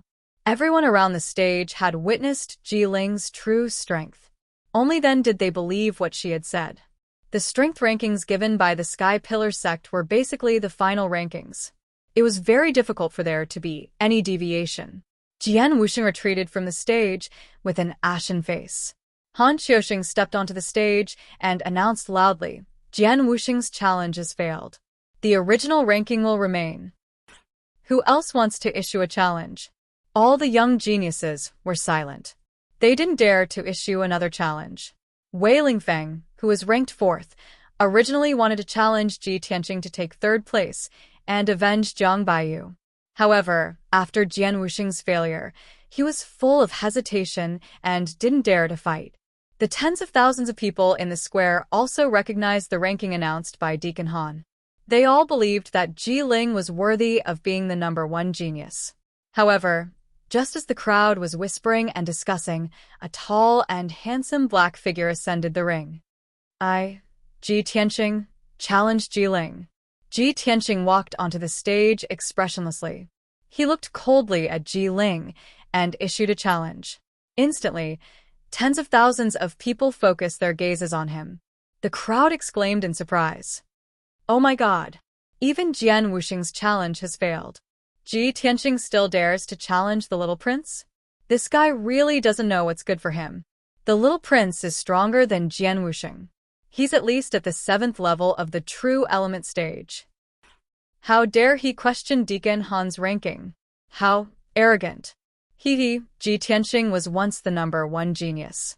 It seems that he's not satisfied with being ranked 3rd. He's still dreaming of taking back the 1st place.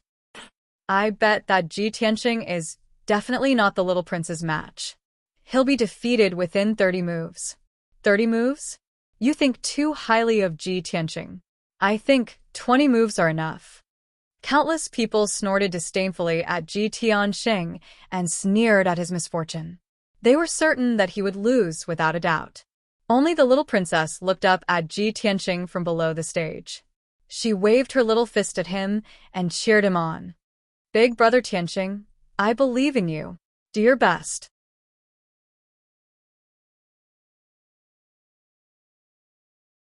Amidst the noisy discussions of the crowd, Ji Ling walked onto the stage with a smile on her face. He looked at Ji Tianqing with a mocking gaze as his lips curled into a disdainful sneer. "Ji Tianqing, so, what if you've recovered your strength? Do you still think you're the #1 genius? You'll pay the price for your challenge. I'll let you know that I'm the #1 genius. You'll always be under my feet."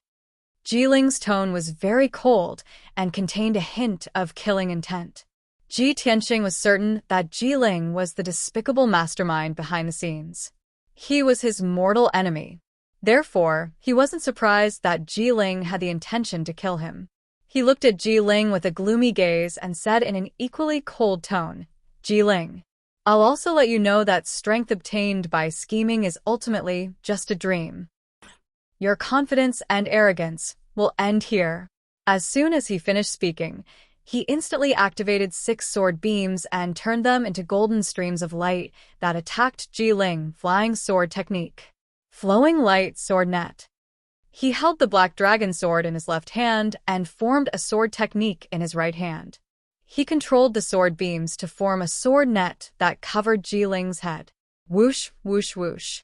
The sword beams danced in the air, dragging out a long golden stream of light as they surrounded Ji Ling and attacked. Ji Ling's expression changed slightly. A hint of seriousness flashed in his eyes as he immediately drew his sword to counterattack.